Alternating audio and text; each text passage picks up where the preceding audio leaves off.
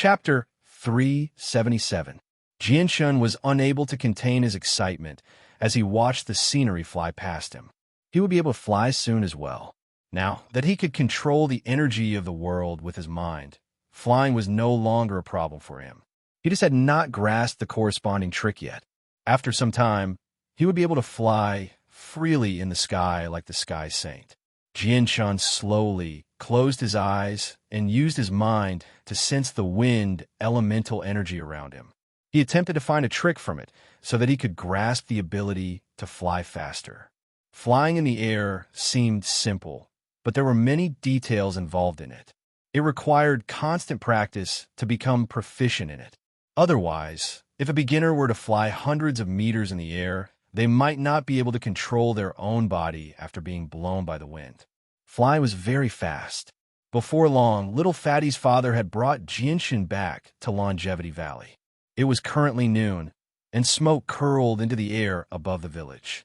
The smoke was like mist drifting with the wind. Many burly men were busy outside the village. Little Fatty's father did not hide anything. He used the force of the world to carry Jianshun and the huge Bloodwolf King to the center of the village before slowly landing. Hi, Shiomi is back. Shiomi went out to catch another magical beast of this size. We can't even finish the meat in our village now. Who knows how long it'll take to eat such a large wolf? Sigh. Shiomi always goes out to hunt some fierce beasts for our village. He's made a great contribution to our village. All of the villagers came forward and looked at little Fatty's father with respect and worship from the bottom of their hearts. As for little Fatty's father's return, they were already used to it. Thus, there was not a single trace of surprise in their eyes. Little Fatty's father chuckled and warmly greeted the villagers. He did not put on any airs as a heaven saint master at all. He seemed extremely amiable. Shiomi, you really are amazing. Such a big wolf must be very powerful. You actually killed it so easily. A burly man said with a smile. Little Fatty's father shook his head and said, Everyone is mistaken. This magical beast is not. Just as little Fatty's father said this, he was interrupted by Jianshun and said, Uncle, let's quickly distribute this Bloodwolf King. While it's still fresh, we should quickly cook it. This way, it will taste even better. Little Fatty's father laughed and said, Good. Dezhuang, get a few more strong people to skin this Bloodwolf King and then share the meat with everyone. Okay. The big man shouted happily and immediately went to gather the people. Wow, Dad, you caught such a big magical beast again. A familiar voice sounded from afar. Little Fatty, whose feet were covered in mud, carried a hoe on his shoulder and came back from the fields with his grandfather. Little Fatty's father did not explain anything. After greeting everyone, he brought Jianshun back to his room to eat. All the food was prepared by little Fatty's mother. She looked to be in her 30s and was extremely beautiful. She had a noble aura about her, as though she was born in a large family. Although she was dressed normally, it could not hide her unique aura. With one look, one could tell that she was not someone who grew up in a village. Jianshun and little Fatty's family of 4 sat around a round table and ate lunch. The food was extremely simple, almost all of it being vegetables that they had grown themselves. Little Fatty's grandfather looked deeply at Jianshun and said with a smile, Kid, come with me to the cornfields in the afternoon. There is still a large piece of land there that needs to be cultivated. Grandpa, Jianshun's injuries have just healed. How can you make them work? Once my father and I finish planting the vegetables, we'll go help you. Little Fatty's tone was somewhat resentful. It was obvious that he was very dissatisfied with his grandfather asking Jianshun to cultivate the fields. When he heard little Fatty's grandfather ask him to cultivate the fields, Jianshun's face revealed a trace of surprise. But he immediately let it go and said, Okay, but I have never cultivated the fields before. If there is anything I don't understand, I hope that Senior can give me some pointers. Jianshun knew that little Fatty's grandfather was a hidden expert. Although he did not know why he lived such a secluded life, Jianshun would not waste the opportunity to get close to little Fatty's grandfather. No need to call me Senior. My surname is Xiao. I am the village chief of this village. You can call me Village Chief Xiao or Uncle Xiao. Little Fatty's grandfather was amiable, his face full of kindness. After lunch, Jianshun was immediately called away by Uncle Xiao. The two of them, one old and one young, each carried a large hoe on their shoulders and walked towards the cornfields in the distance. Jianshun looked at the hoe on his shoulder and could not help but reveal a trace of a bitter smile. Do you think that your status is so high that carrying a hoe on your shoulder will only lower your status? Little Fatty's grandfather's face had already lost its amiable appearance. He looked ahead and said expressionlessly, perhaps his kind side would only be shown in front of his own village. Uncle Xiao, don't misunderstand. I don't have such thoughts. It's just that this is the first time I'm carrying a hoe. It's very novel. Jianshun hurriedly explained. And that's good. No matter how powerful you are or how high your status is, you must not lose your own heart. A person's heart is the most important. Having a kind and benevolent heart will help you reach the peak. You must remember this point in your heart. Otherwise, even if your talent is peerless and you have endless fortuitous encounters, your final achievements will be very limited. Uncle Xiao lightly said. This junior will definitely remember. Jianshun humbly asked for guidance. Uncle Xiao carried the hoe on his shoulder and walked barefooted into the fields. He continued, I know that you may not necessarily not understand what I mean. Do you know that all saint rulers on the Tian-Yuan continent choose to live in seclusion and rarely move about in the outside world? Jianshun pondered with furrowed brows. He said, this junior originally thought that people at that level of strength had basically transcended the secular world, breaking away from the temptation of money and authority. That's why they rarely move about on the Tian-Yuan continent. Now that I've heard Uncle Xiao's words, the situation seems to be completely different. Is that so? That's right. The situation isn't what you've imagined because all saint rulers have comprehended the mysteries of the world. As they gain great strength, they're bound by the world as well, said Jianshun. Bound by the world? Jianshun was curious. This was the first time he had heard about the secrets of saint rulers. Correct. It's the binding of the world. All saint rulers will be punished by the celestial decay. The celestial decay is extremely terrifying. Since ancient times, no one has been able to break free from it. It's a law of the world that specifically targets saint rulers who have committed great sins. Uncle Xiao's expression became solemn. He was obviously very afraid of the 5 decay of the celestial being. Uncle Xiao, what's the celestial decay? Is it that terrifying? Jianshun asked in doubt. He had never heard of this before, so he could not help but be curious now that he had heard about it. The 5 signs of celestial decay is a law of the world. It's a punishment that transcends time and can kill saint rulers and above. There are usually 5 ways a person who suffers from the 5 signs of celestial decay. Their hair will wither like dry grass, their body will become as thin as wood, their blood will evaporate, their organs will be incinerated, and their soul will be destroyed. On the Tian-Yuan continent, no matter how powerful they are, they will not be able to escape the punishment of the 5 signs of celestial decay. As a result, the 5 signs of celestial decay is a law that restricts saint rulers and above. It prevents them from using their strength to commit heinous crimes. Then what counts as committing great sins? Jianshun asked. At this moment, the two of them had already arrived in the field. Uncle Xiao stood in the field with his feet bare as he swung his hoe and plowed the ground.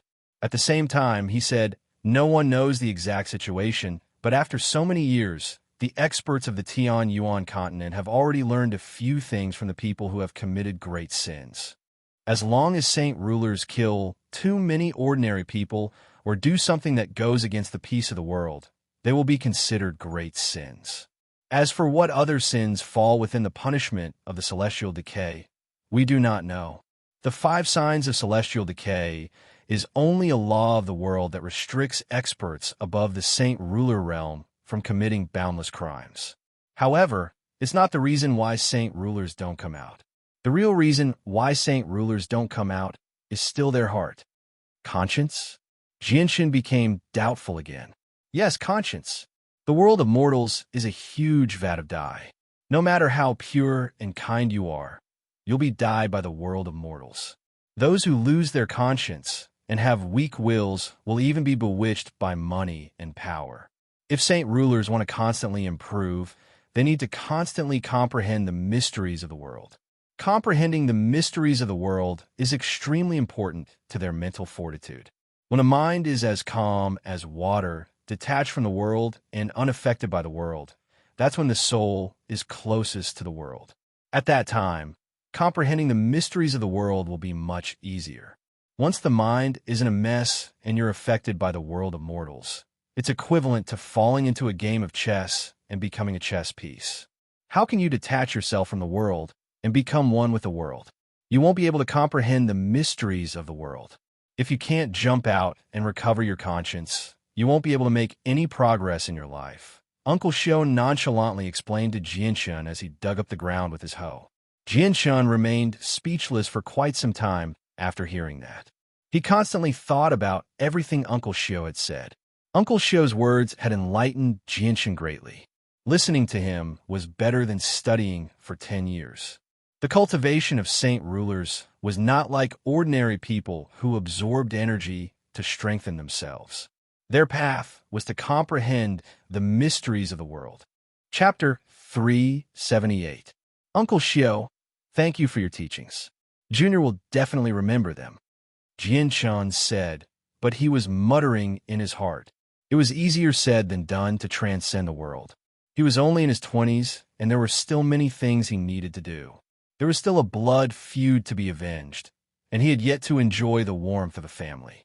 How could he transcend the world like those old people who had experienced the vicissitudes of life? It was obviously impossible for a young man in his 20s to achieve such a feat, and it's good that you can keep it in mind. I know that it's impossible for you to do all of this right now, but you must remember, don't lose your heart. Don't be blinded by hatred, money, and power. Uncle Shio said in an indifferent tone as he continuously waved his hoe to turn the soil. Junior understands. Jianshun was like a humble apprentice who was listening to his teacher's teachings. After digging up the soil, Uncle Shio suddenly stopped and turned to look at Jianshun. He asked, "Young man, can you display your current abilities and satisfy my curiosity? I already know about your battle with the Blood Wolf King, but I've never seen an ability like yours in my entire life." Hearing this, Jianshun was slightly surprised. He never thought that, even though he was dozens of kilometers away from Longevity Valley, his every action would still be under Uncle Shio's surveillance. However, when he thought of Uncle Shio's unfathomable strength, he immediately felt relieved. Junior has only just obtained these abilities, so I still don't fully understand them. I hope that Uncle Shio can give me some pointers. With that, a resplendent light suddenly flashed through Jianshun's calm eyes. With a thought, the dirt on the ground seemed to be supported by a mysterious power, slowly rising from the ground. Afterwards, it flickered with faint azure and violet sword chi as it shot towards Uncle Shio like it was flying toward the flame. Jianshun did not hold back in the slightest and used his full strength. However, when the soil with the sword chi was 1 meter away from Uncle Shio's body, it was unable to advance any further. A trace of astonishment appeared in Uncle Shio's eyes as he muttered, "It really is a very strange ability. I can feel that the azure and purple light from the soil contains quite a bit of offensive power. I've never seen or heard of this kind of power before. Just what kind of power is this?" Uncle Shio didn't seem to do anything as he spoke, but the soil in front of him that was imbued with sword chi dissipated into thin air. Not even a speck of dust fell. Jianshun was shocked. Uncle Shio's strength had already reached a level that Jianshun could not comprehend. Just this move alone was enough to make Jianshun's heart tremble. The light in Jianshun's eyes flickered. At that moment, some of his eyes turned a strange purple while others turned a strange azure. Countless amounts of soil and weeds on the ground floated into the air, forming several dragons that wrapped around Uncle Shio. Afterwards, they shot towards him with the azure sword chi. Uncle Shio faintly smiled and said, "Kid, your ability really is very strange. Although saint rulers who have comprehended the mysteries of the world can control objects with their minds, they do not have this azure light. This azure light can only pose a certain threat to Heaven's Saint Masters. If you want to use it to test my strength, it is far from enough. As soon as Uncle Shio finished speaking, the dragons in the sky disappeared once more. They had completely disappeared without a trace, not even leaving behind a single speck of dust. Jianshan's expression immediately changed, but he did not give up. An azure violet light flickered in his eyes as a strand of pure azure violet sword chi shot out from his right hand, forming a meter-long streak of light. At that moment, Jianshan had used the origin energy of the azure violet sword chi. With a flash of violet light, Jianshan stabbed the sword condensed from the origin energy of the azure and azulate sword chi towards the old man. Uncle Shio immediately stopped swinging his hoe. He stared at the origin energy of the azure sword chi in shock and murmured, "What powerful sword intent. This presence seems to be..." At that moment, Uncle Shio seemed to have sunk into his memories. As soon as the origin energy of the azure and violet sword chi approached within a meter of the old man, it was immediately blocked by an invisible force. The force was so powerful that the origin energy of the azure and violet sword chi was unable to do anything to it. Jianshan paled in shock. He had never thought that Uncle Shio would be so powerful.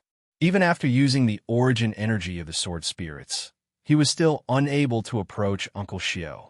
In other words, he was as weak as an infant in front of Uncle Shio. Uncle Shio could just stand there and let Jianshan attack, but Jianshan could not harm him at all. Jianshan used his mind to sense the situation around Uncle Shio. Immediately, he felt as if Uncle Shio had become a part of the world. The origin energy of the sword spirits was blocked by the power of the world. It was vast and boundless. Before this power, Jianshan felt as if he was a small boat in the ocean. He was so insignificant. Jianshan sucked in a deep breath and slowly withdrew the origin energy of the sword spirits. However, he was shocked inside. Uncle Shio's strength had reached a level that Jianshan could only look up to. Uncle Shio stared at Jianshan's right hand in a daze. His face became serious for once. He said, "Kid, can you tell me what kind of power the light that appeared in your hand was, and where did it come from?" "I call it the azure sword chi. It's a type of origin energy," Jianshan said without revealing too much. "Azure sword chi, origin energy. So that person was actually you." Uncle Shio softly muttered to himself. "Uncle Shio, what are you talking about?" Jianshan didn't understand and asked in confusion. "It's nothing. Young man, can you use this power as you please?" Uncle Shio stared at Jianshan closely as if he was paying close attention to him. Jianshan nodded. "I can use it as I please right now." "Uncle Shio, is there a problem?" "There's no problem. I just feel that this power hasn't reached its peak yet," Uncle Shio asked. "The origin energy is still extremely weak right now. It really hasn't reached its peak yet," Jianshan said in a half-concealing manner. "I see." Uncle Shio came to a realization and continued, "Kid, since your main attack comes from your mind, your future path of cultivation will be to constantly strengthen your mind. With the strength of your mind right now, controlling a few small things is naturally no problem, but if you want to rely on your mind to lift up a mountain, I'm afraid that you won't be able to do it. Aside from strengthening your mind, you also need to comprehend the mysteries of the world. Although your strange origin energy is very powerful, it's still a power that exists in the world. So, the mysteries of the world are the way to go, because it allows you to control the power of the world." "Thank you for your guidance, Uncle Shio. I'll remember your teachings." For the entire afternoon, Jianshan and Uncle Shio used hoes to plow the cornfield. Jianshan also asked Uncle Shio a lot of questions about the mysteries of the world. Uncle Shio also tried his best to satisfy Jianshan's questions. He told him almost everything he knew, which benefited Jianshan a lot. He also had a clearer understanding of the mysteries of the world. The next day, Uncle Shio didn't ask Jianshan to plow the field together with him. Jianshan also had his own things to do, so he didn't take the initiative to follow Uncle Shio to the field. After bidding farewell to Little Fatty, he went to a remote place alone. Jianshan closed his eyes and stood in a field of weeds. He used his mind to sense the world's origin energy, and his body was always surrounded by a layer of faint wind. Jianshun didn't move at all. He was like a wooden statue as the wind wreaked havoc around his body, causing his clothes to flutter wildly. 2 hours later, the wind around Jianshun became stronger and stronger. In the end, it actually lifted his body up slowly. He only stopped when he reached a height of 10 meters. Jianshun's eyes were still closed as he used his mind to control the wind element to slowly float around. His mind was already completely immersed in the pleasure of flying. Flying freely in the sky was an ability that Jianshun had always yearned for. Today, he was finally able to do it. The joy in his heart could no longer be expressed with words. Bang! Suddenly, Jianshun crashed into a large tree in front of him. He immediately lost his balance and fell from a height of 10 meters. Jianshun's tightly shut eyes slowly opened as he climbed up from the ground with a bitter smile on his face. Fortunately, his body was different from normal people's. Otherwise, he would not have been able to avoid the pain of falling from a height of 10 meters after losing his Saint Force. Sigh, it seems flying in the air is not that fun. I need to practice more, Jianshun said with a long sigh. After that, Jianshun continued to practice flying in the air, slowly flying 10 meters above the ground. After 6 hours, Jianshun finally accumulated some experience, and then boldly climbed to a height of 100 meters before stopping. His entire body was wrapped in a layer of visible green light, which was the characteristic of the wind element. Old Wang, why are you stuttering? You can't even speak clearly. A villager working beside him jokingly scolded. Afterward, he subconsciously looked in the direction the villager was pointing at and immediately became stunned. He cried out, "Heavens, isn't that the young man Xiaomi saved? How can he fly like Xiaomi? Is he a heaven Saint Master?" 100 meters in the air was very eye-catching. The scene of Jianshun flying in the air was noticed by many villagers. At that moment, each and every one of them was so shocked that they couldn't control themselves. Their faces were filled with disbelief. Heavens, Jianshun can actually fly. Is he a heaven Saint Master? Heavens, this is just too unbelievable. Little Fatty, who was in the middle of plowing the field with a hoe, immediately cried out in shock when he noticed Jianshun in the air. At this moment, a gust of wind suddenly blew over. Jianshun, who was hovering 100 meters in the air with a nervous expression, was immediately blown away by the gust of wind. He almost lost control of his body, and with a final mistake, he actually fell from the sky. Jianshun's face suddenly changed. He immediately focused his mind and controlled the wind element in the surroundings to draw closer to him. At the same time, a faint green figure suddenly appeared in the distance, quickly flying in Jianshun's direction. Little Fatty's father, Misho, had discovered that Jianshun was in danger and immediately flew over. Chapter 379. Jianshun quickly fell to the ground. He had already lost his Saint Force, so if he fell from 100 meters in the air, he would be heavily injured even if he didn't die. Jianshun did not panic in the face of danger. He immediately used his mind to control the wind energy in the surroundings in an attempt to regain control of his body. Finally, when Jianshun was 50 meters away from the ground, he finally gathered the wind energy to support his body. He stopped falling in the air. Jianshun sucked in a deep breath as he felt a wave of lingering fear. Flying in the air seemed glorious, but it was not fun at all. If he lost control, his life would be in danger. Little Fatty's father, Xiaomi, also arrived in front of Jianshun. He looked at Jianshun with a smile that did not seem like a smile and asked, "Kid, are you all right?" "I'm fine," Jianshun replied, still in a state of shock. Xiaomi chuckled and said, "Kid, it's best not to fly too high before you become proficient in flying. Otherwise, if you fall from several hundred or even several thousand meters in the air, even a heaven Saint Master will be heavily injured." Afterwards, Xiaomi passed on some of his experience in flying to Jianshun before explaining a few tricks to Jianshun. He then left and returned to the fields. After what had happened, Jianshun no longer dared to fly in the air. He immediately lowered his altitude and practiced flying 10 meters above the ground. 3 days passed in the blink of an eye. During these 3 days, Jianshin used all of his time to practice flying. Fortunately, his comprehension was extremely great.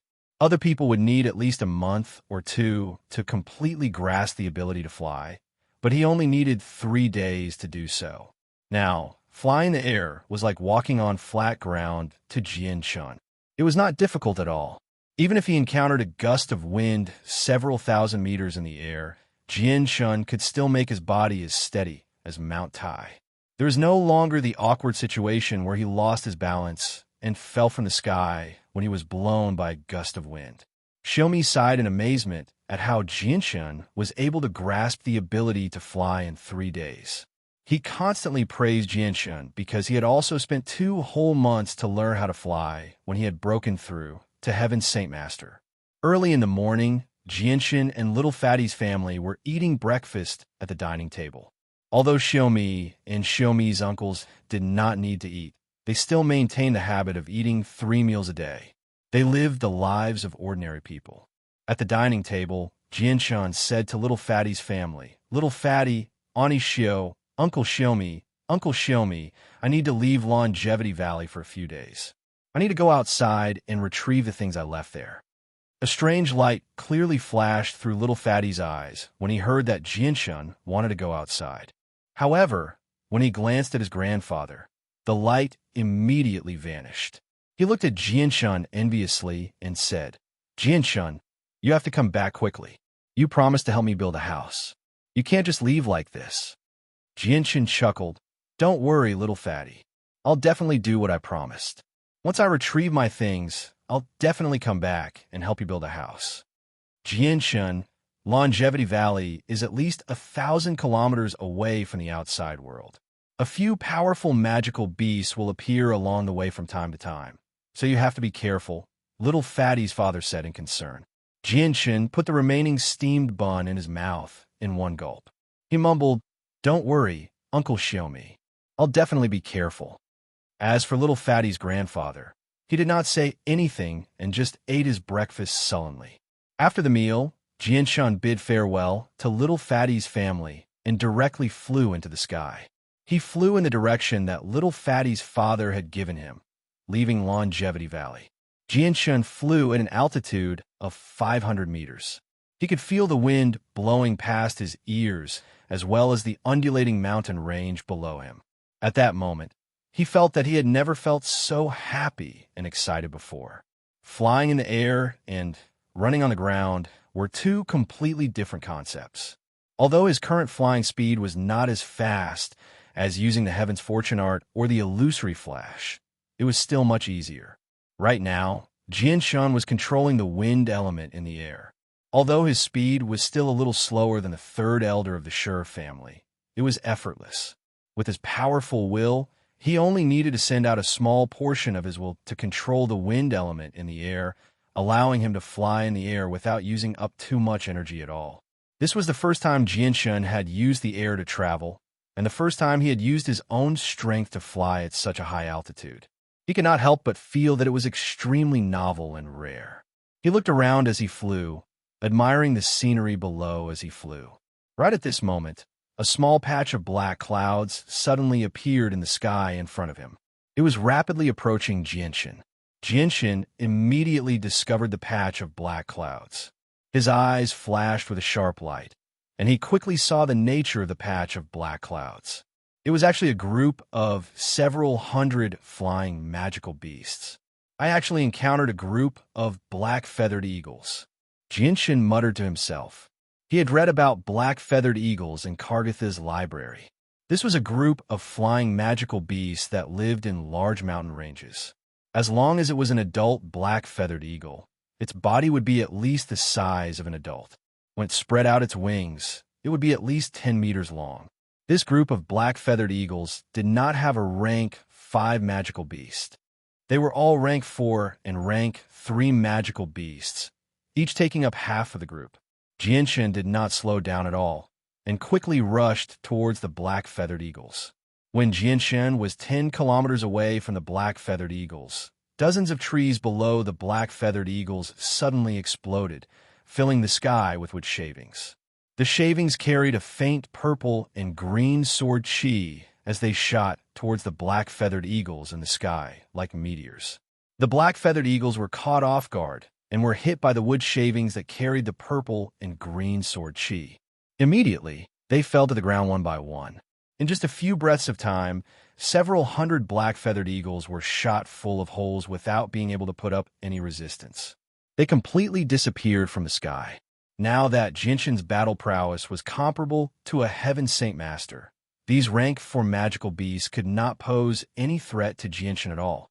Now that Jinshin could control everything in the world to form powerful attacks, he was no longer afraid of the enemy using human wave tactics.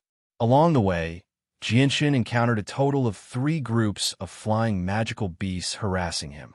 However, the strongest of these flying magical beasts were only rank 4.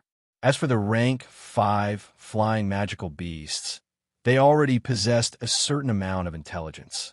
They definitely did not dare to attack people who could fly in the sky. For hours later, Jinshin had flown close to 2,000 kilometers and finally crossed the 100,000 mountain range. He then flew another several hundred kilometers and finally arrived at the place where he had fought with the 8 students of the sky a few days ago. He did not stop for even a moment and immediately flew another 100 kilometers according to his memory, arriving above the forest where he had placed the white tiger. Jinshin quickly locked onto a large tree not far away and then slowly descended from the sky. He saw that the large hole he had made in the tree was still there, but the branches that had blocked the hole had already been scattered.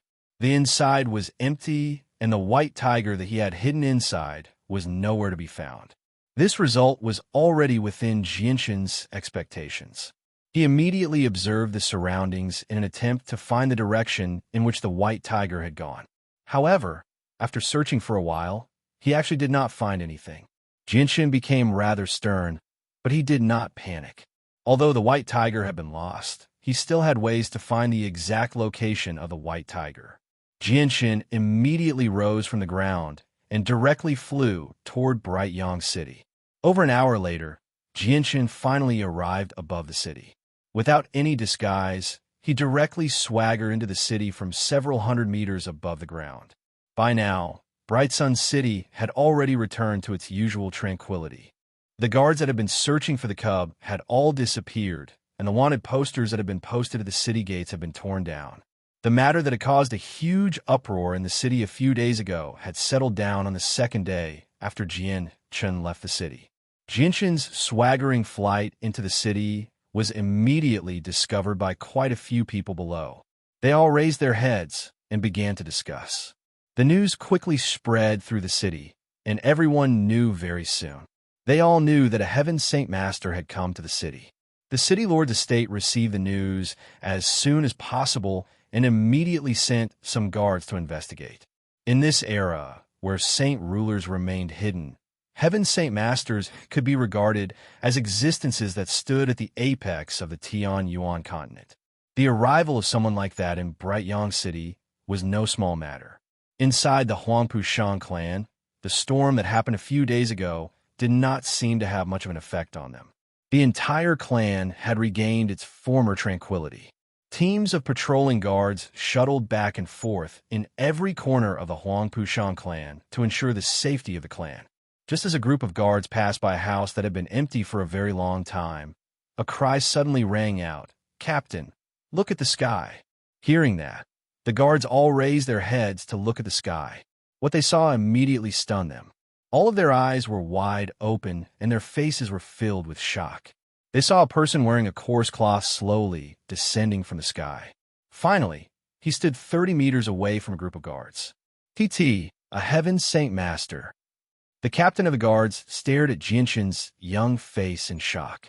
His face was filled with shock and disbelief.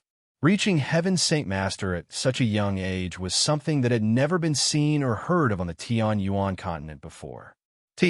Esteemed expert, I am the captain of the 3rd guard of the Huangpu clan. May I ask how I could be of service to you? The captain forcefully suppressed his shock and asked Jinshin rather excitedly. Jinshin indifferently glanced at the guards and waved his hand. There's nothing for you to do here. Go do what you need to do. Jinshin spoke like he was the patriarch of the Huangpu clan. Chapter 380.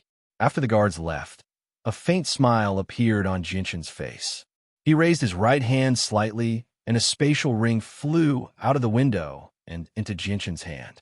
This spatial ring was the spatial ring that contained the seal of Treasure Mountain and the broken cloud sword. Once the spatial ring was in his hand, Jinshin immediately checked the items inside.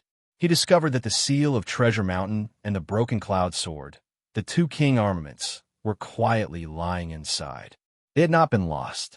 Jinshin's heart was filled with unconcealable joy. He knew that the third elder of the Sure family had a way to find the king armaments, and the spatial ring containing the king armaments had been hidden in the Huangpu family for many days without being discovered by them. This made him feel extremely fortunate. On the way here, Jinshin was worried that the king armaments he had hidden in the Huangpu family would be found by the two families using a secret method. But now, it seemed that his worries were completely unnecessary. Jinshin let out a sigh of relief. A trace of unconcealable joy appeared on his face as he slowly closed his eyes.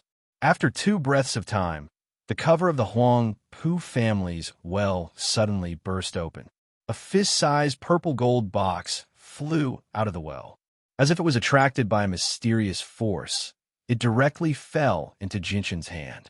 Jinshin opened the purple gold box and saw a silver-white spatial ring quietly lying inside. Jinshin took out the spatial ring and put it on his hand. Then, he threw the spatial ring containing the king armaments and the purple gold box into the spatial ring he wore on his hand and flew away. Not long after Jinshin left, a large group of people hurriedly arrived at the place where Jinshin had just landed. Each and every one of them had a nervous expression. The person at the front was the Huangpu family's patriarch. However, since Jinshin had already left, the Huangpu family's patriarch sent people to search for him, but to no avail. Jinshin flew through the air and quickly left Bright Sun City. Along the way, many people on the streets of Bright Sun City raised their heads to look at the sky. Their eyes were filled with envy and worship. Jinshin did not stay in Bright Sun City for long. His top priority was to find the white tiger's whereabouts. He was extremely worried about the white tiger's safety. In the air, Jinshin took out the white fur that Rum Guinness had given him from his spatial ring. This fur could not only find Rum Guinness' whereabouts, but it could also help him find the white tiger's whereabouts. Jinshin used the furs method. The furs originally soft hare's fur and became straight as a compass. The hare's fur. The fur. Ant's fur. S fur. Jinshin's gaze followed the direction of the fur's direction and discovered that it was actually the Myriad Mountains he had just come from. Could it be that the white tiger ran into the Myriad Mountains?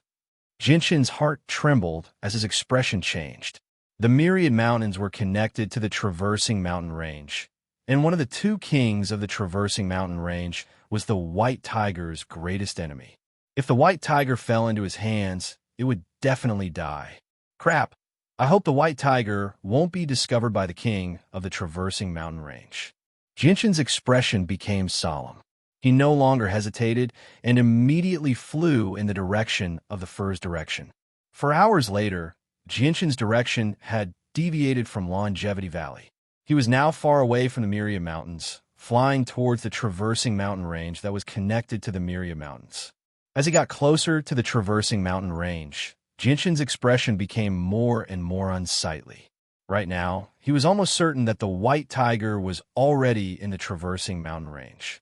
Jinshin stopped moving forward and floated in the air with a frown. If the white tiger was really captured by the king of the Traversing Mountain Range, then with his own strength, he would undoubtedly be sending himself to his death in vain. At this time, Uncle Shio's voice suddenly appeared in Jinshin's mind, making Jinshin feel as if he had suddenly grasped onto a life-saving straw.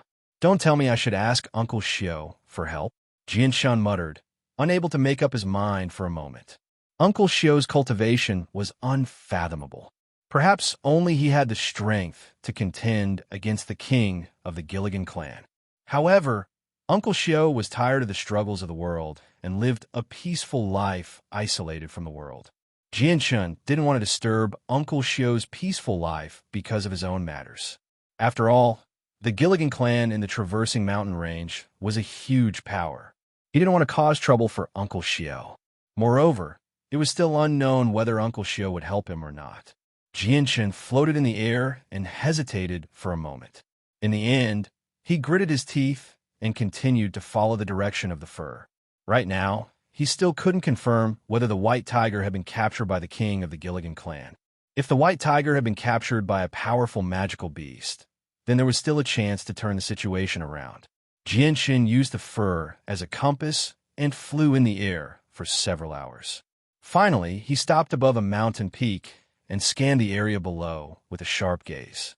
Jianshun's current location was at the intersection of the 100,000 Mountains and the traversing mountain range. Below him was a gathering place of spirit apes. A large number of spirit apes were standing high up in the branches and looking up at Jianshun. They bared their teeth at Jianshun and squeaked. Jianshun looked at the fur. From the direction it was pointing, Jianshun clearly knew that the white tiger was nearby. Jianshun carefully put away the fur left behind by the white tiger. His gaze was somewhat grave as he scanned the area below. He was certain that he had already arrived at the nest of the spirit apes. This was because there were tens of thousands of spirit apes gathered below him. There were a lot of them. Moreover, there were still many spirit apes rushing over after hearing the news. Among them were the auras of Class 5 magical beasts. If he wasn't floating 1,000 meters in the air, he would have been surrounded by a large group of spirit apes. At this time, a few golden figures flew up from below.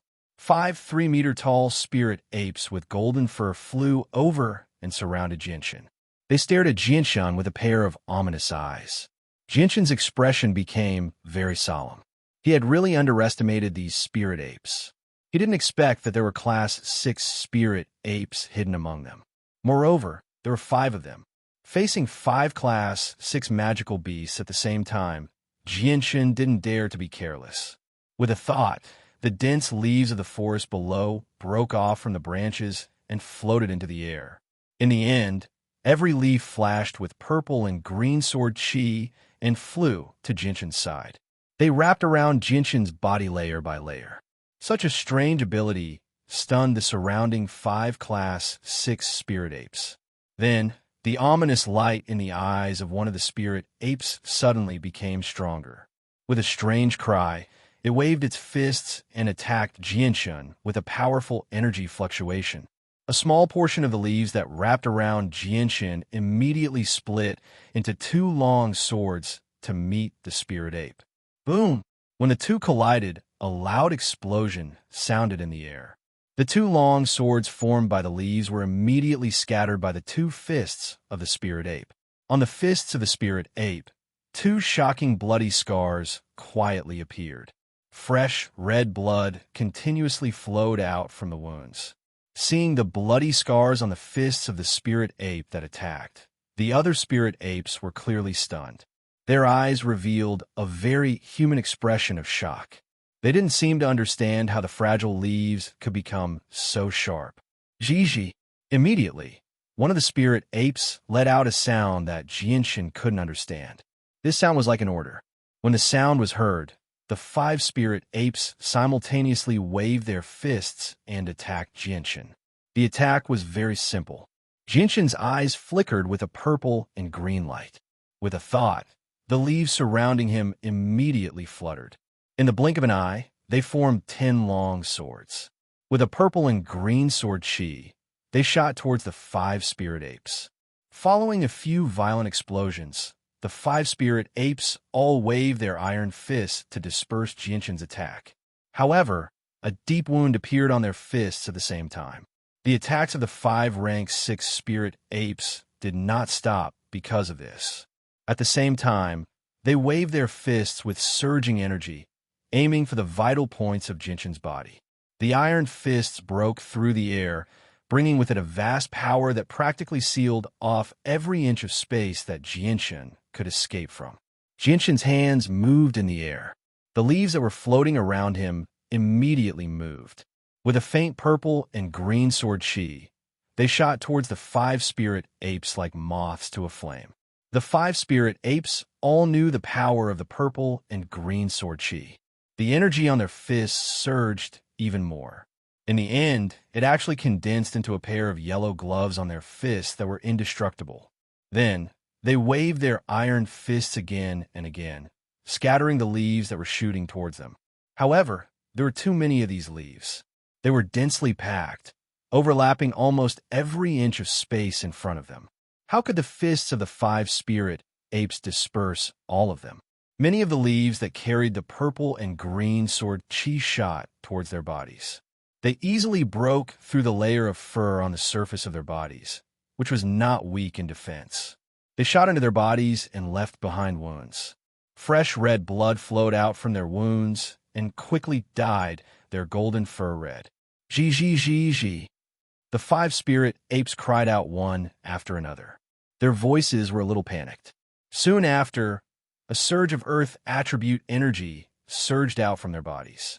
In the end, it actually condensed into a yellow armor on the surface of their bodies, covering every inch of their bodies. The defense of the Kai clan that was completely condensed from earth attribute energy was very strong. When the leaves that carried the purple and green sword chi shot towards the armor, they could only leave behind deep marks. They were actually unable to break the armor in a short period of time. Jianshan took advantage of this opportunity to retreat, escaping from the encirclement of the five spirit apes. Then he raised his hands in the air. Dozens of large trees below suddenly exploded, filling the sky with wood shavings. They formed a torrent that flew straight up from below. Then, with a faint purple and green sword chi, they continuously shot towards the five spirit apes. In an instant, the five spirit apes were submerged. However, the five spirit apes were protected by their armor. They did not even look at the wood shavings below them. They waved their iron fists and chased after Jianshan. Jianshan quickly retreated. At this time, the torrent of wood shavings below had already wrapped around the five spirit apes. The sky full of wood shavings continuously shot towards the five spirit apes, creating a dense ding-ding-dang-dang sound. Receiving such a dense attack, the armor on the spirit apes that was completely condensed from earth attribute energy was immediately riddled with holes. Just as it was about to shatter, a surge of energy once again leaked out from their bodies. Not only did it withstand the attack of the wood shavings, it also reformed the armor that was about to shatter. Then, withstanding the dense attack around them, they quickly rushed towards Jianshan. Jianshan's eyes glowed with a purple and green light. In his right hand, a pure sword chi slowly appeared, forming a 4-foot-long sword chi in Jianshan's hand. At this moment, Jianshan used the origin energy of the sword spirits.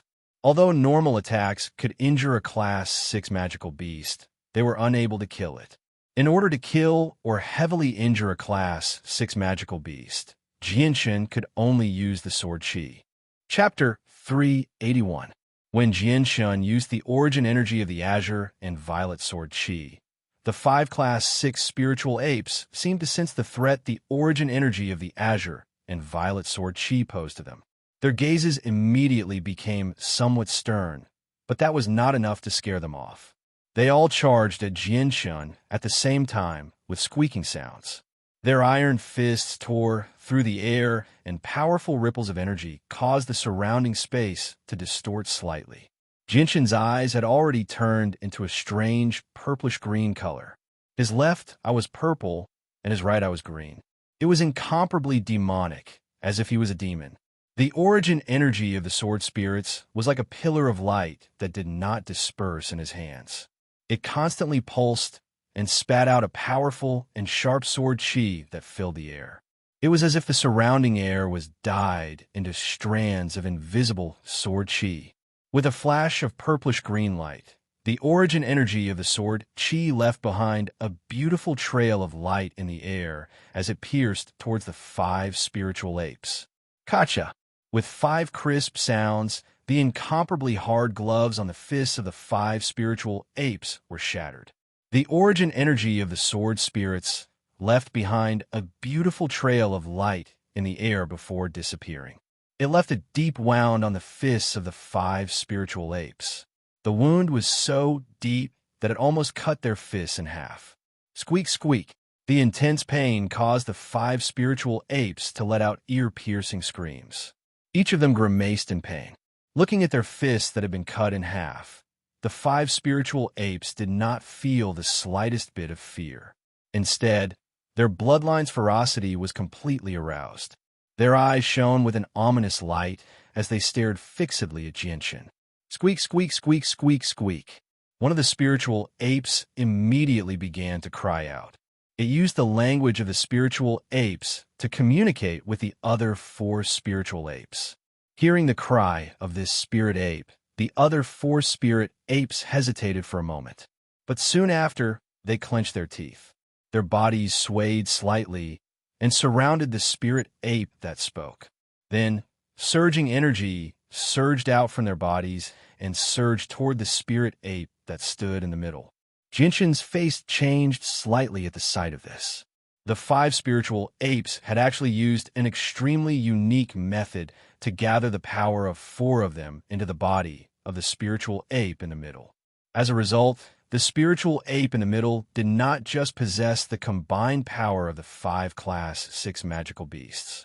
With such great power, just how great was its strength?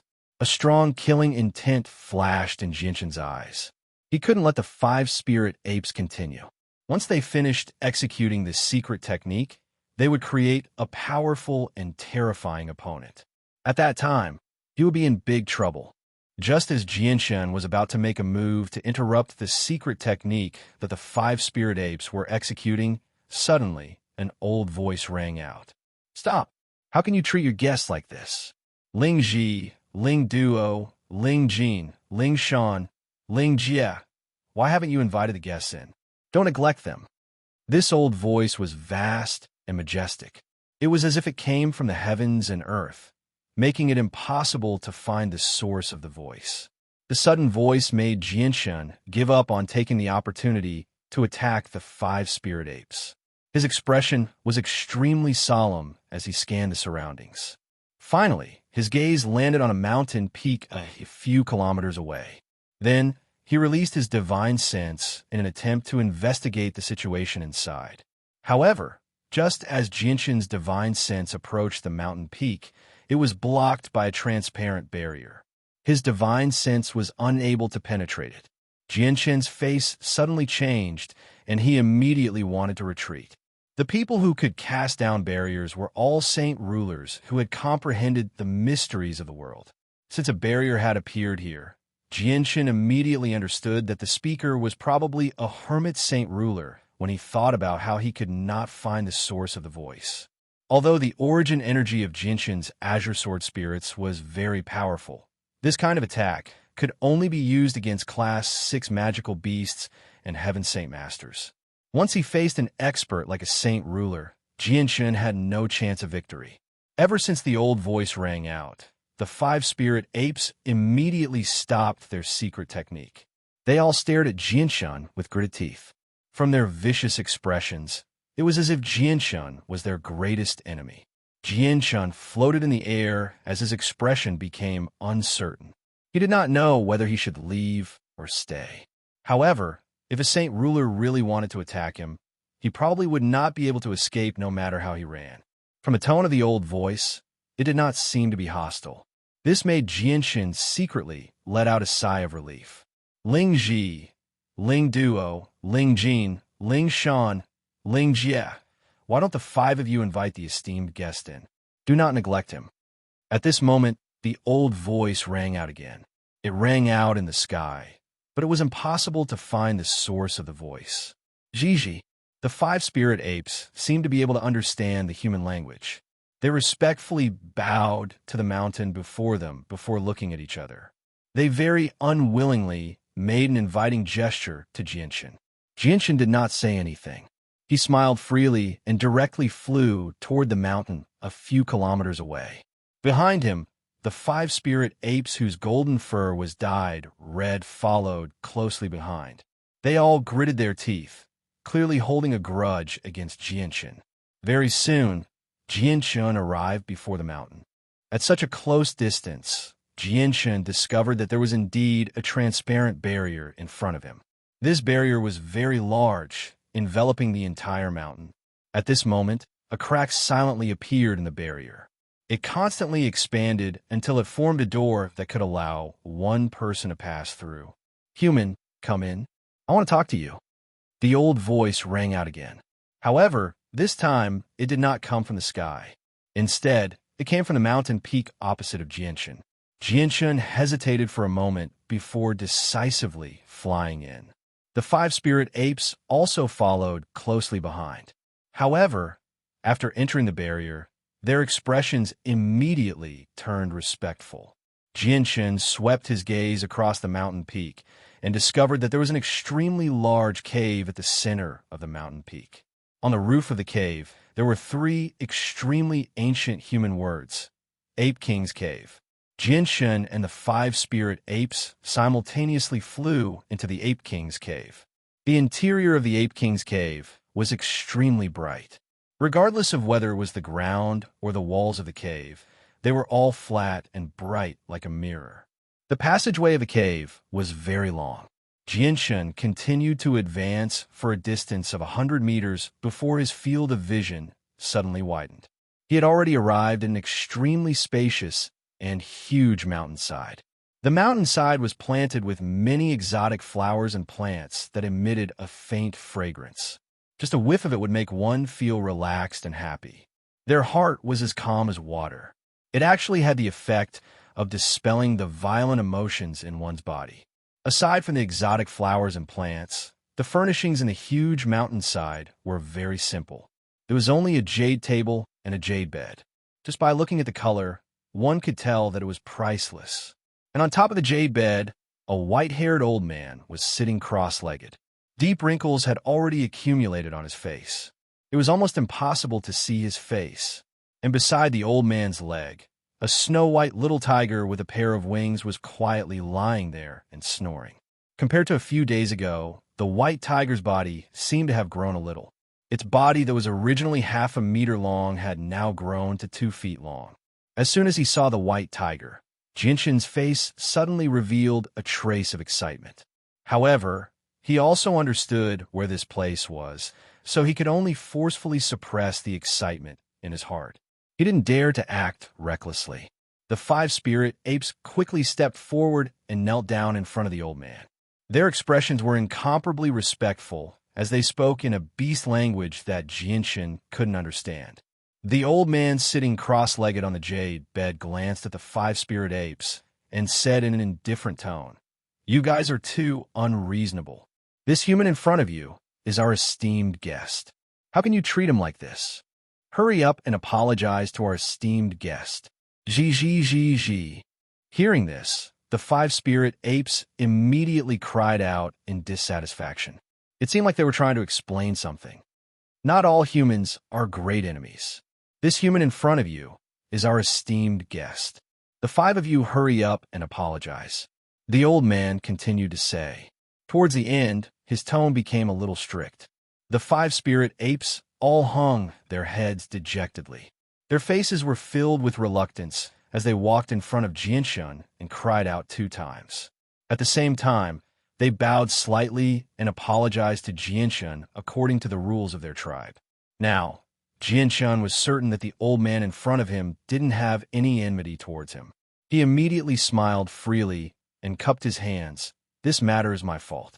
If I didn't recklessly come here, I'm afraid that such a misunderstanding wouldn't have happened. Please forgive me for disturbing you in any way.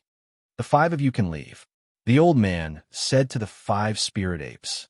The 5 spirit apes respectfully bowed to the old man. Then, they looked at Jianshun with some indignation and left without saying a word.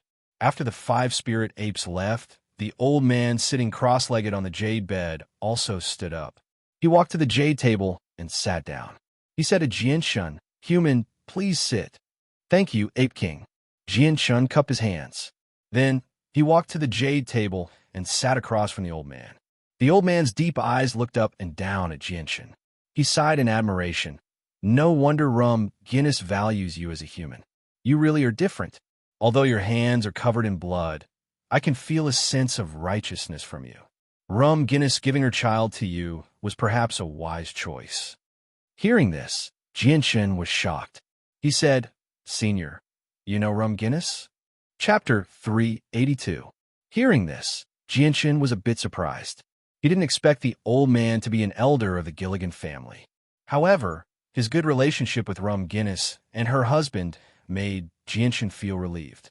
At the very least, he knew that the old man wouldn't tell the king of the Gilligan family that the white tiger was here. This gave the poor white tiger a layer of protection. The old man then said, Since Rum Guinness entrusted her child to you, she must have told you that her child is a winged tiger as well as the dangers it faces. Jianchen nodded and didn't reply. Human, I admire your courage. Rum Guinness didn't misjudge you. The old man looked at Jianchen with a trace of admiration. Senior Ape King is too kind. This one only came here with a fluke mentality.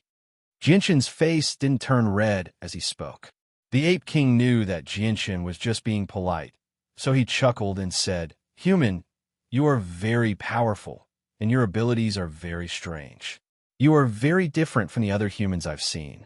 Rum Guinness child shouldn't encounter too much danger if it follows you.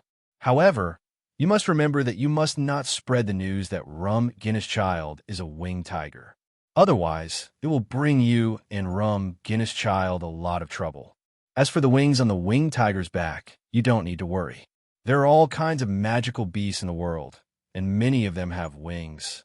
Unless it's a powerful magical beast that has reached the 7th level, they won't be able to sense the unique bloodline power of the winged tiger.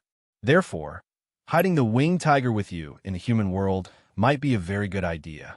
However, you must remember that you must not expose the winged tiger to a 7th level magical beast. Senior Ape King, can't the white tiger follow you? The Cross Mountains are so large that the ruler of the Gilligan clan might not be able to find you. With your abilities, hiding the white tiger shouldn't be too difficult, right? Jianchen asked for help. He had offended the Sher family and the Jitta clan. These two clans were extremely powerful, and even on the entire Tian Yuan continent, they could be considered as peak clans. The white tiger would not be safe with him in the future. He only hoped that the white tiger could grow up normally and not suffer too much. It was already pitiful enough. The Yuan king shook his head without any hesitation and firmly said, No, that definitely won't do. You don't understand the situation of the Cross Mountains and the power of the ruler of the Gilligan clan. Although the territory of the Spirit Apes is only at the border between the Cross Mountains and the Myriad Mountains, which is extremely far away from the Gilligan clan, the winged tiger will not be safe in our territory for long periods of time. Not only will our spirit apes face the threat of extinction because of this. Jianchen became stern. He lowered his head in thought and murmured, If that's the case, I can only take the white tiger with me. The winged tiger will only be safe in your human world. Although the Gilligan clan is powerful, the elders of the clan won't dare to enter your territory. If the winged tiger stays in the human world, it won't be hunted down by the Gilligan clan at the very least, said the Yuan king. Magical beasts that have reached class 7 can take human form. If the ruler of the Gilligan clan takes human form and comes to our world, no one will be able to discover him, right? A sliver of worry appeared on Jianchen's face when he thought of that. The Yuan king chuckled, Don't worry. The experts of your world have an agreement with the Gilligan clan. Without the permission of both parties, no saint ruler could take a single step into the territory of the other party. Otherwise, they will break the agreement and be punished by both parties. Oh, then I don't have to worry. Jianchen's furrowed brows immediately relaxed. This was indeed good news to him. A smile suddenly appeared on the wrinkled face of the Yuan king. Human, you still haven't told me your name. Senior Yuan king, I am Jianchen. Jianchen clasped his hands in a respectful manner. Jianchen, the old Yuan king muttered under his breath, as if memorizing this name in his mind. Then he slowly extended his right hand and took out 2 jade cups and a carefully carved wine bottle from his space ring. Jianchen, this is the 100 grass wine brewed by our spirit ape clan. It's brewed from over 100 heavenly resources in the Cross Mountains. This bottle of 100 grass wine is a treasure that I've collected for 1,000 years. There's only a few dozen kilograms, and I usually don't even drink it. Since you're a friend of rum Guinness, you're not an outsider, so I'll let you have a taste of the fine wine of our Spirit Ape clan." With that, the Yuan King opened the bottle and poured out a green liquid. Immediately, a fragrance wafted out and filled the entire mountain, suppressing the fragrance of the exotic flowers and herbs. The old Yuan King pushed a cup full of 100 herbs wine in front of Jianshun and said with a smile, "This is a rare treasure that can't even be bought outside. It contains a vast amount of energy, and its effect isn't as simple as just increasing your strength. Its greatest effect is to help you condense your mind." Condense minds. Jianshun was immediately moved. A treasure that could condense minds was exactly what he needed, because it would directly affect his strength. The Yuan King seemed to be very satisfied with Jianshun's surprised expression. He smiled. "Are you surprised? Hee, a normal 100 grass wine can only slightly increase Saint Force, and it's only effective for you humans below the Heaven Saint Master level. However, the 100 grass wine in my hand is a treasure that I've collected for 1,000 years. It's far from what a normal 100 grass wine can compare to. Even if you human saint rulers drink it, it'll still be of great help." Jianshun no longer hesitated. After expressing his thanks, he impatiently drank the 100 grass jade in one gulp. Jianshun only felt a cool feeling rise up in his body. As soon as the 100 grass jade entered his stomach, it immediately turned into energy and stayed in his body. However, because Jianshun's saint weapon had been destroyed, it was equivalent to his dantian being destroyed. Therefore, this energy could not be absorbed at all. After staying in his body for a while, it began to slowly dissipate. At the same time, a strand of green qi quickly rose from Jianshun's dantian and entered his head. Finally, it merged with Jianshun's mind. A wondrous feeling appeared in Jianshun's mind. At this moment, Jianshun felt his soul become unprecedentedly comfortable. Waves of pleasure came from the depths of his soul, as if he had ascended to immortality. Jianshun almost could not help but moan. Jianshun slowly closed his eyes, enjoying the pleasure that came from his soul. At the same time, Jianshun's mind was rapidly condensing. Even the sword spirits in his sea of consciousness benefited greatly, transmitting waves of joyful thoughts. After a while, the pleasure finally faded away. Jianshun slowly opened his eyes. At this moment, he could clearly feel that in this short period of time, his mind had actually become much stronger at an inconceivable rate. This made him extremely excited. The 100 grass wine that the old Yuan King had stored for 1,000 years was truly a good thing. Following this, Jianshun's eyes suddenly became fiery. The 100 grass wine in the old Yuan King's hands was of great help to him. If he drank a few more cups, at this moment, Jianshun's gaze towards the old Yuan King suddenly changed. Noticing the gaze in Jianshun's eyes, the old Yuan King's eyelids twitched. He immediately put away the bottle of 100 grass wine on the table and said with some dissatisfaction, "Don't even think about my 100 grass wine. The 100 grass wine in my hands was stored for 1,000 years to have such an effect. Drinking a little is a little less. I only have this much.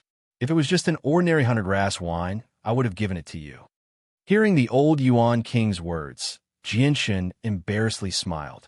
His face revealed a rare trace of awkwardness as he said, "This, Senior Ape King, the 100 grass wine in your hands is of great help to me. You see, no?" The old Yuan King unhesitatingly waved his hand and said, "I only invited you to drink a cup because of rum Guinness. How can you be so ungrateful?" The old Yuan King treated his 100 grass wine as a treasure. No matter what was said, he would not give Jianshun more. Jianshun hesitated for a moment before taking out a fist-sized metal seal from his space ring and placed it on the table, saying, "Senior Ape King, how about I use this thing to exchange for some 100 grass wine?" Jianshun coveted the 100 herbs brew very much. It would be of great help to him. So in order to obtain more of it, Jianshun was willing to give up the 100 herbs brew. In order to get more, he did not hesitate to take out the most valuable item on his body. "No, I won't exchange." The old Yuan King unhesitatingly opened his mouth. However, when he unintentionally glanced at the item Jianshun placed on the table, his expression suddenly changed. A trace of surprise appeared on his face. "This is Senior Ape King. I believe you recognize this item and know how precious it is. If I use this item to exchange for some 100 grass jade, you won't lose out, right?" Jianshun's face revealed a trace of a confident smile. The item he took out was the king weapon, the Seal of Treasure Mountain. Although a king weapon was precious, Jianshun was unable to use it. Moreover, using the Seal of Treasure Mountain required a special secret technique of the Sher family. It was completely unnecessary for him to keep it on him. Moreover, the Sher family had a secret technique that could detect the Seal of Treasure Mountain. If this item was placed on Jianshun's body, it would undoubtedly be a ticking time bomb that could provide the Sher family with his location at any time. It would be a pity to throw it away just like that. Rather than that, it was better to exchange it for something that was of great use to him. "This is a king weapon. Where did you get it?" The Ape King's expression suddenly became somewhat serious. "I stole it," Jianshun said without hesitation. Chapter 383. Jianshun did not comment on the Yuan King's words. He fearlessly smiled and said, "I know." The Yuan King deeply glanced at Jianshun as his expression became somewhat stern. He said, "Clans with ruler armaments are all very powerful. With you by yourself with a winged tiger by your side, I'm afraid that many unforeseen events will occur. Senior Ape King, as the saying goes, counter soldiers with arms and water with an earth weir. Since the matter has already happened, there's no point in saying this. Although clans with ruler armaments are very powerful, the Tian Yuan continent is so large. They may not be able to find me." Jianshun was indifferent and fearless. "I hope so. I just don't want Rum Guinness Child to suffer any grievances or harm with you." The Yuan King sighed. After a moment of silence, he took out another jade bottle and passed it to Jianshun. He placed it in front of Jianshun with a pained expression and said, "For Rum Guinness Child, I can only reluctantly part with it. Take this 5 kilograms of 100 grass wine. I hope it can increase your strength a little. Only then will you have the ability to protect the winged tiger." "Thank you, Senior Ape King." Jianshun was overjoyed. He immediately put the bottle into his space ring, as if he was afraid that the Ape King would go back on his word. "Senior Ape King, just take this ruler armament as an exchange for your 100 grass wine." After putting away the 100 grass wine, Jianshun pushed the Seal of Treasure Mountain in front of the Ape King. The Ape King indifferently glanced at the Seal of Treasure Mountain and said, "I have no use for your human ruler armaments, so you should take it. If you can learn how to use a ruler armament, it will be of great help to you." Hearing this, Jianshun slightly hesitated before taking the Seal of Treasure Mountain back. The growth of the winged tiger is extremely slow. Only by consuming large amounts of heavenly treasures can it speed up its growth. Over the years, I've collected a few different heavenly treasures. Seeing how I used to be friends with the Rum Guinness couple, I'll give them all to their child. I hope it can help their child grow up quickly. With that, the Ape King waved his hand, and the jade table was immediately filled with all sorts of heavenly treasures.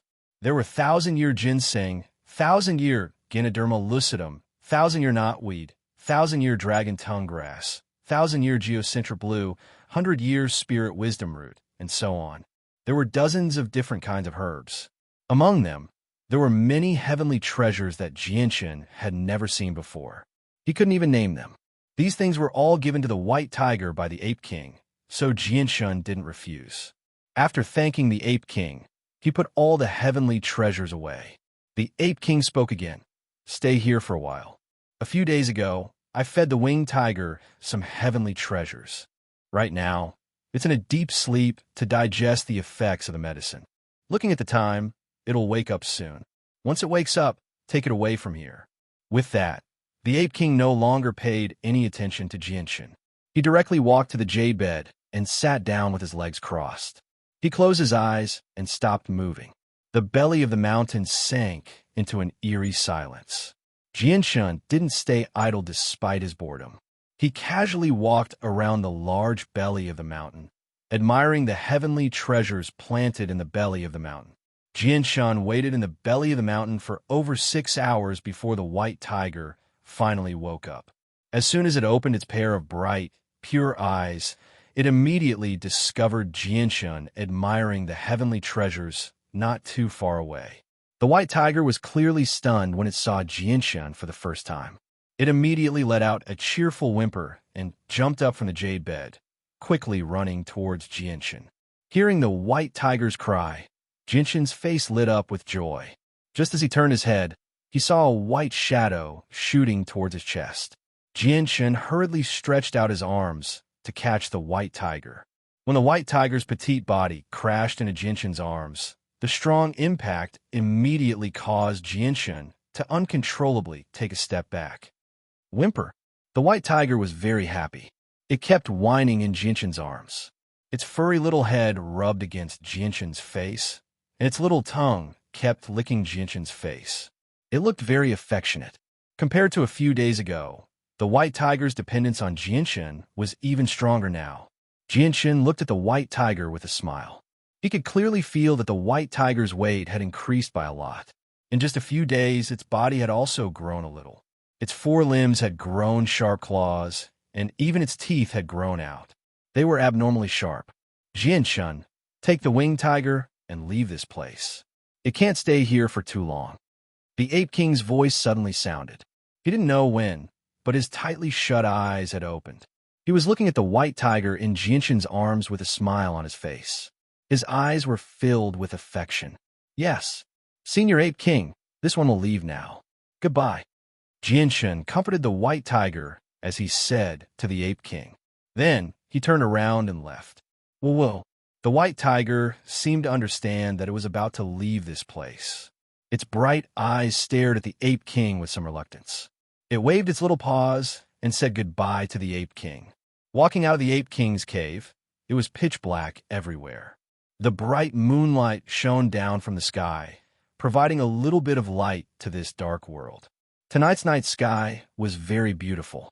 The stars were hanging high in the dark sky, like naughty and mischievous children blinking their eyes, twinkling and sparkling. It was very charming. The Ape King didn't come out to send him off. Jianshan carried the white tiger that had calmed down in his arms and directly flew into the air, leaving this mountain peak. When he arrived in front of the barrier outside, the barrier silently opened a door. Jianshan directly exited the barrier and didn't stay there. After determining the direction, he flew in the direction of Longevity Valley. The white tiger seemed to be very curious about the ability to fly. Its little paws tightly held onto one of Jianshan's arms. Its little eyes flickered with a bright and curious light as it constantly scanned the surroundings. In the air, it stayed very quiet in Jianshan's arms. It only kept turning its little head to look down. It was very cute. When Jianshan returned to Longevity Valley, the sky was already bright. The villagers of Longevity Village were all busy with their work. Jianshan didn't directly fly into the village.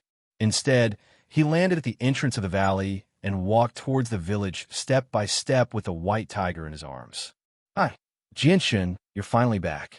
Did you bring me anything tasty? Little Fatty ran out from the village from afar. When he arrived before Jianshan and saw the white tiger in Jianshan's arms, a sliver of surprise immediately appeared in his eyes. He asked curiously, Jianshan, where did you get this magical beast from? It even has a pair of wings on its back. Once it grows up, it'll probably be able to fly into the sky. Jianshan nodded. This is a little beast. I found it in the forest. What do you think? Isn't it cute? Jianshan remembered the old Ape King's warning. He couldn't reveal the white tiger's identity. Jianshan and Little Fatty chatted and laughed as they made their way to the village. Along the way, all the villagers who saw Jianshan warmly greeted him. It was no longer a secret that Jianshan could fly in the air. He had already won the respect of all the villagers by becoming a Heaven Saint Master at such a young age. Just when Jianshan was about to enter the house, Uncle Xiao and Xiaomi both came out with a hoe. Jianshan, what's that in your arms? Little Fatty's father, Xiaomi, noticed the white tiger in Jianshan's arms with a single glance and asked in surprise. Jianshan chuckled. Uncle Xiaomi, this is a little beast I found outside. Little beast? What little beast? There's a difference in grades here. Please don't be a low-class magical beast that you've never used. Xiaomi arrived before Jianshan and studied the white tiger curiously. The white tiger seemed to become very unhappy when it heard that it was a low-class magical beast. It stood in Jianshan's arms and stared at Xiaomi with its chest puffed out. It opened its mouth and revealed its newly grown canines as it clamored at Xiaomi. It seemed like a beast king. Xiaomi gently snorted in surprise at the white tiger's reaction. He then carefully studied the white tiger. When he saw the wings on the white tiger's back, surprise flashed through his eyes once again. He then looked at Uncle Xiao and said, "Father, you're very knowledgeable. Take a look at what kind of magical beast this little beast is. It doesn't seem to be of a low grade." Uncle Xiao silently walked up to Jianshan with his hoe. He stared at the white tiger with his deep eyes and studied it. In the end, his gaze landed on the wings on the white tiger's back, and he furrowed his brows. He seemed to be in deep thought. Jianshan looked at Uncle Xiao with a smile. He was not worried about Uncle Xiao recognizing the white tiger's identity, because only Class 7 magical beasts could sense the white tiger's true identity through the aura of their bloodline. It was impossible for humans to see through it. Moreover, only one winged tiger had appeared in the ancient times. Even if he revealed the white tiger's true identity, there would probably be very few people who would know. This was because the first winged tiger had appeared in far too distant a time. It could basically be traced back to Mo Tianyun's era. Seeing how Uncle Xiao remained silent for a long time, Xiaomi asked in surprise, "Father, are you unable to see through the origins of this little beast?" Uncle Xiao ignored Xiaomi. He stared fixedly at the wings on the white tiger's back as he frowned. A while later, Uncle Xiao suddenly trembled. He stared at the white tiger in disbelief as shock filled his face. Chapter 384. Uncle Xiao's face was filled with shock as he stared blankly at the white tiger in Jinshan's arms. His face was filled with disbelief and disbelief. "Father, what's wrong?" Xiaomi looked at the changes in Uncle Xiao's expression in shock. This was the first time he had seen his father lose his composure like this. Uncle Xiao did not pay attention to Xiaomi. His gaze immediately became sharp as he carefully sized up the white tiger in Jinshan's arms. He saw almost every corner of the white tiger's body clearly. Woo-woo. Uncle Xiao's gaze was rather frightening. The white tiger was still too young after all, so it immediately felt uneasy when it was stared at by Uncle Xiao's sharp gaze. Its petite body squirmed uneasily in Jinshan's arms before burying its head deep into Jinshan's arms as if it was afraid. "Uncle Xiao, what are you doing?" Jianshan was both nervous and bewildered. He did not know why Uncle Xiao would suddenly act like this. Could it be that he had really seen through the white tiger's identity? However, the Ape King had clearly told him that it was impossible for humans to see through the winged tiger's identity. Uncle Xiao took in a deep breath as his sharp gaze gradually dissipated. He quickly became as calm and profound as before. Uncle Xiao stared at the white tiger for a while with a complicated expression before turning to Jianshan. He said, "Jianshan, tell me honestly, did you really pick up this little beast in your arms in the forest?" "Uncle Xiao, do you know the origins of the white tiger?" Jianshan looked at Uncle Xiao in shock. He felt that this was very unbelievable. Uncle Xiao sighed and looked at Little Fatty. He said, "Little Fatty, go to the fields first." "Yes, Grandpa," Little Fatty replied. He looked curiously at the white tiger in Jianshan's arms before heading to the fields with his hoe. After Little Fatty left, Uncle Xiao said to Jianshan and Xiaomi, "The two of you come with me." As he said that, he turned around and walked towards his wooden hut.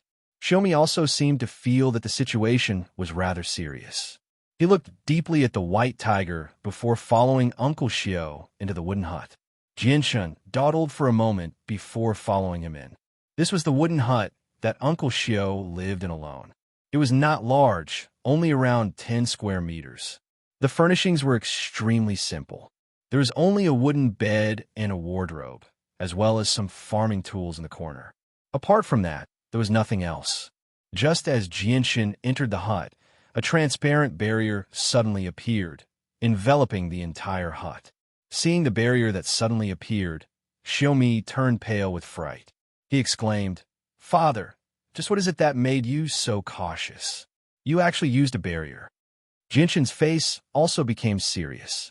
Now that things had developed to this point, no matter how much he did not believe it, he had no choice but to accept the fact that Uncle Xiao had already realized that the white tiger was a winged tiger. Uncle Xiao did not pay attention to Xiaomi. Instead, he stared at Jinshin sternly and said, "Jinshin, tell me the truth. Where did you obtain this cub?" "Uncle Xiao, could it be that you've already realized the identity of the white tiger?" Jinshin wanted to hear a definite answer. Uncle Xiao's gaze landed on the white tiger, and he said in a deep voice, "If I'm not wrong, it should be the winged tiger that only appeared once in ancient times." Jinshin's face immediately changed. Although he had already guessed this, his heart still beat uncontrollably when Uncle Xiao personally mentioned the identity of the white tiger. "Jinshin, it looks like you know about the winged tiger." Uncle Xiao stared at Jinshin sternly and said in a deep voice, "That's right. I didn't know about the winged tiger." There was no need for Jinshin to hide anything now. Afterwards, he told Uncle Xiao everything that had happened between him and Rum Guinness without hiding anything. After hearing Jinshin's words, Uncle Xiao quieted down for a while. He frowned slightly and pondered. Jinshin did not say anything either. He did not want to disturb Uncle Xiao's thoughts. On the other hand, Xiaomi stood to one side as he stared at the white tiger that was as obedient as a child in Jinshin's arms. He had never dared to imagine that the white tiger actually possessed such a great background. He found it hard to believe. It was just too unbelievable. After quite a while, Uncle Xiao let out a long sigh and said, "The appearance of the winged tiger is a blessing for the magical beast without a doubt. If it matures successfully, it will definitely reach the level of the winged tiger from ancient times. However, the strength of the magical beast will increase drastically if that happens, and they will pose a serious threat to the humans of the Tian Yuan continent. Jinshin, the winged tiger in your arms that has not matured yet is very likely to bring disaster to the humans of the Tian Yuan continent in the future." Jinshin paled in fright when he heard that. Judging from Uncle Xiao's words, he did not plan on eliminating the white tiger before it matured to prevent any future problems. "It won't, Uncle Xiao. The white tiger is very obedient, and with its current situation, it'll probably have to live among us humans in the future.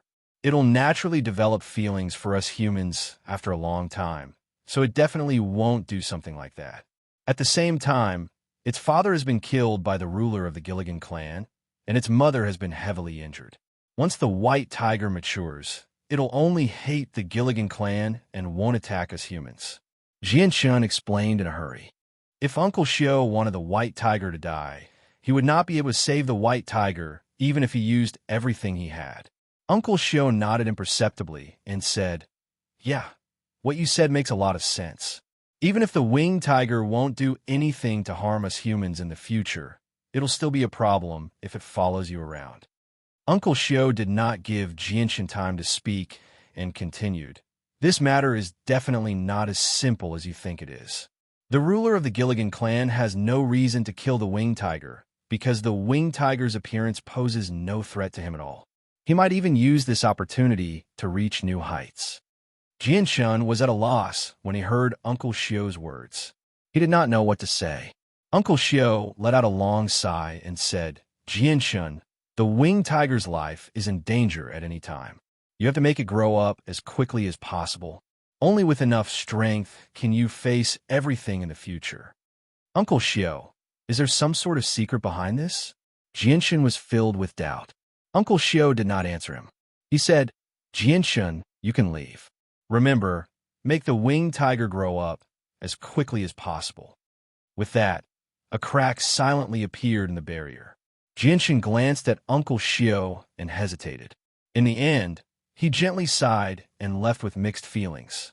His heart was rather heavy. Uncle Xiao wants the white tiger to grow as quickly as possible. Looks like there's some sort of secret behind this that I don't know about. I wonder if Rum Guinness purposefully didn't tell me, or if even she doesn't know about it, Jinshin thought. After Jinshin left, Uncle Xiao passed a blood-red medallion to Xiaomi.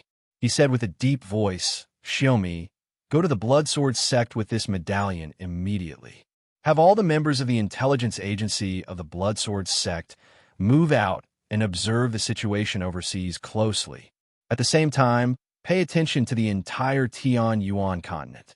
Report to me immediately as soon as an unknown expert appears. Father, didn't you say that you would never use the Blood Sword sect in the future? Why is it this time? Xiaomi's face was filled with shock. This matter is extremely important, so don't ask any more questions. Go to the Blood Sword sect with my medallion immediately. Uncle Xiao was stern and dignified. Right now, he did not seem like a farmer at all. Instead, he seemed like a great general who could command an entire army. Yes, I'll go immediately. Xiaomi did not dare to ask any more questions. He took the medallion and left. Uncle Xiao let out a long sigh after Xiaomi left. He sat down beside the bed and murmured to himself, "They're just far too bold to try and kill the winged tiger. Once the winged tiger truly matures, it'll be their end. Looks like they might infiltrate the Tian Yuan continent to kill the winged tiger soon. Whatever, this has nothing to do with me. If they really do come, the protector clans will naturally stop them." Jianshun carried the white tiger into his wooden hut after leaving Uncle Xiao's room. He then placed the white tiger on the bed and gently stroked its furry head. Ugh! The white tiger closed its eyes comfortably as if it enjoyed Jianshun's touch very much. Right now, it was extremely reliant on Jianshun. Jianshun stared at the obedient white tiger for a while before taking out the 1,000-year ginseng the Ape King had given him from his space ring. He placed it before the white tiger and gently said, "White tiger, eat this. It'll allow you to grow faster." The white tiger sniffed and seemed to smell a fragrance. It immediately opened its eyes and produced a whimper that sounded like it was cheering. It immediately began to wolf down the ginseng as if it liked eating them very much. After eating the 1,000-year ginseng, the white tiger let out a satisfied burp. It then closed its eyes and fell asleep on the bed. Jianshun knew that the white tiger was absorbing the spiritual energy within the heavenly resources, so he didn't disturb it. He then sat cross-legged on the bed and took out the 100 herbs wine the Ape King had given him. He gulped it down in large mouthfuls. The 1,000-year 100 herbs wine's greatest effect was to help people condense their minds. Jianshun gulped down half a liter of it in one go. He then closed his eyes with a satisfied expression and began to enjoy the pleasure that originated from his soul. As a green chi rose from his dantian and entered Jianshun's mind immediately began to rapidly strengthen. Even the sword spirits benefited greatly. Chapter 385. A moment later, when Jianshun recovered from that comfortable state, his mind had become stronger again. Then, Jianshun immediately took out the jade bottle containing the 100 herbs wine and began to gulp it down. This time, Jianshun gulped down a few kilograms of wine. When there was only half of the 100 herbs wine left in the jade bottle, he stopped and continued to enjoy the pleasure of the rapid condensation of his mind. About 2 hours later, the spirit chi in the 100 herbs wine was completely absorbed by Jianshun. At this time, Jianshun's mind had grown at an unbelievable speed by 30%. When he spread out his consciousness, the area it covered had also expanded from 10 kilometers to 13 kilometers. Jianshun was in extremely good mood. The increase in his mind would directly affect his overall strength. In less than a day, his strength had taken such a big step forward. This was a scene that he would never have dared to imagine in the past. "This 100 herbs wine is really good stuff," Jianshun constantly praised in his heart. Then, he eagerly continued to gulp down the 100 herbs wine. Soon, the 10 kilograms of 100 herbs wine that the old Ape King had given to Jianshun was only left with about 1 kilogram. Jianshun carefully stored the remaining 1 kilogram of 100 herbs wine and closed his eyes to feel the rapid condensation of his mind and the continuous strengthening of his consciousness. The spirit chi in the 100 herbs wine revolved in Jianshun's dantian for a while before quickly dissipating. However, the green chi in the 100 herbs wine rose from his abdomen and entered Jianshun's head, finally entering Jianshun's consciousness. In Jianshun's consciousness, the sword spirits wrapped around a multicolored stone and slowly rotated in excitement. The purple and green lights trembled as if they were very happy. As the green chi in the 100 herbs wine continuously entered Jinshin's consciousness, the sword spirits that had already fused with Jinshin's soul also received great benefits.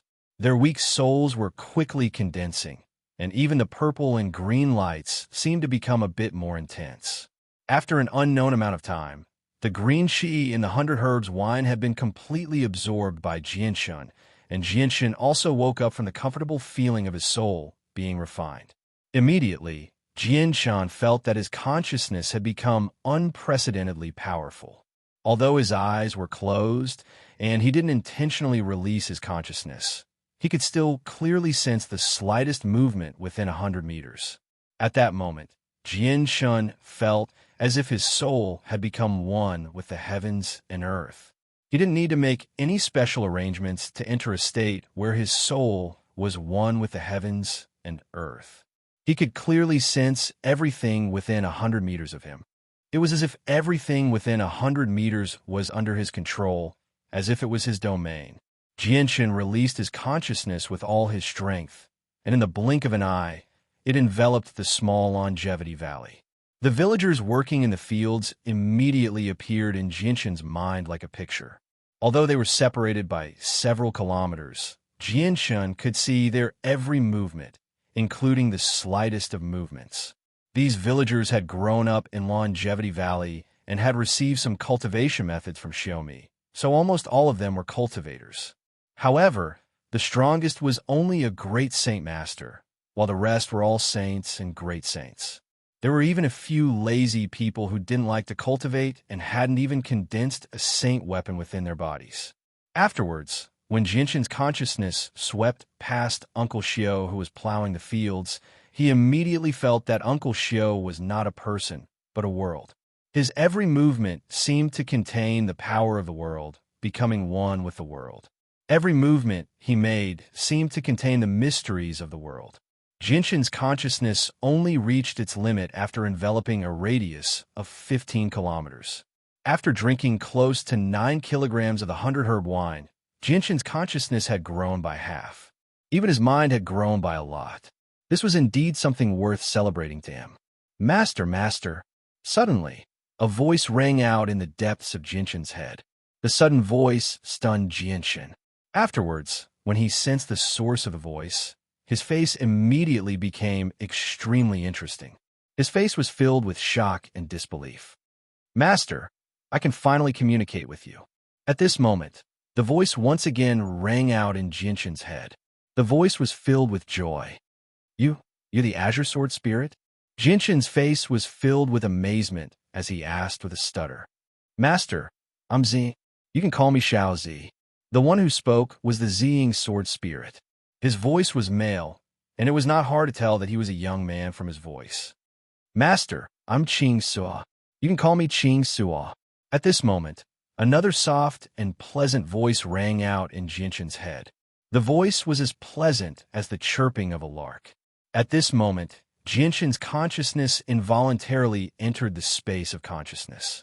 At this moment, in the chaotic space of consciousness, the azure sword spirits that were revolving around the multicolored stone had already disappeared. In their place, there were two strangers.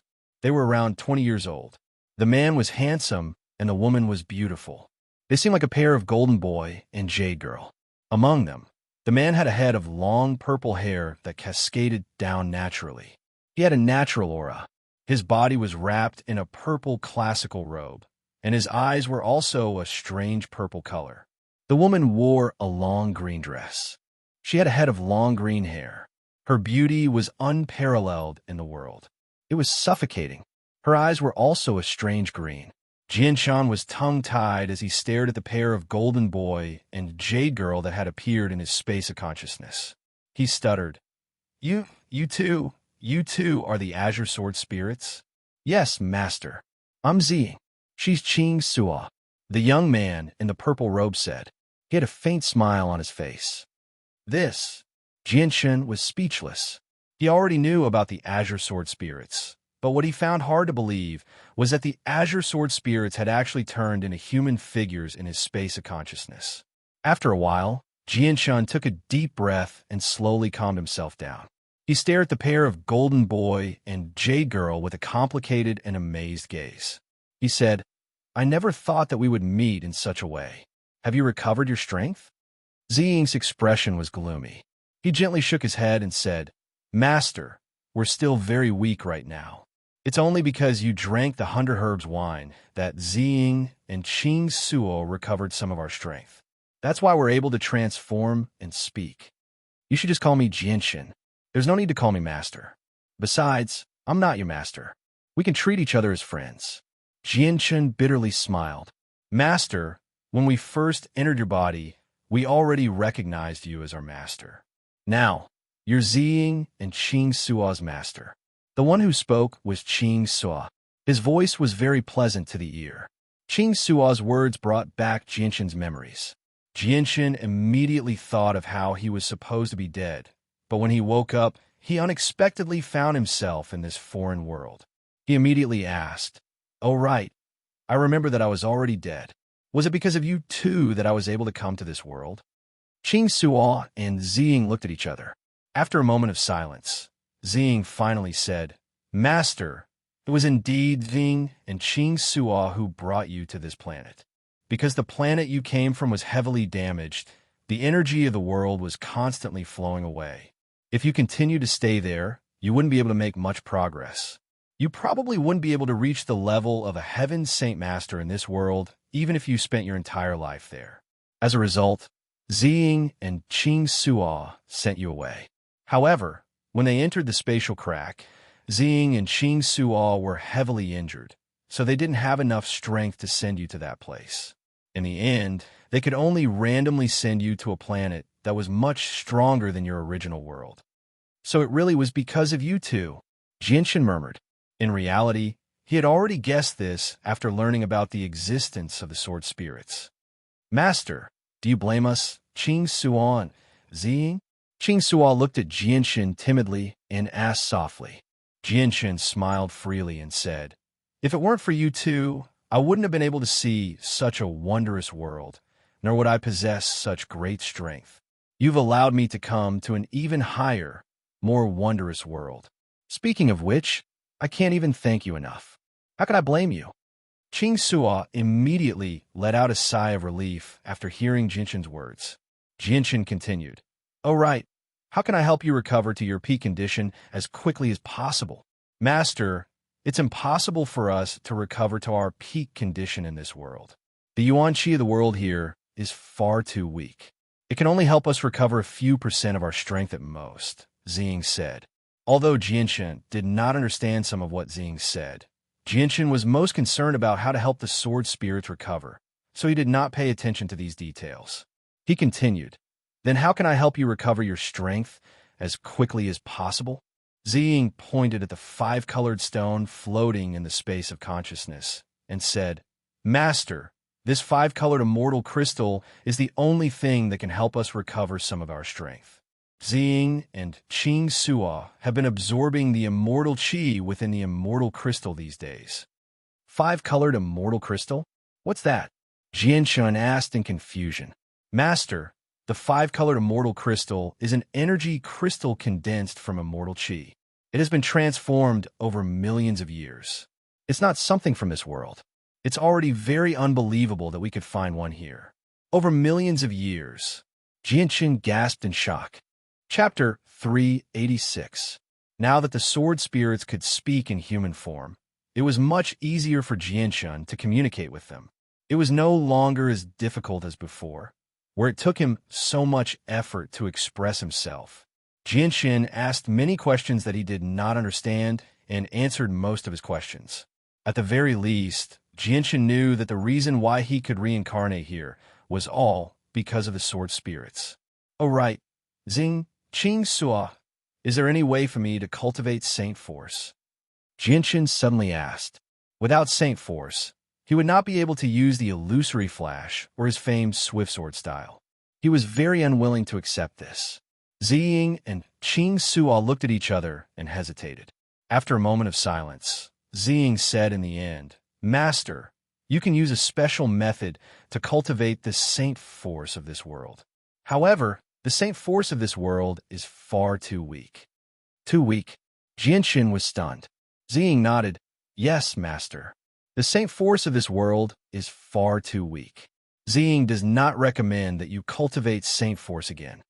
Ziying paused before continuing before Jianshin could say anything. Master, Ziying and Qing Suo can help you cultivate chaotic force if we work together. Cultivate chaotic force? Is this chaotic force very powerful? Jianshin asked in doubt. Ziying nodded. Yes, Master. Chaotic force is the most powerful energy. Then how do I cultivate chaotic force? Jianshin was rather interested. He would not let go of any opportunity to become stronger. Master, Ziying and Qing Suo were born from chaotic force. Our yin and yang qi are also formed from chaotic force. As long as Ziying and Qing Suo work together, we can refine any energy in the world into chaotic force. Ziying said proudly. Being able to refine chaotic force seemed to be a very impressive ability. Qing Suo said at this moment, Master, refining chaotic force requires an extremely large amount of energy of the world. If you just absorb the energy of the world, you probably won't be able to refine a single strand of chaotic force, even after 10 years. Master, the two ruler armaments in your hands contain quite a lot of energy. Ziying and Qing Suo can refine the energy in them into chaotic force. Jianshin beamed with joy when he heard that. He could not use the two ruler armaments at all, so he could not use their full power. They were basically two pieces of trash. If he kept them on him, he was worried that the people of the Sure family would use a special secret technique to find them. He wanted to throw them away, but that would be too much of a pity. He had no idea how to deal with them. Now that the sword spirits could refine chaotic force from the ruler armaments, not only would it solve one of his problems, but it would also help him increase his strength. Obviously, he was extremely willing. All right, I'll give the two ruler armaments to you. When can you refine the energy in them into chaotic force? Jianshin was rather impatient. Ziying and Qing Suo looked at each other and smiled when they saw the impatience on Jianshin's face. Ziying said, Master, we can refine chaotic force for you at any time. However, the energy of this world is just too weak. Refining a single strand of chaotic force will consume a vast amount of energy, so Master's cultivation in the future will probably be even more difficult. It's fine. I'll just go find a few more ruler armaments when I'm strong enough in the future. Jianshin waved his hand and said without a care, If that's the case, Master, take out the two ruler armaments. Ziying and Qing Suo will refine chaotic force for you right now. Qing Suo said. Jianshin left the space of consciousness and immediately took out the two ruler armaments from his space ring. He asked, Ziying, Qing Suo, what should I do now? As soon as he said that, Jianshin felt the space of his consciousness suddenly shake. Afterward, Ziying and Qing Suo suddenly disappeared. When they reappeared, they'd already left the space of consciousness and were sitting cross-legged above Jianshin's head. Right now, the two of them looked like two faint, glowing figures. They seemed like condensed smoke, which was not real. However, their facial features were extremely clear. Ziying extended his hand, and the seal of Treasure Mountain in Jianshin's hand was immediately drawn by a mysterious force. It flew out of Jianshin's hand and hovered above his head. It just happened to stop between Ziying and Qing Suo. Ziying and Qing Suo closed their eyes at the same time. They slowly extended their hands, and a faint purple and azure light radiated from their palms, enveloping the seal of Treasure Mountain. It slowly began to spin in the form of a Taiji diagram. 2 hours later, the seal of Treasure Mountain had been completely refined. It turned into a powerful pulse of pure energy that hovered between Ziying and Qing Suo's palms.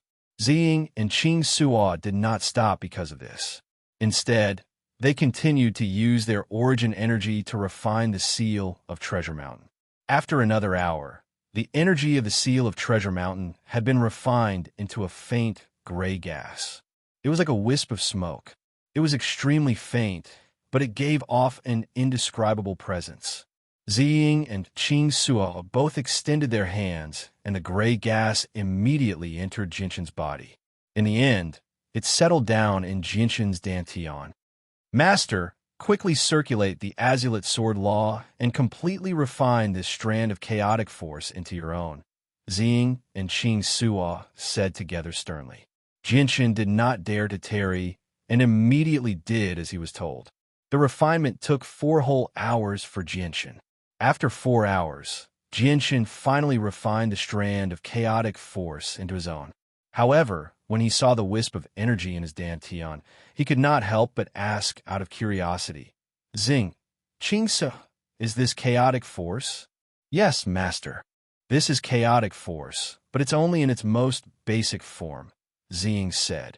Jinshan became confused when he heard that. Most basic form of chaotic force? What does that mean? Ziying became rather awkward. He wanted to say something, but he was too embarrassed to open his mouth. Qing Suo smiled in a rather embarrassed manner. Master, this is only the weakest form of chaotic force. It's not even a 10,000th of true chaotic force because there's just too little energy in the ruler armament. It's not enough to refine true chaotic force. Oh, I see. Jinshan came to a realization. However, this also allowed him to gain a basic understanding of chaotic force. A ruler armament was the crystallization of all the energy of a 9th heavenly layer saint ruler. He had never thought that such a tremendous amount of energy could only be refined into a sliver of chaotic force. This was more than enough to demonstrate just how terrifying and powerful chaotic force was. Master, none of the cultivation methods on this continent are suitable for chaotic force. You can only use the Azulate Sword Law in the future. It's a peak cultivation method created by a great master in the past when he comprehended the ways of the world.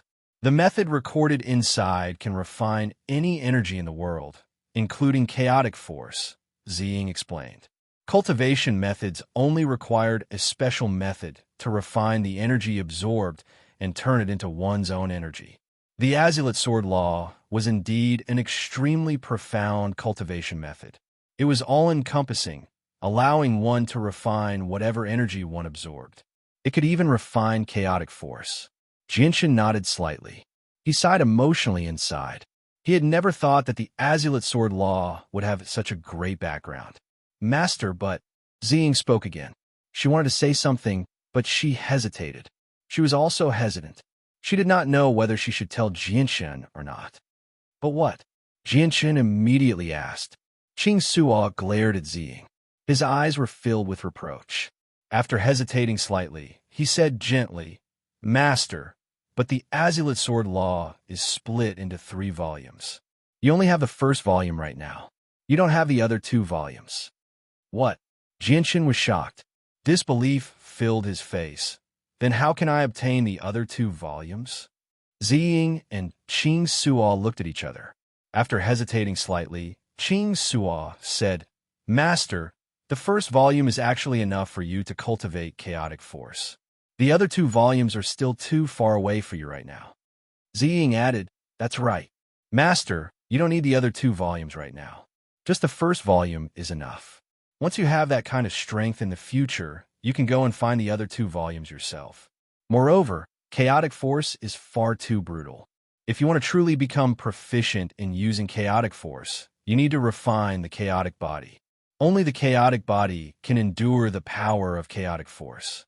Otherwise, it will cause very great damage to your body once you use chaotic force.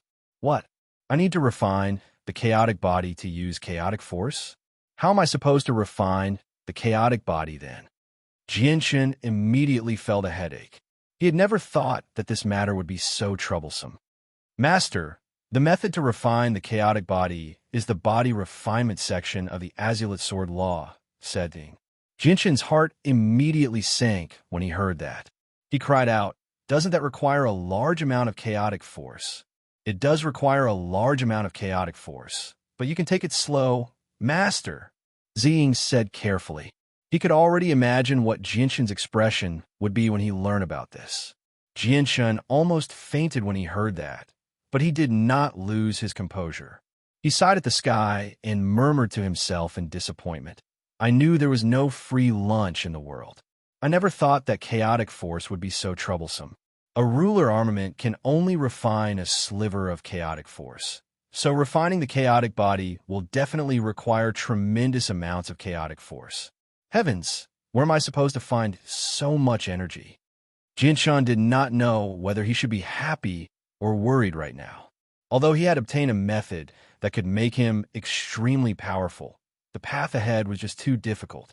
Qing Suo showed a sliver of pity when he saw how Jinshan was. He comforted him. Master, you don't need to be discouraged. There's still a lot of time ahead.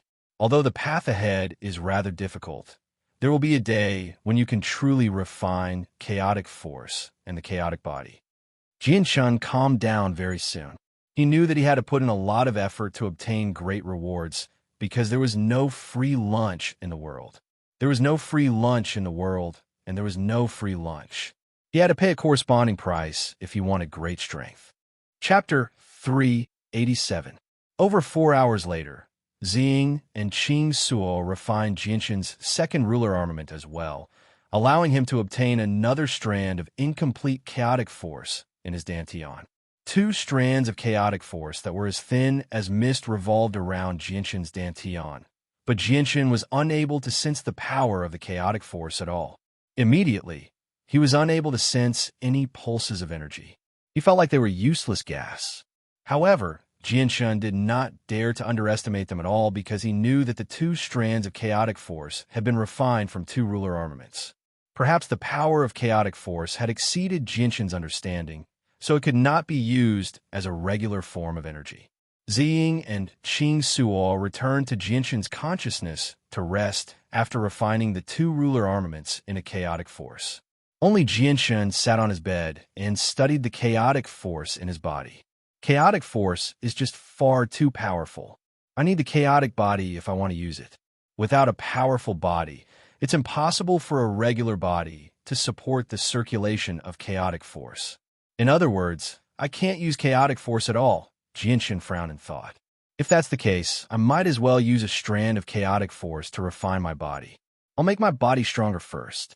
Although a strand of chaotic force won't be enough for me to reach the chaotic body, it can strengthen my body by quite a lot at the very least, Jinshan thought, and made up his mind very soon. As soon as he thought of that, Jinshan immediately controlled a strand of chaotic force to circulate through his body. Fortunately, he had been cultivating the body refinement section of the Azulite Sword Law for quite some time now, so he had accumulated quite a lot of experience. Although the strand of chaotic force was extremely small, it was powerful. Jinshan controlled the strand of chaotic force to circulate through his body. At that moment, Jinshan finally sensed the power of chaotic force. Before the strand of chaotic force, his body was as fragile as a piece of tofu. Wherever the chaotic force passed by, Jinshan's body would immediately be reduced to a horrible sight. His meridians would rupture, his organs would shatter, and even his flesh would be reduced to mush. Even though it was incomplete chaotic force, it was still not something Jinshan could endure with his current body.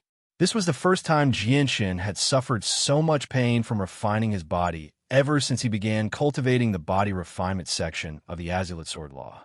Jinshan constantly trembled as he sat on the bed. His face had become pale long ago as large beads of sweat dripped down his forehead. His handsome face had become completely twisted from the pain as his facial muscles constantly twitched. Finally, a painful groan emerged from Jinshan's throat uncontrollably. At that moment, the pain Jinshan suffered was thousands of times greater than anything he had ever suffered in the past. The unbearable pain ravaged Jinshan's nerves and tortured Jinshan's mind. Even with the powerful senses of his soul, there were several times where he almost fainted from the pain. Ah, Master, how can you directly use chaotic force to refine your body? Your body is just too weak right now. This will cause you a lot of pain. Master, you have to endure it. Qing Suo's worried voice suddenly rang out in Jinshan's head. Master, you have to endure it. Although the chaotic force will destroy your body, it will also modify it. As long as you go through this, it'll be much easier in the future, Zing encouraged Jianshun. Jianshun clenched his teeth. The intense pain had even robbed him of the ability to speak. At that moment, he could not even utter a single word. Like a wisp of smoke, the chaotic force slowly moved through Jianshun's body. It was like an explosive. Wherever it passed by, Jianshun's body would be reduced to mush. Blood leaked out from his pores, dyeing Jianshun's clothes red. Very soon, the chaotic force moved through every inch of Jianshun's body. By now, a third of its power had been depleted. Jianshun let out a sigh of relief. Just when he wanted to stop and use Radiant Saint Force to heal his wounds, Zing's voice rang out in his head. "Master, don't stop." Jianshun gritted his teeth and immediately gave up on the idea of resting. He endured the pain and continued to circulate the chaotic force through his body. Afterwards, Jianshun's pain had decreased by a lot. After circulating through his body 3 times, the chaotic force finally dispersed after exhausting all of its power. Jianshun seemed to have lost all of his power as well. He was like a pile of mush, lying on the bed powerlessly as he gasped for breath. "Master, you've successfully taken the first step. After experiencing this pain, it'll be much easier for you to refine your body with chaotic force in the future. Of course, the difference in strength between the chaotic force and your body can't be too great." Qing Sua's joyful voice rang out in Jianshun's head. Jianshun was already powerless to reply. He lay on the bed as he gasped for breath. As soon as he thought about the pain he had endured earlier, he shivered inside. The pain was intolerable. After resting for a while, Jianshun finally recovered some of his strength. He immediately controlled the Radiant Saint Force in the surroundings to heal himself. Jianshun's mind had become extremely powerful now, so the Radiant Saint Force he could control was much more powerful as well. The entire wooden hut was filled with a dense layer of Radiant Saint Force. Fortunately, it was daytime, so the Radiant Saint Force was not very obvious. Coupled with the special characteristics of Radiant Saint Force, no one noticed it at all. This time, Jianshun only spent 2 hours to make a full recovery. It was many times more efficient than before. Jianshun sat up on the bed and carefully sensed his body. This time, he could only sense that his body had become stronger. He had no idea just how much stronger it had become. Jianshun took off his blood-soaked clothes and took out a towel to wipe the blood off his body. Afterward, he took out a new set of white robes from his space ring and left the wooden hut after putting them on. It was already afternoon.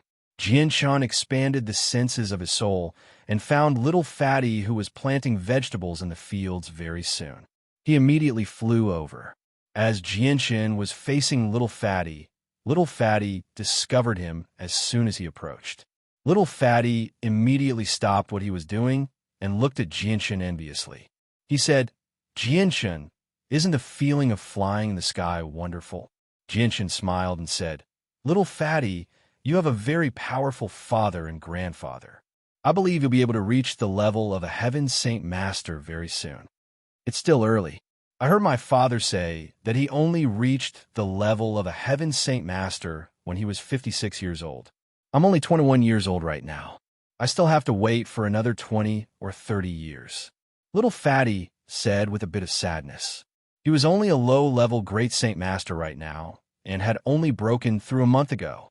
However, being able to reach the level of a Great Saint Master at the age of 21 was already considered a genius on the Tianyuan continent. Most importantly, Little Fatty's strength was obtained through his own hard work. He did not use any heavenly resources. Jianshun patted Little Fatty's shoulder and comforted him. "Little Fatty, don't be discouraged. You're already doing very well. In the outside world, the number of people who can reach the level of a Great Saint Master at your age can be counted on one hand." Once the outside world was mentioned, Little Fatty immediately became spirited. He stared at Jianshun with a pair of shining eyes and asked, "Really? Jianshun, then is my current strength very powerful in the outside world?" This, Little Fatty, let's talk about this later. Right now, I have something I need your help with." Jianshun hurriedly changed the topic. "What is it?" "Jianshun, just say it." "I, Little Fatty, will definitely help you." Little Fatty immediately rolled up his sleeves and said solemnly, Jinshin took a few steps back and said with a serious face, "Little fatty, use your saint weapon to attack me." "What? Attack you?" Little fatty was stunned.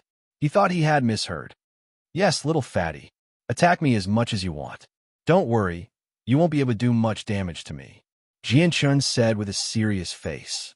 Little fatty hesitated for a moment, but when he thought about how Jinshin was already a heaven saint master, he relaxed. He nodded and agreed. "All right then, but you can't attack me.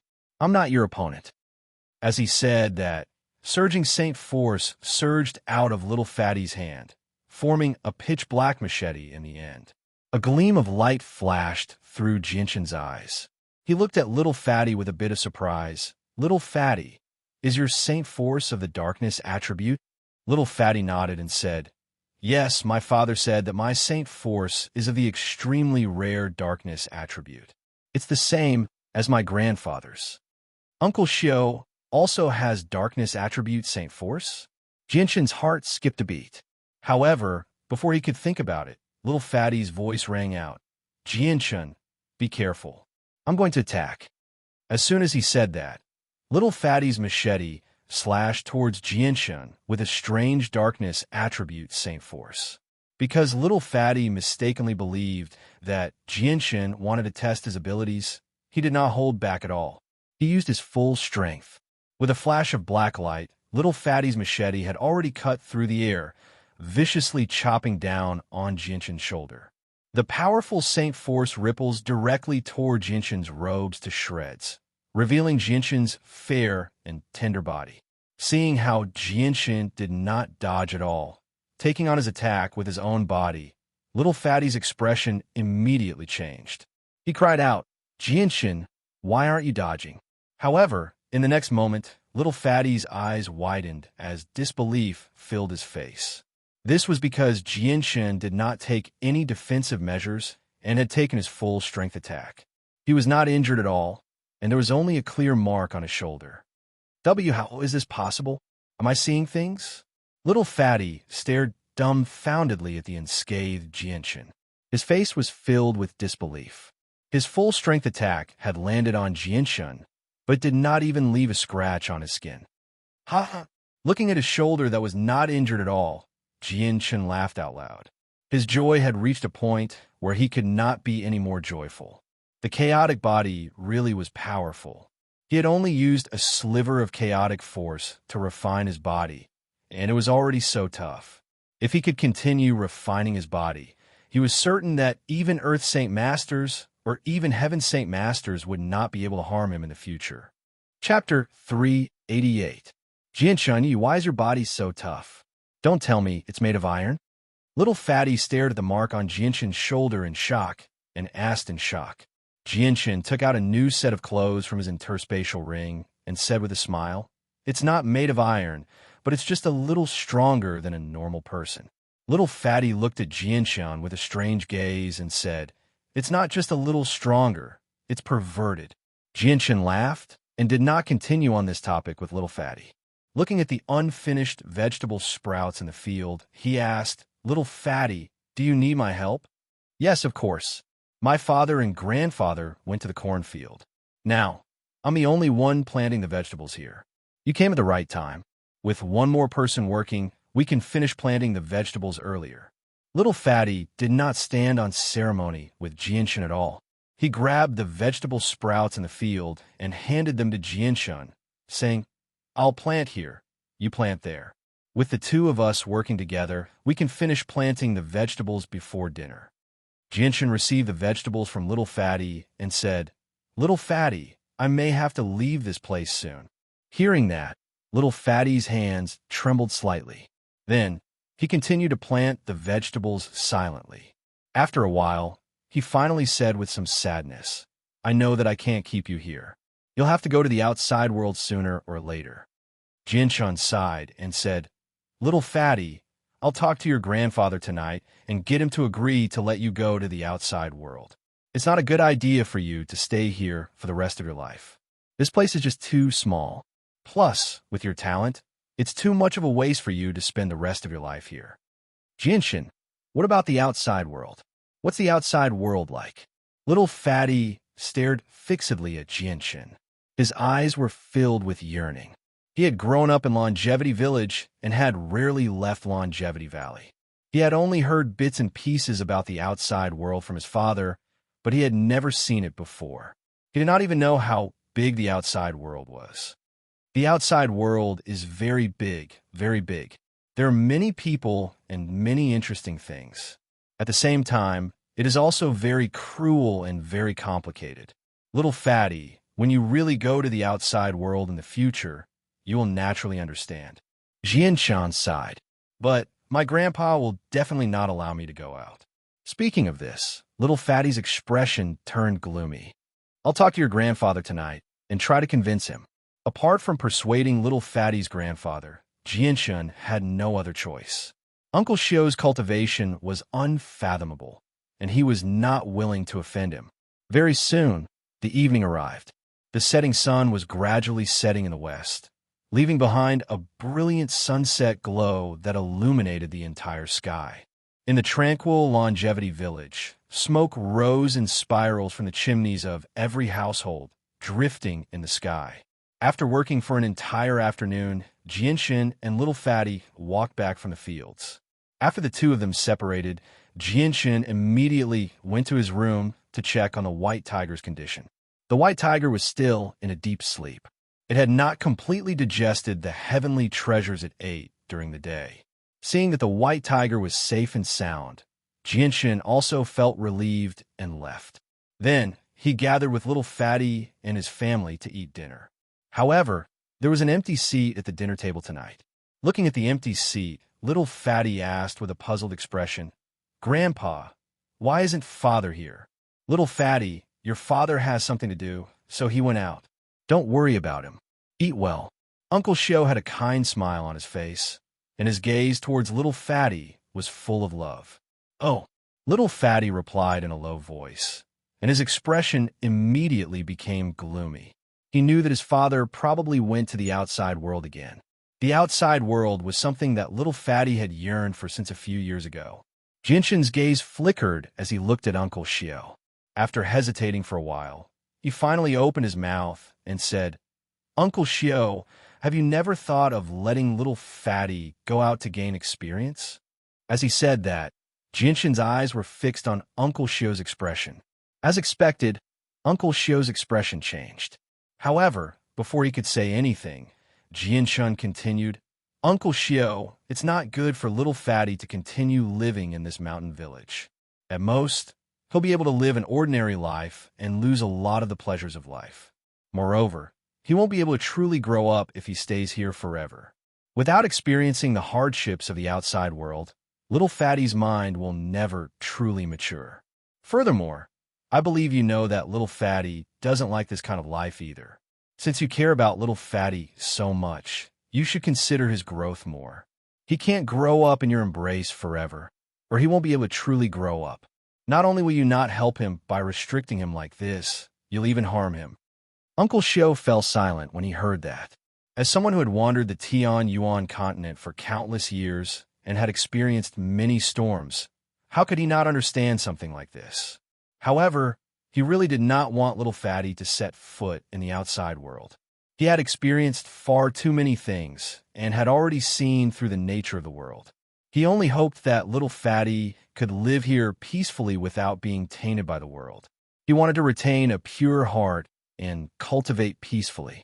Afterwards, Jianshan gave a large number of reasons to persuade Uncle Xiao to relent. In order to help Little Fatty escape from his bitter life, Jianshan had basically racked his brains and used all the reasons he could think of. Perhaps Jianshan had hit the nail on the head, but Uncle Xiao remained silent the entire time. He ate like a machine and did not express any opinions.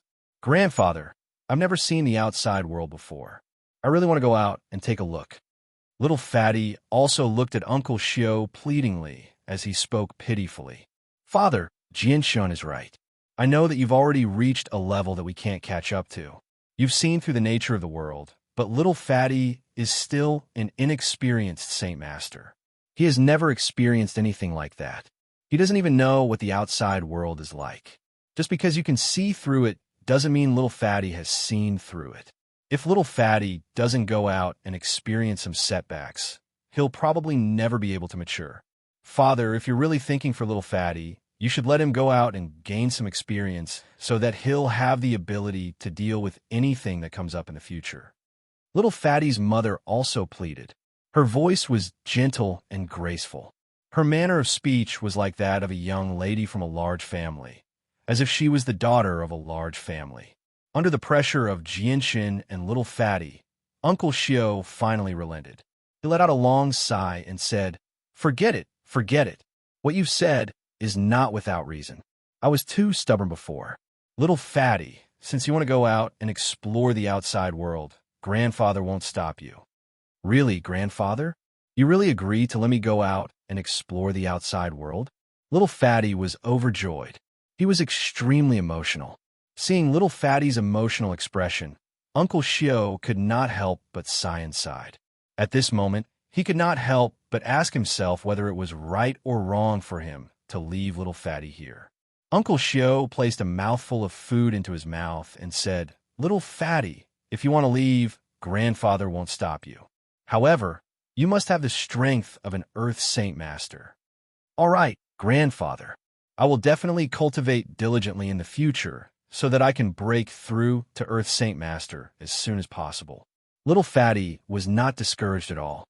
Instead, he was excited. Seeing how happy little Fatty was, his mother could not help but smile faintly. In the blink of an eye, 3 days passed. During these 3 days, Jianshan and little Fatty had chopped down quite a lot of wood and rebuilt an even larger wooden hut where the fire had originally been. They had basically fulfilled their promise. After the wooden hut was built, Jianshan bid farewell to little Fatty. He promised to visit him on this day next year and take him away once he broke through to Earth Saint Master. Afterwards, Jianshan left with the white tiger in his arms.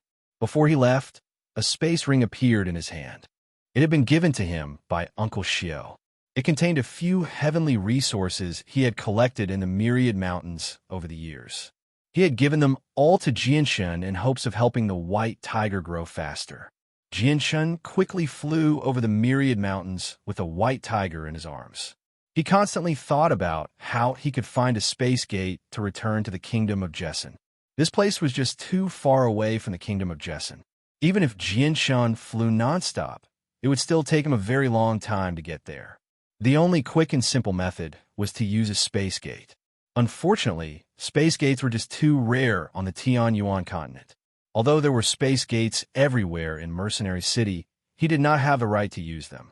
He did not know of any other space gates aside from Mercenary City. Whoa, whoa. The white tiger in Jinshin's arms suddenly began to cry out loudly, interrupting Jinshin's thoughts. The white tiger stared at the ground behind it as it waved its paws randomly in the air. Jinshin stared at the white tiger in confusion. He had no idea what it was doing. Whoa, whoa. The white tiger kicked around in Jinshin's arms as it constantly cried out while pointing at the forest behind it. Its wings opened and closed slightly as if it wanted to fly out of Jinshin's arms. Jinshin hugged the white tiger tightly and gently stroked its furry head. Afterward, he returned in the direction the white tiger had pointed out before landing in a dense forest. As soon as Jinshin's feet touched the ground, the white tiger leapt out of his arms. It ran along the ground with its powerful limbs and very soon stopped before the roots of an ancient tree that was over 100 meters tall. Jianshan walked over to take a look and couldn't help but laugh. It turned out that there was a lingzhi growing there. The lingzhi was purple in color and wasn't very big. It was only about 20 centimeters tall and 10 centimeters wide. However, looking at the white tiger's drooling appearance, Jianshan knew that this was a heavenly treasure that was quite old. Although the size and age of the Ganoderma lucidum were somewhat unsightly, not every heavenly material and earthly treasure would grow larger with age. Jianshan carefully dug up the lingzhi. As soon as he held it in his hands, a furry little head impatiently came over. Its cute little nose kept sniffing around the lingzhi. "Eat it," Jianshan chuckled and directly put the lingzhi in front of the white tiger's mouth. The white tiger let out a cry of joy and swallowed the lingzhi in one gulp. Then it closed its eyes and went back to sleep to digest the medicinal power. Chapter 389. This time, the journey back was very peaceful. Jianshan flew across the 100,000 mountains without encountering any attacks from flying magical beasts. After leaving the 100,000 mountains, Jianshan floated 1,000 meters in the air. The fierce winds in the air whistled as they brushed past Jianshan, causing Jianshan's white robes to flutter in the wind. Jianshan hugged the white tiger with his left hand as he took out a map from his space ring with his right hand. The map recorded the terrain within 300,000 kilometers. The kingdom of Jessin was too far away, so it didn't appear on the map at all. Jianshan carefully scanned the map. All the countries within 300,000 kilometers appeared in Jianshan's eyes, including the location of Mercenary City. Jianshan's eyes paused on Mercenary City for a while as he sighed inwardly. He then carefully observed his surroundings again. He believed that he had sufficient strength now. Moreover, the kingdom of Jessin was most likely at war right now. Jianshan knew nothing about the situation there, so he had to hurry back as soon as possible. Otherwise, if he delayed for too long, the kingdom of Jessin would be conquered. At that time, he would face the tragedy of losing his family. This was something that Jianshan didn't want to see the most. Right now, Jianshan could only hope to find an organization with a space gate on the map. Then, he could use the space gate to travel to the kingdom of Jessin. This was the only way for him to hurry back. Suddenly, a section of the map labeled Qin Empire appeared before Jianshan's eyes. Seeing this, Jianshan's eyes lit up. He immediately thought of Qin Ji, whom he had befriended at the mercenary tournament. With a flip of his hand, a palm-sized jade pendant appeared in Jianshan's hand. A large Qin character was written on the jade pendant. This was the personal jade pendant that Qin Ji had given him before they parted ways. Looking at the valuable jade pendant in his hand, Jianshan muttered to himself, "Since Qin Ji has an emperor armament and a barrier within him, then the Qin Empire must be very powerful. I wonder if they have a space gate." Jianshan floated in the air and hesitated for a while. In the end, he gritted his teeth and decided to make a trip to the Qin Empire first. Whether the Qin Empire had a space gate or not, he had to give it a try. The Qin Empire was located 100,000 kilometers north of Mercenary City. It was about 120,000 kilometers away from Jianshan's current location. It would take some time for him to get there. Jianshan controlled the wind essence between heaven and earth to fly. Although his speed was slower than using the flickering shadows, thousand illusions, and the heaven-seizing fortune art, he could still cover a distance of 1,500 kilometers in 2 hours. In this way, Jianshan could cover a distance of 20,000 kilometers in 24 hours. After 7 days of flying, Jianshan finally arrived at the border of the Qin Empire. During these 7 days, Jianshan rarely rested and spent almost all of his time on the road. The white tiger had also been fed a large amount of heavenly treasures by Jianshan. It had been in a deep sleep all day to digest the medicinal effects. However, after consuming a large amount of heavenly treasures, the white tiger's growth had become extremely fast. It was now 1 meter long and weighed 50 kilograms. Jianshan found it difficult to hold it in his arms. Its strength had also soared to the stage of a rank 2 magical beast. Perhaps it was because the white tiger was a divine beast, the winged tiger. Its strength could be piled up with a large amount of heavenly treasures without leaving behind any side effects. It was not like humans, who would rapidly increase their strength by absorbing energy from monster cores for a long period of time. This would cause their foundation to become unstable, which would be a great hindrance to their future cultivation path. In front of them, there was an ancient city wall that was over 100 meters tall. It was like a long dragon crawling on the ground, blocking the line between heaven and earth. It was mighty and majestic, giving people a feeling that it was as vast as a mountain. Above the gate of the ancient city wall, there were 3 large words written in flamboyant calligraphy: Qinwang Kingdom. This was the border fortress of the Qin Empire. As soon as they approached it, the originally quiet region immediately became lively. Jianshan hovered over 1,000 meters in the air and looked down at the ground. He could only see a crowd that was smaller than ants going in and out of the Qin Empire's border fortress. Mixed among them were many caravans carrying large carts of goods. Jianshan did not follow the normal path of entering the Qin Empire through the gate of the fortress. Instead, he directly flew 1,000 meters in the air and directly flew into the Qin Empire's territory without any disguise. Although Jianshan's actions were noticed by a few of the soldiers guarding the fortress, they did not move at all. They only watched on enviously as Jianshan flew into the distance. This was because a Heaven Saint Master did indeed have this privilege.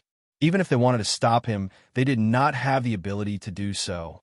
The Qin Empire's territory was extremely large. It was 4 to 5 times larger than the Kingdom of Jesson.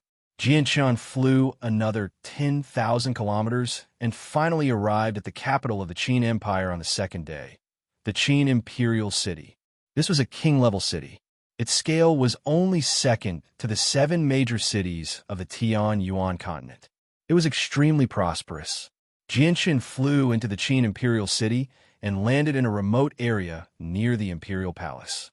He then carried the sleeping white tiger in his arms and walked towards the palace gate. "Stop! What are you doing?" A few great Saint Master guards at the entrance of the Imperial Palace immediately stopped Jianshan and asked. Jianshan expressionlessly took out a jade pendant and said, "I'm looking for Qin Ji. How dare you? How can the third prince's name be called so casually?" As soon as Jianshan finished speaking, a guard immediately shouted from behind him, "The third prince?" Hearing this, Jianshan's heart skipped a beat. He never thought that Qin Ji really was a prince of the Qin Empire. When the guard standing in front of Jianshan heard Jianshan directly call out Qin Ji's name, his eyes also became somewhat sharp. However, when he saw the jade pendant in Jianshan's hand, his expression immediately changed. He cried out in surprise, "This is the imperial jade bestowed by His Majesty."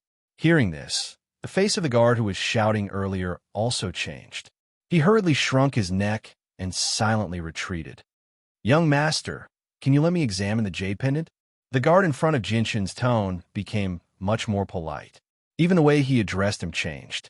Jianshan didn't say anything and directly handed the jade pendant that Qin Ji gave him to the guard. The guard respectfully took the jade pendant and carefully turned it over in his hand for a while. After confirming that it was real, he returned the jade pendant to Jianshan's hand and said, "Young master, please leave your name. We will go inform the third prince." "Jianshan, young master Jianshan, please wait a moment." After the guard said this, he immediately called someone over and whispered something in his ear. Then, that person quickly ran into the Imperial Palace. The waiting time wasn't short. Jianshan stood in front of the Imperial Palace for almost an hour before he finally saw a luxuriously robed youth hastily walk out of the Imperial Palace. Behind the youth were 2 beautiful young maids. "Greetings to the third prince." As soon as the youth left the Imperial Palace, the dozen or so great Saint Master guards immediately knelt down on one knee and respectfully bowed. This youth was precisely Qin Ji. "All of you rise," Qin Ji indifferently said. Then, his eyes landed on Jianshan. However, when he saw Jianshan's current appearance, he couldn't help but be stunned. Then, he walked up with a face full of smiles and said, "Brother Jianshan, I never thought it would really be you. However, how did you become like this? Not only is your hair gone, even your eyebrows and eyelashes are gone. Don't tell me you were burned by fire? I almost couldn't recognize you." Jianshan awkwardly smiled and said, "I ran into some trouble a while ago, which is why I ended up in such a sorry state." Jianshan and Qin Ji exchanged a few pleasantries. Then, Jianshan was invited into the Imperial Palace by Qin Ji. In a dazzling palace, a banquet was set up and Jianshan was warmly received. During the banquet, Jianshan and Qin Ji casually chatted about some topics.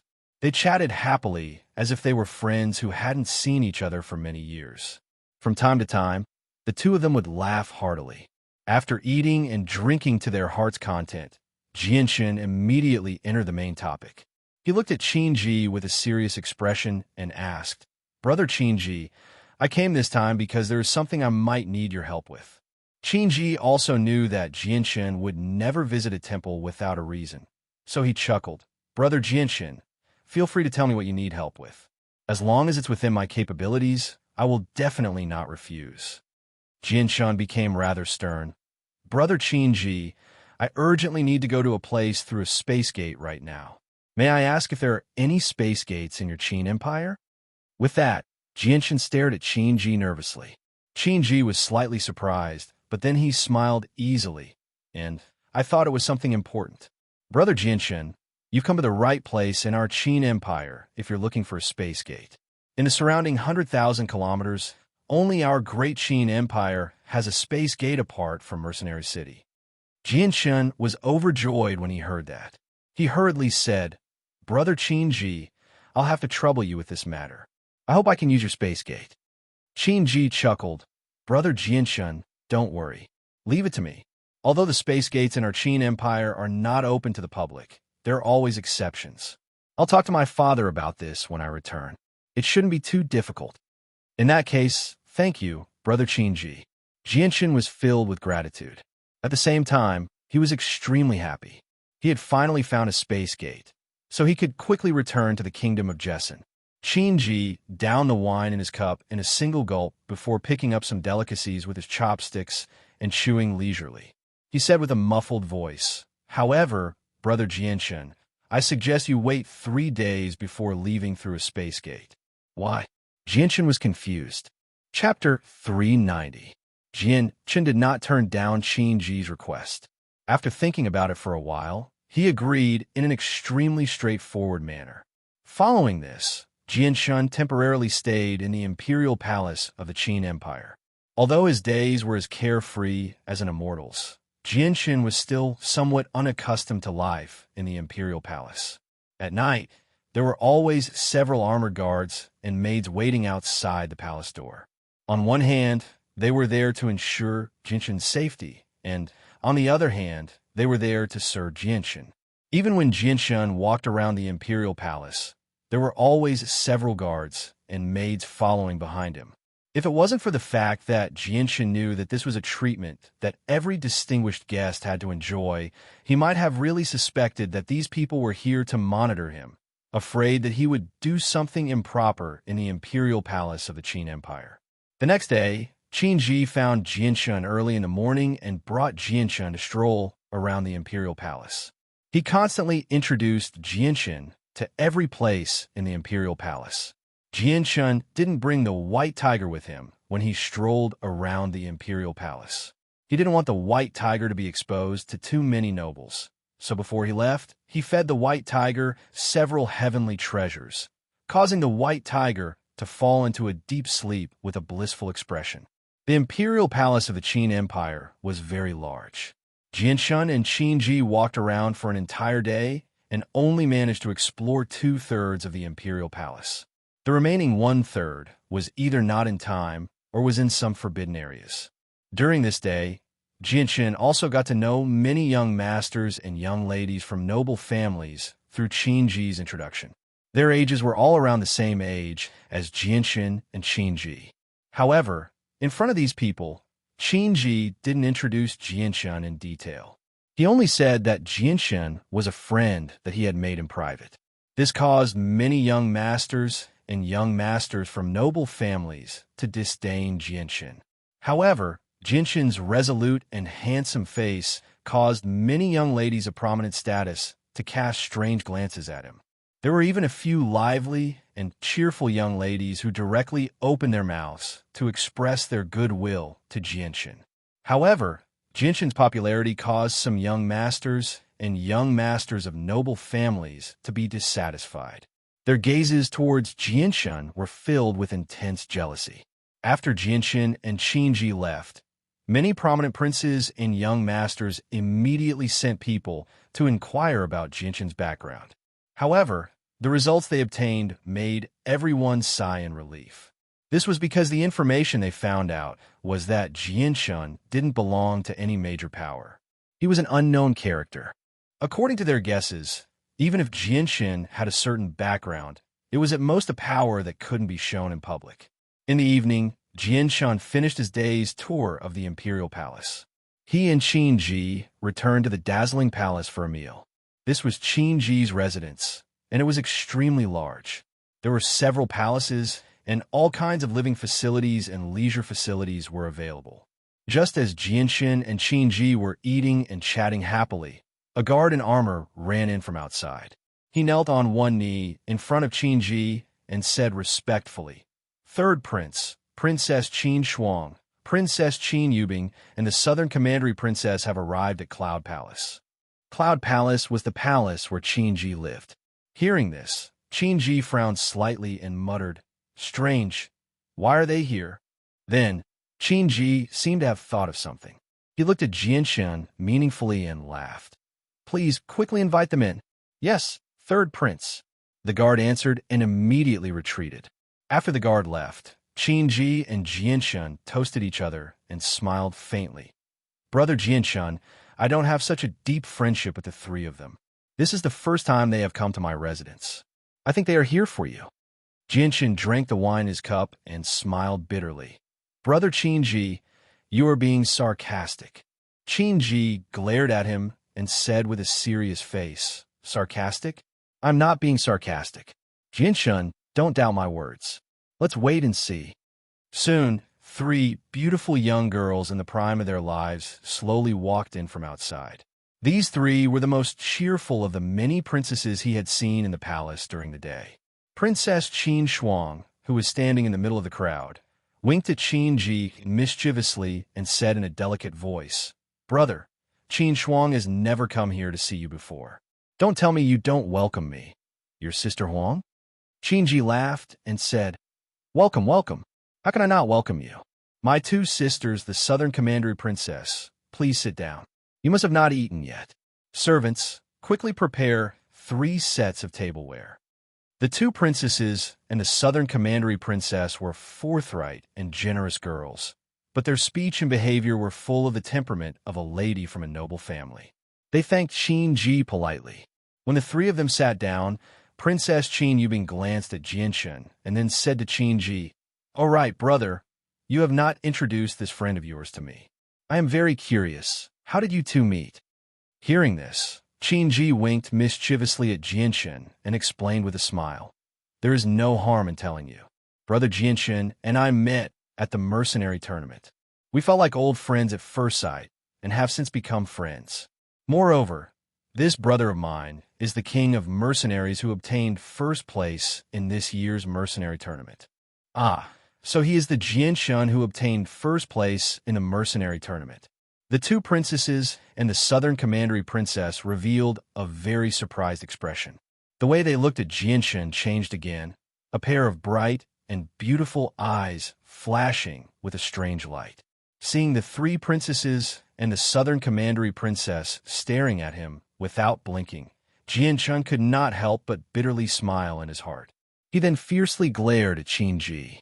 However, Qin Ji acted as if he did not see Jianshan at all. A faint smile hung on the corner of his mouth as he continuously stuffed the delicacies on the table into his mouth. He was very happy to eat alone. "Wow, Jianshan, you are so powerful. You are actually the first place in this year's mercenary tournament. This means that you must be even more powerful than our brother. Come, I, Citoyen, propose a toast to you." The Southern Commandery Princess immediately raised the cup in her hand and said to Jianshan with a heroic expression. She had the demeanor of a chivalrous woman. After Citoyen, Qin Shuang and Qin Yubing also raised their cups. The three princesses and the Southern Commandery Princess proposed a toast to Jianshan at the same time. At this moment, of course, Jianshan could not back down. He stood up from his seat and raised his cup with a smile on his face. He said some polite words to the three princesses and the Southern Commandery Princess and the Southern Commandery Princess.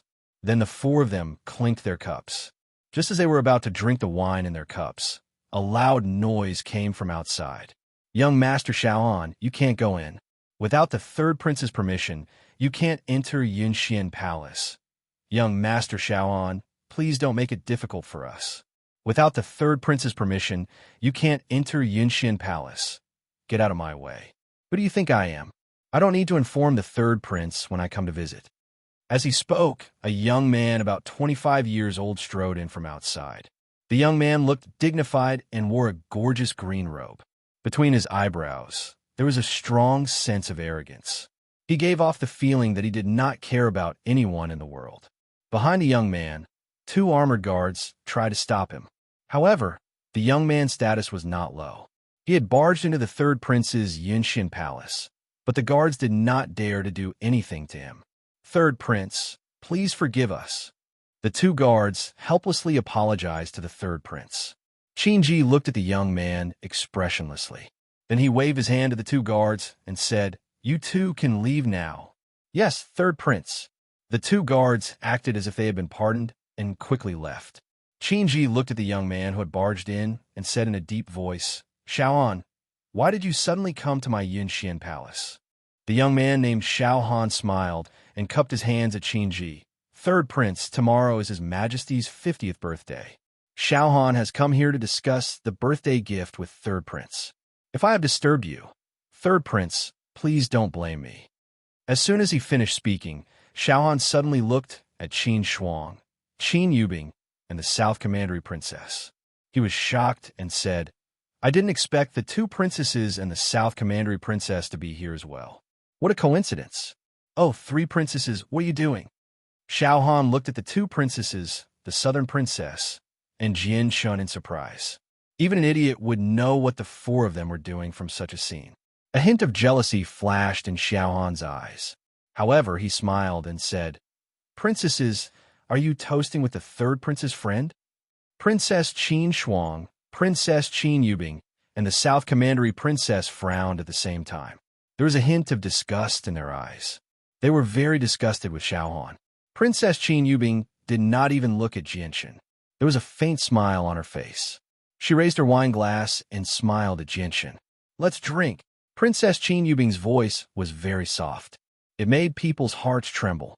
Then, Qin Shuang and the South Commandery princess raised their wine glasses at the same time with smiles on their faces. Seeing this, Xiaohan was furious. The jealousy in his heart was even stronger. He quickly said, "You can't do this. The 3 princesses are of great status. How can you drink with a stranger so casually? It's beneath your dignity." Hearing this, Qingji was furious. His calm eyes suddenly became fierce. He said in a deep voice, "Xiaohan, what do you mean by that? Could it be that the friends of my Qingji do not have enough status to drink with the 3 princesses?" Chapter 391. Xiaohan's words made Qingji's expression immediately become extremely ugly. However, before he could say anything, Princess Qin Yubing stared at Xiaohan with a frosty expression. She said angrily, "Xiaohan, is it your business who we drink with?" "That's right, Xiaohan. What we do is our own business. What does it have to do with you?" Princess Qin Shuang's face was also ugly. "Xiaohan, how high do you think your status is? If you didn't have a good grandfather, you wouldn't even have the qualifications to step into my Qin Wang imperial palace. How strong do you think you are? How amazing do you think you are? You're even inferior to my imperial brother. To think that your grandfather wasted so many heaven and earth spirit medicines on you. Even now, you're still only a great saint master. What a waste." The southern princess also spoke back, not giving Xiaohan any face. Hearing these words, Xiaohan's face became more and more gloomy. His eyes became incomparably cold. Qin Shuang and Princess Qin Yubing were both heavenly beauties and as beautiful as flowers. They had always been the targets of Xiaohan's pursuit. In the past, he had expressed his love for the 2 princesses more than once. Although he had been heartlessly rejected, Xiaohan had never given up because he believed that with his status and position in the Qin Empire, he was worthy of the 2 princesses. As long as the time was right, it wouldn't be too difficult for his grandfather to personally propose marriage to the king. However, he didn't expect that the 2 princesses he had always pursued in his heart would say such unpleasant words to him for an unknown stranger whose appearance made him jealous. How could Xiaohan, who had always boasted of his status, endure this? Especially the words of the southern princess. It was like a sharp sword fiercely stabbing into Xiaohan's heart. It deeply insulted Xiaohan. Xiaohan was so angry that he couldn't speak. His face turned green and white. Seeing that Xiao Han was defeated, Qin Ji had a gloating expression on his face. He said indifferently, "Xiao Han, my two sisters and the Southern Princess are having a meal with my brother. I already have a plan for my father's birthday, so there's no need to discuss it. Brother Xiao Han, please go back." Qin Ji looked outside and shouted, "Men, send Xiao Han back." Immediately, two maids walked over and bowed to Xiao Han. They smiled and said, "Young Master Xiao Han, please." Xiao Han took a few deep breaths as the flames of fury in his heart burned fiercely. He blamed all of this on Jianshan. At this moment, his jealousy and resentment towards Jianshan had reached an extreme. "Fine, fine, fine. Southern Princess, if you say that I am not as good as the third prince, then I, Xiao Han, will accept it. Because compared to the third prince, who is extremely talented, I, Xiao Han, am indeed not good enough. But I want to ask, could it be that the person in front of you, is he that powerful? Apart from being a little handsome, he's not as good as me in terms of status, position, or strength." Xiao Han said word by word. The jealousy and resentment in his heart made him lose his mind. When the Southern Princess heard that, a mocking smile appeared on her face. She looked at Xiao Han with disdain and said, "Xiao Han, you only have your status because you have a good grandfather. You didn't earn it with your own efforts. As for your strength..." The Southern Princess looked at Jianshan with her beautiful eyes and then looked at Xiao Han with disdain. She said mockingly, "In terms of strength, you're not even as good as the third prince, let alone Jianshan. What's so great about him? I don't believe he's stronger than me." Xiao Han was furious. He glared at Jianshan and shouted, "Boy, I, Xiao Han, want to challenge you. Do you dare accept?" Jianshan frowned. Xiao Han's attitude made him very unhappy. At that moment, Qin Ji said, "Xiao Han, the Southern Princess is right. You're not my brother's match. Don't embarrass yourself. You too, hurry up and send Xiao Han back." Qin Ji's tone was very calm. He didn't have a good impression of Xiao Han, so he didn't give him any face. "Yes, Your Highness, young Master Xiao Han. Piss off." Just as the two maids were about to ask Xiao Han to leave again, they were pushed aside by Xiao Han. Xiao Han stared at Jianshan with an extremely gloomy expression. Powerful saint force surged out of his right hand, condensing into a huge sword that was as wide as a palm. He pointed the sword at Jianshan and said angrily, "Do you dare accept my challenge?" Xiao Han's provocation infuriated Jianshan. He immediately slammed the table and stood up. His eyes were sharp as he shouted, "Xiao Han, you can't do whatever you want in Xingyan Palace. If you continue to be so rude, don't blame me for not giving you any face." However, the enraged Xiao Han had already lost his mind. He ignored the third prince's words and pointed his huge sword at Jianshan. He said again, "Do you dare accept my challenge? How dare you?" Qin Ji slammed his hand on the table. He was so angry that he wanted to teach Xiao Han a lesson himself. Jianshan raised his hand to stop Qin Ji. He stared at Xiao Han coldly and said indifferently, "Brother Qin Ji, since this brother wants to challenge me, I'll grant him his wish." Qin Ji hesitated for a moment before nodding. He said to Jianshan, "Brother Jianshan, please go easy on him. Go easy on him. Teach him a good lesson. He comes to harass me every few days. It's so annoying." Princess Qin Shuang said unhappily. "That's right, so annoying." Princess Qin Yubing's eyes also showed a trace of disgust. Jianshan looked at Xiao Han and said, "Do it." Xiao Han said in a deep voice, "Let's go outside. This place is too small. I don't want to destroy the third prince's Xingyan Palace." "There's no need." Jianshan shook his head gently and said indifferently, "I can't be bothered to move. Don't worry, I won't destroy anything here when I deal with you." Jianshan's disdain made Xiao Han even angrier. He said angrily, "How arrogant! I'll make you pay." With that, Xiao Han raised his saint weapon and slashed at Jianshan with all his strength. Princess Qin Shuang, Princess Qin Yushuang, and the commandery princess of the South Mansion exclaimed in unison. They quickly retreated a distance, fearing that they would be affected. Jianshan snorted coldly. He waved his hand, and a chopstick on the table flew up by itself. It shot toward Xiao Han with a faint violet sword chi. Arc! Along with a miserable cry, a chopstick pierced through Xiao Han's right shoulder, stabbing into the bone that connected to his arm.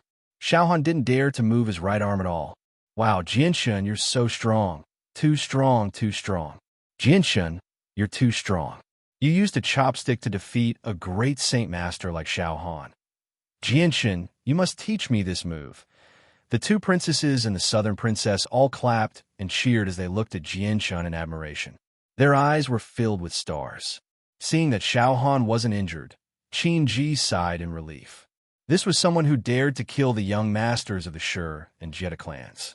He was worried that Jianshun would take Xiao Han's life in a fit of anger. Why aren't you taking Xiao Han to heal?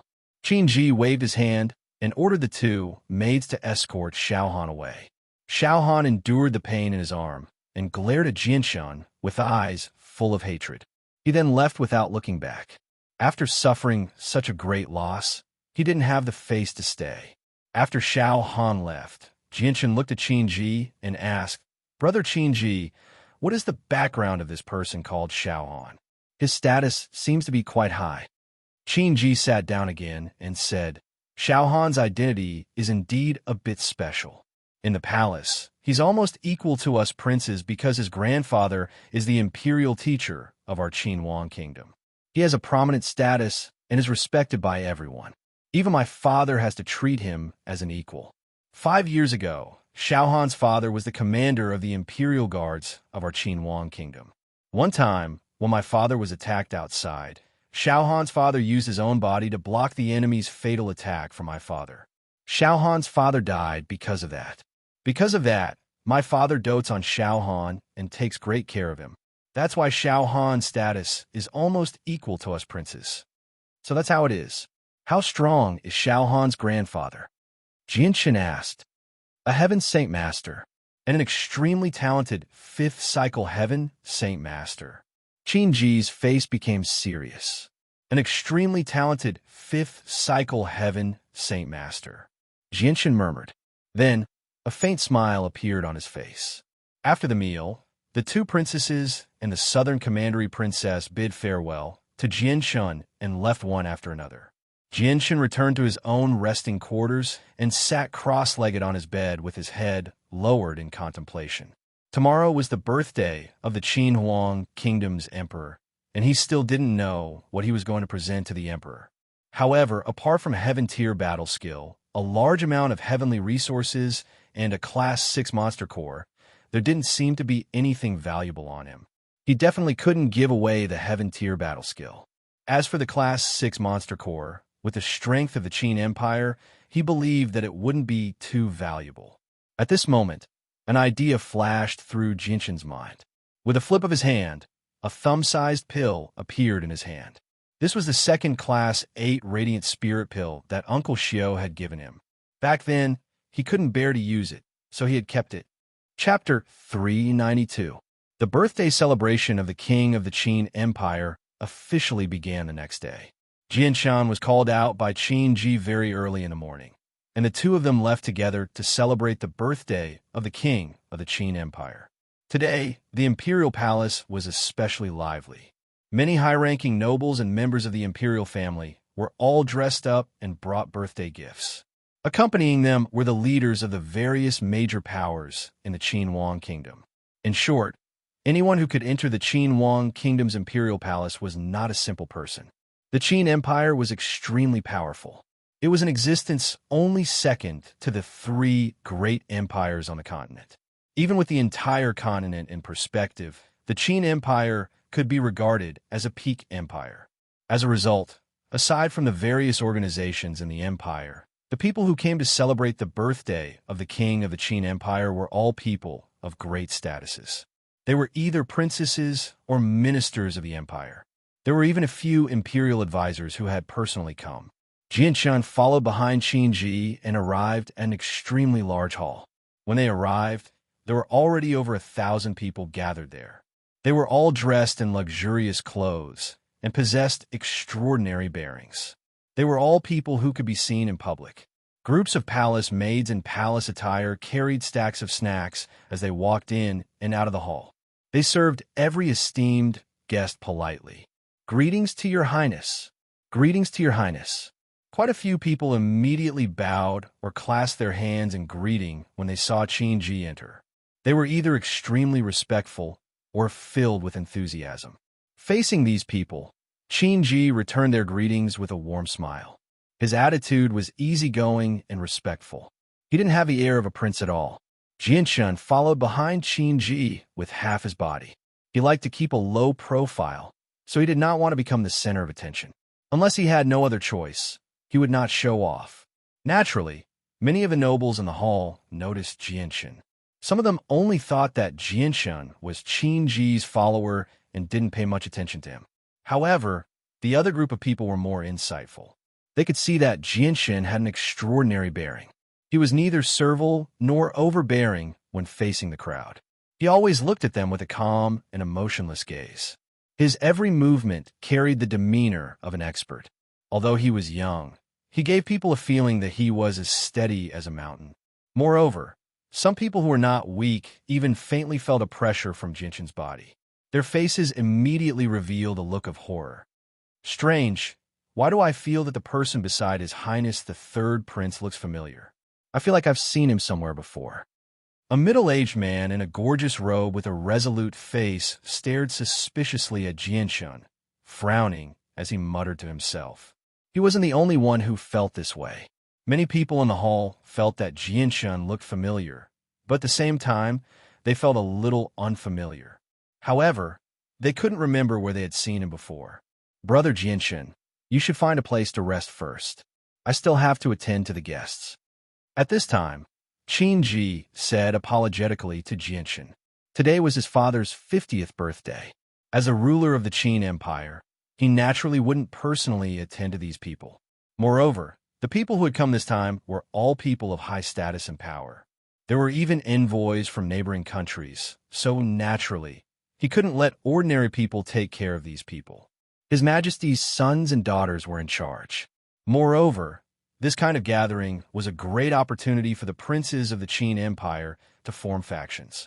They could use this opportunity to build a solid foundation for their future struggle for the throne. Jianshun was no longer a child who didn't understand anything. He naturally understood how important this kind of gathering was to the third Prince Qin Ji, so he very understandingly separated from Qin Ji. Then he took some delicious snacks and walked to an inconspicuous corner to sit down. He slowly enjoyed these delicious snacks that could only be eaten in the palace. At this time, a middle-aged man in a blue robe came to Jianshun's side and sat down. He looked at Jianshun, who was engrossed in eating the snacks with a smile on his face, and said, "This little brother, have we met somewhere before?" Jianshun raised his head to look at the middle-aged man, but he didn't have the slightest impression of him. He shook his head and said, "You must have seen wrongly, or you may have met someone who looks a bit like me." Hearing this, the middle-aged man nodded his head and said, "Perhaps. Right, I am Tai Mu Zhuang. What is this little brother's name?" Jianshun chuckled and said, "This little one is just a nobody. I'm not from the Qin Empire. I'm afraid you won't recognize me even if I tell you, so there's no need to mention it." Jianshun had just finished eating the snacks on his plate. He picked up the plate and left, going to the table in the center of the hall to take another one. After Jianshun left, Tai Mu Zhuang frowned and thought. He muttered, "An unknown nobody? Is it really so? Why do I feel like I've seen you somewhere before?" After thinking for a while, Tai Mu Zhuang couldn't find the answer, so he left in boredom. His Majesty the King has arrived. At this moment, a long and loud voice suddenly rang out. Following this voice, the noisy hall suddenly became silent. At this moment, everyone couldn't help but turn their heads to look at the front of the hall. They saw a dignified middle-aged man wearing a purple and gold dragon robe, accompanied by a white-haired old man with a ruddy complexion, slowly walk out. The king of the Qin Empire was just 50 years old, but on the surface, he looked like he was only 40 years old. His face was ruddy and full of spirit, and his eyes were bright and full of spirit, flashing with the light of wisdom. The king of the Qin Empire had a total of 12 children, 7 princes and 5 princesses. The oldest was already more than 30 years old, and the youngest was not even 6 years old. At this moment, all 13 of his children were following behind him. "Greetings, Your Majesty. May Your Majesty live a long life and lead the Qin Empire to greater prosperity and strength." Everyone in the hall shouted in unison. Living a long life was the highest lifespan on the Tianyuan continent. Normally, only the king of a country could enjoy such a title. This was because 1,000 years was the lifespan of a heaven saint master. Saint rulers and even saint kings, who were above heaven saint masters, could not live past 10,000 years. They were all in the 1,000 number. Next, everyone presented their carefully prepared birthday gifts. Without exception, all of the gifts were priceless. There were even some precious items that were beyond the value of money. In addition, there were many ancient antique ceramics that were incomparably valuable. There were also many heavenly resources that were more than 10,000 years old, but they were all at least 10,000 years old. When most of the people had presented their gifts, a purple and gold jade box appeared in Jinshan's hand. He then held it with both hands and strode forward. He clasped his hands at the king of the Qin Empire and smiled. "Inside this box is a Class 8 Radiant Spirit pill. I've specially come to present it to Your Majesty to congratulate Your Majesty on Your Majesty's birthday." Jinshan was much more concise and did not use any fancy words. "A Class 8 Radiant Spirit pill? I heard that only Class 7 Radiant Saint Masters can create such a pill. It's truly a panacea for healing. Not only can it purge the body of all poisons, but it can also save people from dying. Class 8 Radiant Spirit pills are extremely rare on the Tianyuan continent. They're life-saving treasures that even hermits covet. They're life-saving treasures." A few of the more experienced people in the hall began to sigh in amazement when they heard that it was a Class 8 Radiant Spirit pill. They all stared at the box in Jinshan's hand with shining eyes, because Radiant Spirit pills of such a high level were basically extinct on the Tianyuan continent. Not only was it because Class 7 Radiant Saint Masters who could create such pills were as rare as phoenix feathers, but it also required a tremendous amount of effort to create such pills.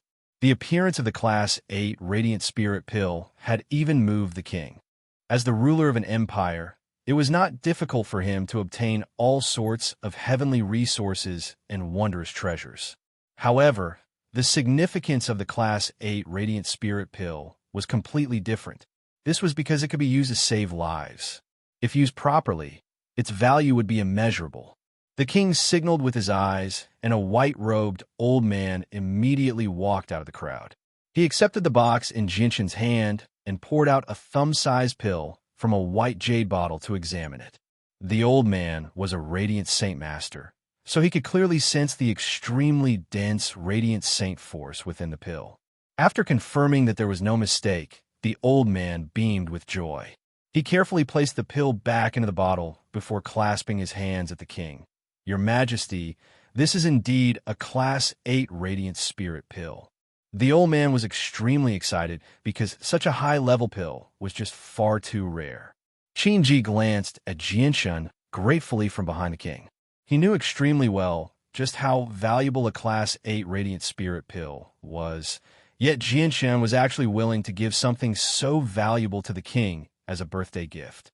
The significance of this was so great that even Qinji felt proud. The gazes of the other princes who did not know Jinshan's background changed slightly as well. They all smiled and nodded at Jinshan in a friendly manner. A Class 8 Radiant Spirit pill was not something that just anyone could take out. Jinshan's unintentional actions prove his identity without a doubt. The king immediately laughed heartily after hearing the old man's confirmation. Even the way he looked at Jinshan changed. He asked amiably, "Brother, you have an extraordinary bearing. I can tell with a single glance that you're a dragon among men. May I ask which family's young master you are to be willing to offer such a precious gift? You really make me feel ashamed." "Father, he's Jinshan. He's a friend I've made outside," Qinji said politely from behind the king before Jinshan could reply. As soon as Qinji finished speaking, a few cries rang out from the crowd. "Jinshan? I never thought that he would be Jinshan. No wonder I found him to be a little familiar." Is he the Jianshan who won first place in this year's mercenary tournament? His strength is comparable to a heaven saint master. No wonder I felt like I'd seen him somewhere before. So it's him. I remember now. He's the Jianshan who won the title of Mercenary King. I saw him in the tournament. No wonder I found him to be a little familiar. It's because he's missing his hair and eyebrows. I actually failed to recognize him immediately. Chapter 393. Hearing these people's comments about Jianshan, the nobles in the hall all revealed astonished expressions. Soon after, they all looked at Jianshan with shock and disbelief. Everyone knew the name of this year's king of mercenaries, Jianshan. However, very few people had actually seen Jianshan before. What no one expected was that Jianshan was actually so young. From his appearance, he looked even younger than the third prince. In that case, Jianshan had cultivated for a few years less than the third prince. However, he possessed such great strength. This allowed everyone to see Jianshan's shocking talent. The king of the Qin Empire immediately laughed heartily. He looked at Jianshan with amazement and said, "Good, good, good. I didn't misjudge you. Jianshan is indeed a dragon among men. To be able to obtain first place in the mercenary tournament at such a young age, your future is limitless. It is my son's fortune to be able to befriend you." Xiao Han, who was standing in the crowd, stared at Jianshan with a gloomy expression. His eyes were filled with a venomous light. He gnashed his teeth and muttered, "I didn't expect you to be that *T king of mercenaries. No matter who you are, I, Xiao Han, will not let you off easily." Hearing Xiao Han's muttering, a middle-aged man in green clothes stood beside Xiao Han and asked in a low voice, "Xiao Han, could this person be the one who insulted you yesterday and injured you?" "That's right. Uncle Mu Zhaoye. You must help me teach him a lesson. Otherwise I, Xiao Han, will not be able to take this lying down," Xiao Han said in a low voice. Mu Zhaoye was his grandfather's disciple and had a close relationship with him. Mu Zhaoye frowned slightly and said in a low voice, "I'm afraid this won't be easy. I didn't expect him to be this year's king of mercenaries, Jianshan. Although I don't know how strong he is, I think he must be much stronger than the third prince. Moreover, he has obtained the recognition of His Majesty. If I make a move against him, I'm afraid His Majesty will be displeased." "Uncle Mu Zhaoye, how old is he? Even if he can strengthen the third prince, he is definitely not your opponent. Perhaps he used some other method or got lucky to obtain that *T king of mercenaries. You can challenge him in public and humiliate him. As for His Majesty, I will naturally have my grandfather take action," Xiao Han said in a low voice. Mu Zhaoye nodded and said, "All right. It just so happens that I want to test his strength and see if this year's king of mercenaries is as powerful as the rumors say." After learning that Jianshan was this year's king of mercenaries, the king of the Qin Empire became much friendlier towards Jianshan. On the other hand, when the other princes standing behind him heard that Jianshan was the third prince's friend, some of their faces became extremely ugly. Only two of the younger princes remained calm, as if none of this had anything to do with them. Jianshan and the king exchanged some pleasantries before returning to the crowd. However, at this moment, all the nobles and leaders in the hall treated Jianshan differently. They all scrambled to establish a relationship with Jianshan. This was because every year, if the king of mercenaries could successfully mature, he would become a heaven saint master at the very least. There was even a very high chance that he could break through to saint ruler. To these people, Jianshan could only use his scalp and patiently return their greetings. At this moment, a loud and clear voice rang out in the hall, suppressing the noise in the hall. "Your Majesty, our Qin Empire has always relied on martial prowess to establish our empire and defend our empire. Today is your Majesty's birthday, so how can martial prowess be absent from the banquet? Your humble servant is itching to spar with the king of mercenaries, Jianshan. It can also be considered a performance on your Majesty's birthday as a gift. Please allow me, your Majesty." Hearing this, everyone turned their heads and saw a middle-aged man in azure clothes kneeling on one knee as he respectfully spoke to the king of the Qin Empire. Hearing this, the king of the Qin Empire looked at Jianshan with a smile and introduced, "Jianshan, This is the commander of the Imperial Guards, Muze. The king did not agree or disagree with Muze's request. Instead, he gave the choice to Jianshun because he really wanted to see what Jianshun was capable of. Jianshun smiled indifferently and walked out with large strides. He cupped his hands and said, "Since Commander Muze wishes to spar with me, then I will perform with Commander Muze. It can also be considered a gift to your majesty." The king happily laughed and said, "Good, good, good. If that's the case, then let us all go outside and cheer for the two of you." Soon after, the king walked out of the palace accompanied by an old man. Behind him was a large group of nobles and leaders of various factions. In a spacious area, everyone formed a circle around Jianshun and Muze. Everyone was in high spirits. The battle between the king of mercenaries and the commander of the Imperial Guards was destined to be very exciting. In everyone's hearts, they wanted to know who was stronger between Jianshun and Muze. Only a few people who had personally witnessed Jianshun's strength at the mercenary conference revealed meaningful smiles. Muze held a light azure spear in his hand as he stared at Jianshun with a serious expression. Although Jianshun was much younger than him, he couldn't be careless because of his title as the king of mercenaries. Jianshun calmly stood 30 meters away. He calmly looked at Muze and said, "Commander Muze, please make your move." Muze couldn't help but frown when he saw that Jianshun actually wanted to fight him without taking out his saint weapon. Anger flashed through the depths of his eyes.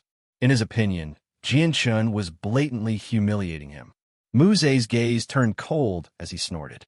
He stomped his feet on the ground and shot toward Jianshun. At the same time, his spear surged with wind-attributed saint force as it stabbed toward Jianshun. Jianshun wore a faint smile the entire time. He gently stomped his right foot on the ground, and a thumb-sized pebble shot up. Jianshun calmly caught it in his hand. With a shake of his hand, the pebble flickered with a faint azure light as it shot toward Muze with lightning speed. Ding! With a clear sound, the thumb-sized pebble accurately struck the tip of Muze's spear. An inconceivably powerful force was transmitted from the pebble, causing the spear in Muze's hand to tremble. Muze's expression changed drastically. The powerful force immediately stopped his forward charge. He staggered back a dozen steps before stabilizing himself. His hands that were holding the spear began to tremble slightly.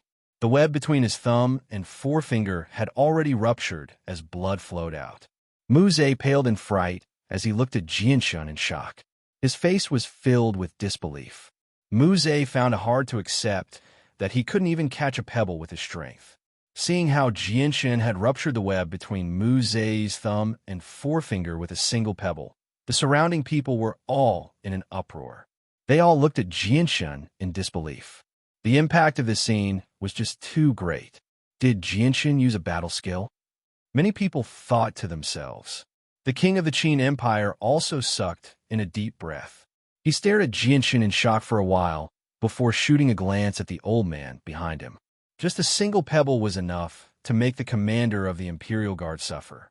This scene made the king realize that Jianshun's strength was much greater than he had imagined.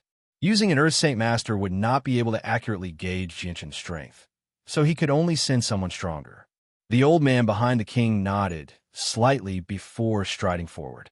He said, "Jianshun, let old man deal with you." With that, the old man did not give Jianshun a choice. He turned into a blur as he charged toward Jianshun. A strange smile appeared on Jianshun's face. With a light tap of his finger, a faint azure sword chi shot toward the old man. The old man knew how powerful Jianshun was, so he did not dare to be careless. He clenched his hand into a fist and punched toward the azure sword chi with surging fiery red saint force. The azure and violet sword chi was dispersed by the old man's punch, and a shocking wound appeared on the old man's fist. The old man looked at the wound on his fist, and his expression gradually became serious. Then he grabbed the air with his hand, and the fire elements in the world rapidly gathered. In the blink of an eye, they condensed into a huge red sword. Jianshun sneered when he saw this. He slowly raised his right hand, and the fire elemental energy in the surroundings immediately condensed at a speed much faster than the old man's. It also formed a huge fiery red sword. Whether it was the color or the temperature, it was much more powerful than the old man's sword. Controlling the energy of the world. He can actually control the energy of the world. This is an ability to control the energy of the world. Has he already reached the level of Heaven Saint Master? The sight of Jianshun condensing the energy of the world into a sword shocked everyone present. At that moment, the shock that Jianshun gave them was many times greater than when he had easily repelled Mu Ze. Whether it was the nobles or the leaders of the various organizations, all of their eyes were wide open as they stared at Jianshun in disbelief. They had seen Heaven Saint Masters before, but they had never even heard of such a young Heaven Saint Master. How is this possible? Jianshun has actually broken through to Heaven Saint Master. Qin Ji also stared at Jianshun in a daze as he muttered in a daze. The king of the Qin Empire sucked in a deep breath and slowly calmed himself down. At that moment, he felt like his heart had never beat so violently before. If news of a Heaven Saint Master in his 20s spread, it would be enough to shake up the entire Tian Yuan continent. Chapter 394. Shock and disbelief appeared in the eyes of the old man fighting Jianshun when he saw that Jianshun was actually able to condense the energy of the world into a sword.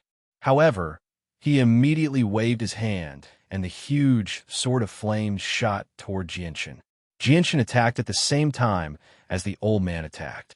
With a gentle wave of his right hand, the huge sword in front of him shot toward the old man. Boom! Two streaks of fiery red light flashed and disappeared.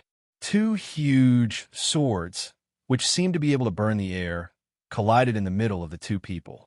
Following a violent boom, flames lit up the sky. A huge fireball, which brought along an unbearable high temperature, rapidly spread out in all directions. Run! Back off! Protect His Majesty! The spectators in the surroundings immediately fell into chaos as they all retreated. At the same time, multicolored saint force flowed out of their bodies, forming a barrier to protect themselves and the important people around them. The expression of the king of the Qin Empire changed slightly when he saw the flames rapidly approaching him. However, at this moment, a white figure flashed by. An azure-robed old man, radiating with dense wind-attributed saint force, instantly arrived before the king of the Qin Empire. He grabbed the king by the shoulder and flew into the air, escaping the range of the sea of flames. Figures flickered in the surroundings of the imperial palace. Earth Saint Masters with powerful ripples of saint force hurried over from various parts of the imperial palace, accompanied by groups of golden armored guards. All of them rushed over in a hurry. At the same time, 4 old men and 2 middle-aged men strode out from the crowd. The 6 of them formed a circle around the sea of fire. Then, they waved their hands in unison, using violent palm winds to suppress the flames that were rolling towards them. Jianshun and the old man had already been swallowed by the flames. However, although the flames were powerful, they did not affect them much. When the flames were a meter away from the 2 of them, they were stopped by an invisible force, unable to advance any further. Old man will go up and fight with you. The old man shouted as he shot up into the sky. In the blink of an eye, he was floating 500 meters above the ground. His body had shrunk to the size of an ant. Around his body, a thick layer of fire element enveloped him. Jianshun did not show any signs of weakness. With a thought, the wind elements between heaven and earth rapidly gathered towards him. Then they wrapped around his body and flew into the air, hovering 100 meters away from the old man. What? Why you can actually control the wind elemental energy? The old man stared at the wind elemental energy around Jianshun with his mouth agape. His face was filled with shock. The faint azure light around Jianshun was obviously noticed by the people below as well. All of them were extremely shocked, and the Heaven Saint Masters hidden in the crowd involuntarily cried out as if they had seen a monster. Disbelief filled their faces. How is this possible? He clearly has fire attribute saint force. How can he control wind attribute saint force now? Does he not have fire attribute saint force, but wind attributes Saint Force? Impossible. No one has ever been able to control two elements on the Tian-Yuan continent. He must be using some method that we don't know about. Jianshun, can you control both the fire and wind elements at the same time? The old man hovering in the air asked in shock. Jianshun faintly smiled. He did not deny it and said, "That's right. I can indeed control both the fire and wind elements." "No, that's impossible. How can you control two elements at the same time? This has never happened on the Tian-Yuan continent," the old man cried out. Jianshun said, "Nothing is impossible in this world. There are many things that are even more profound and inconceivable in this world. It's just that this level of comprehension is not something that we can touch upon." Although the old man was extremely shocked that Jianshun could control two types of energy of the world, he still calmed down very quickly and said, "You're right. The mysteries of the world are still not something that we can completely understand." It looks like the old man has lost his composure. The old man paused before a huge, fiery red sword appeared in his hand. He glared at Jianshun and said, "Today, let me see just how powerful someone who can control two elements is." Jianshun smiled and raised his hand slightly.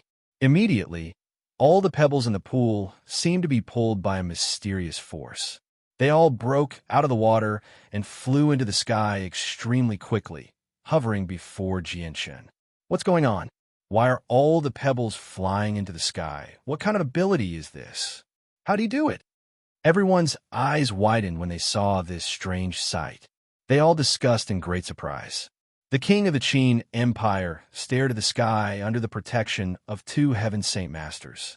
He mumbled to himself, "This Jianshun is even more complicated than I imagined. He's reached Heaven Saint Master at such a young age. Such a genius is rarely seen on the Tian-Yuan continent, even in 1,000 years." A Heaven Saint Master beside the king's side in amazement when he heard that. It's not just rare. It's basically rare even in 10,000 years. With the talent he has displayed, he'll become a saint ruler at the very least if he matures successfully. It won't be difficult for him to reach the level of the Holy Emperor. The king's expression immediately changed when he heard that. Even the princes standing behind the king were shocked when they heard this. They found it difficult to remain calm, and their gazes toward Qin Ji were filled with deep envy and jealousy. On the other hand, Qin Ji's joy was indescribable with words after personally witnessing Jianshun's outstanding ability. At this moment, the old man in the sky began to move. He no longer dared to look down on Jianshun, so he used his full strength. He charged toward Jianshun with his huge sword and flames that could vaporize the air. Chapter 395. Watch out for my sword. The old man flew in front of Jianshun and yelled out. His huge sword was covered in flames as it slashed toward Jianshun. Jianshun's gaze suddenly sharpened as a faint azure and violet light flickered in his eyes. The huge sword made of countless pebbles in front of him shone with a hazy azure and violet light as it shot toward the old man like a bolt of lightning. Boom! With a violent boom, the old man's huge sword collided with the sword made of countless pebbles. Quite a lot of the flames on the huge sword were dispersed, turning into sparks that shot in all directions. From afar, it looked like fireworks had bloomed in the air. It was an extremely spectacular sight. The old man's attack had reduced quite a few of the pebbles to dust, but there were still quite a few pebbles that remained in perfect condition that continued to shoot toward the old man. The old man's body was obstructed as he forcefully came to a halt in the air. Hearing the ear-piercing sound of something tearing through the air, the old man's face could not help but become even more stern. He immediately swung his huge sword and slashed out with surging fire-attributed saint force, forming a magnificent red blur in front of him that blocked the incoming pebbles. Normally, these pebbles would be as weak as tofu before a Heaven Saint Master. They could be crushed without any effort, but the pebbles that had been strengthened by Jianshun's azure and violet sword qi had become extremely powerful. As a large number of pebbles collided with the old man's huge sword, the sound of continuous explosions rang out in the air. Now, the old man's body had been completely restrained by the pebbles. Under the control of Jianshun's mind, The pebbles had already scattered and surrounded the old man, attacking him from all directions. Just what kind of strange ability is this? The old man was secretly shocked. His body had already been protected by a barrier of fire-attributed saint force. He fended off the pebbles around him as he tried to think of a way to break free. It wasn't that he hadn't thought of ignoring the attacks around him and directly charging towards Jianshan, but the attacks from the cobblestones were just too powerful. It would be very difficult for him to block the attacks with just a layer of energy around him. Moreover, the attacks were very concentrated, making it difficult for him to move an inch. Jianshan grabbed at the air with both hands, and the fire elemental energy in the surroundings rapidly gathered as streams of light. They quickly condensed into two huge, fiery red swords in front of him. As soon as the swords were condensed, they turned into a streak of fiery red light that shot towards the old man. The temperature it gave off seemed to even burn the air. Wherever it passed, the surrounding space became a faint pink color. The old man's face had already become extremely stern. He sent out two strands of sword chi with lightning-like speed, colliding with the two swords condensed from flames from Jianshan. With an intense rumble, the fiery light enveloped the sky. The waves of fire were like a magnificent army galloping in the sky, and also like a gorgeous flower blooming in the sky. The waves of fire that filled the sky were like surging waves that swept out in all directions. At this moment, the temperature in the world suddenly soared, making countless people in the palace below feel as if they were in a huge steamer. The scorching heat was unbearable. Jianshan's eyes flickered with a resplendent light. Suddenly, the wind in the surroundings whistled through the air, producing ghostly wails and howls. It blew away the waves of fire that surged toward Jianshan and headed toward the old man, completely submerging him in a single instance. Jianshan knew that an attack like this would not pose much of a threat to a Heaven Saint Master. At most, it would make him suffer a little. As a result, he did not stop there. Grabbing at the air with both hands, he condensed two more flaming swords that shot toward the old man. The swords immediately disappeared into the sea of fire. The next moment, a violent explosion rang out. The sea of fire churned violently as clouds of fire flew out, dispersing into the surroundings. A white figure flew out of the sea of fire. It was the old man who had been submerged in the sea of fire. Although the old man was not particularly injured, he was in an extremely horrible condition. His hair was disheveled and many of his clothes had been torn. He no longer possessed his sagely bearing from before. The old man hovered in the air in a rather stiff manner. He did not continue to attack, and Jianshan did not attack either. He understood that the old man was only testing his strength. It was not like there was some sort of irreconcilable enmity between them that required them to fight to the death. Very soon, the flames in the sky vanished. The heat that enveloped the entire imperial palace rapidly receded as well. The old man stared at Jianshan with mixed feelings. After being stunned for a while, he sighed in the end, "Old man has lost." Jianshan smiled and clasped his hands. "You must be joking, old sir. You probably only used less than 80% of your strength in this battle. If you had used your full strength, the outcome probably would have been completely different." The old man waved his hand and said, "A loss is a loss. Old man is not a sore loser." Although the old man did not use his full strength, your remaining strength is probably much greater than the old man's. Hearing this, Jianshan smiled and did not continue to dwell on this topic. He then slowly descended from the sky. Jianshan and the old man landed on the ground at the same time. Although there were over 1,000 people present, the entire place was silent. Whether it was the king of the Qin Empire, the members of the royal family, or the leaders of the various large organizations, they all stared blankly at Jianshan's young and handsome face. Not only had Jianshan reached the level of a Heaven Saint Master at such a young age, his strength had also greatly exceeded everyone's expectations. He had even caused an imperial advisor of the Qin Empire to sigh in admiration. At this moment, everyone was stunned by Jianshan's great strength and terrifying talent. If he could reach the level of a Heaven Saint Master in his 20s, Just how terrifying would his strength be when he was 50 or even 100 years old? Wow, Jinshan, you really are too powerful. You've actually reached the level of a heaven saint master. The silence was broken as the southern prefectural princess stared at Jinshan with a face full of admiration. She clapped her hands and cheered. Princess Qin Shuang and Princess Qin Yubing also looked at Jinshan with a strange light in their eyes. Other than them, there were many other princesses and young ladies who looked at Jinshan with deep admiration. There were even a few young ladies who looked at Jinshan with infatuation. Although Jinshan's hair and eyebrows had yet to grow back, he was still extremely handsome. Coupled with the fact that he had reached the level of a heaven saint master at such a young age, becoming a peak expert on the continent, he had become the Prince Charming of many of the young ladies present. Good. Jinshan's strength has truly broadened our horizons. Jinshan, since you're friends with my son Jinshan, you're no longer an outsider. I'll be so bold as to call you my nephew. How does that sound? The king of the Qin Empire loudly smiled. He was very excited. Qin Ji, who stood behind the king of the Qin Empire, also faintly smiled. At that moment, he suddenly realized that he had never felt so excited before. At the same time, he was also rather shocked. Jinshan's sudden display of strength as a heaven saint master had given him quite a fright. This was just far too shocking for someone of Jinshan's age. Jinshan calmly accepted the king of the Qin Empire's goodwill. This was something that would only benefit him. He immediately clasped his hands with a smile and said, "This is Jinshan's honor."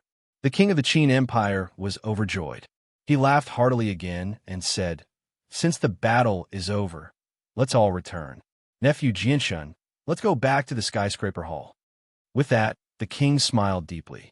He then grabbed Jinshan's hand in an extremely friendly manner and made his way back to the hall. He asked about Jinshan's well-being with great concern along the way, constantly calling him nephew. Xiao Han, who was hidden in the crowd, stared blankly at Jinshan. His face was blank as if he had suddenly become stupid. Impossible. Impossible. How could he be a heaven saint master? This must be an illusion. Yes, it must be an illusion. Xiao Han's lips trembled slightly as he mumbled to himself in an almost inaudible voice. His voice was filled with shock and disbelief. At this moment, the pale-faced Mu Zai arrived before Xiao Han. Seeing Xiao Han's blank expression, he gently sighed and scolded, "You've offended someone you can't afford to offend. I never thought that he would become a heaven saint master so soon. With such talent, his future is limitless. Even Imperial Protector Ta is not his opponent. Looks like even your grandfather might not be able to defeat him. No, I have to tell your grandfather about this." Xiao Han's face immediately changed when he heard that. He quickly grabbed Mu Zai's hand and said hopefully, "Uncle Mu Zai, do you think my grandfather will seek justice for me?" Mu Zai's face could not help but change when he heard that. He viciously glared at Xiao Han and said softly, "Why are you still so foolish? Don't bring this up again. Jinshan is also a heaven saint master, and a talented one at that. Even the king is trying his best to rope him in. Your grandfather is no threat to Jinshan at all. If you don't repent, even your grandfather will be implicated." Xiao Han's face paled as he said with a trembling voice, "Uncle Mu Zai, what should I do now?" Mu Zai sighed and said, "You better apologize to Jinshan quickly. I have to tell your grandfather about this matter. I hope he can turn this matter into a small one, and a small one into nothing." Very soon, everyone returned to the hall they had been in before. The king pulled Jinshan to the front of the hall and sat down on the dragon throne. He then ordered a palace made to bring over a luxurious chair for Jinshan to sit beside him. He treated Jinshan more warmly than he treated his own children. The nobles and royal relatives did not object to the king's actions at all. They all smiled and nodded at Jinshan in a friendly manner, as if Jinshan really did deserve such treatment. The king of the Qin Empire could not hide his excitement. He looked around and cleared his throat, loudly announcing, "Since everyone is here, I will use this opportunity to announce a decree. Now, I appoint Jinshan as the imperial protector of the Qin Empire. Does anyone have any objections?" Chapter 396. P.S. The internet was cut off yesterday, so I couldn't update. For chapters will be updated today. This is the second one. The third chapter will be updated before midnight. The fourth chapter will be updated after midnight. The king of the Qin Empire couldn't hide his excitement. He looked around, cleared his throat, and said in a loud voice, "Since everyone is here, this king will take advantage of this good opportunity to announce a decree. Now, this king appoints Jianshan as the imperial protector of the Qin Empire. Does anyone have any objections?" As soon as the king finished speaking, the entire hall fell silent. Everyone stared at the king with their mouths agape. Their faces were filled with surprise and disbelief. The imperial protector and the state preceptor were two completely different levels of status. The imperial protector was much more powerful than the state preceptor in both status and power. An imperial protector could not only mobilize a large number of troops of a kingdom at will, but he could also order the state preceptor to do things for him. In addition, the imperial protector also had a very terrifying power. He could behead the incapable emperor and kill all the civil and military officials in the court. His power was almost comparable to that of the monarch of a country. The king of the Qin Empire obviously saw Jianshan's unprecedented potential, so he appointed Jianshan as the imperial protector. The king of the Qin Empire's order not only stunned everyone in the hall, but even Qin Ji, who was standing next to him, had a look of disbelief on his face. His mind had already gone blank. After a while, the silence was finally broken. An old man with a head full of white hair strode forward and cupped his hands, saying, "Your Majesty, this absolutely cannot be done. With Jianshan's ability, he is indeed qualified to be the state preceptor, but if he is appointed as the imperial protector, I'm afraid it will be very inappropriate." "Your Majesty, Prime Minister Kirill is right. The imperial protector has too many implications. It is indeed inappropriate to rashly appoint him. Why don't we let Jianshan be the state preceptor first?" Another old man stepped forward. "Your Majesty, the imperial protector cannot be appointed rashly. It must be approved by all the state preceptors of the Great Qin Empire, or be approved by several esteemed imperial protectors." The one who spoke was a middle-aged man wearing simple clothes. His face was resolute, and his body emitted a faint murderous aura. He was a general in charge of guarding a region and had real power. "Your Majesty," an endless stream of objections came from all over the hall. Although Jianshan's talent and strength were extraordinary, the imperial protector had too many implications. It could almost be said that he was the ruler of a country. With Jianshan's age, many people did not dare to let Jianshan be the imperial protector, but there were many who agreed to let Jianshan be the state preceptor. At this time, more than 20 people came one after another outside the hall. Most of them were old men, and only a few middle-aged men and 3 middle-aged women in their 30s. These people came quietly and stood quietly at the back of the hall. They did not say a word, and very few people noticed their existence. His Majesty, who was sitting at the head of the hall, noticed the sudden arrival of the group at the back of the hall. He immediately showed a faint smile and said, "Yes, as you said, the imperial protector has too many implications. I indeed do not have the right to appoint the imperial protector. It must be approved by all the state preceptors of the Qin Empire or the 4 esteemed imperial protector." His Majesty stood up from the dragon throne and laughed loudly.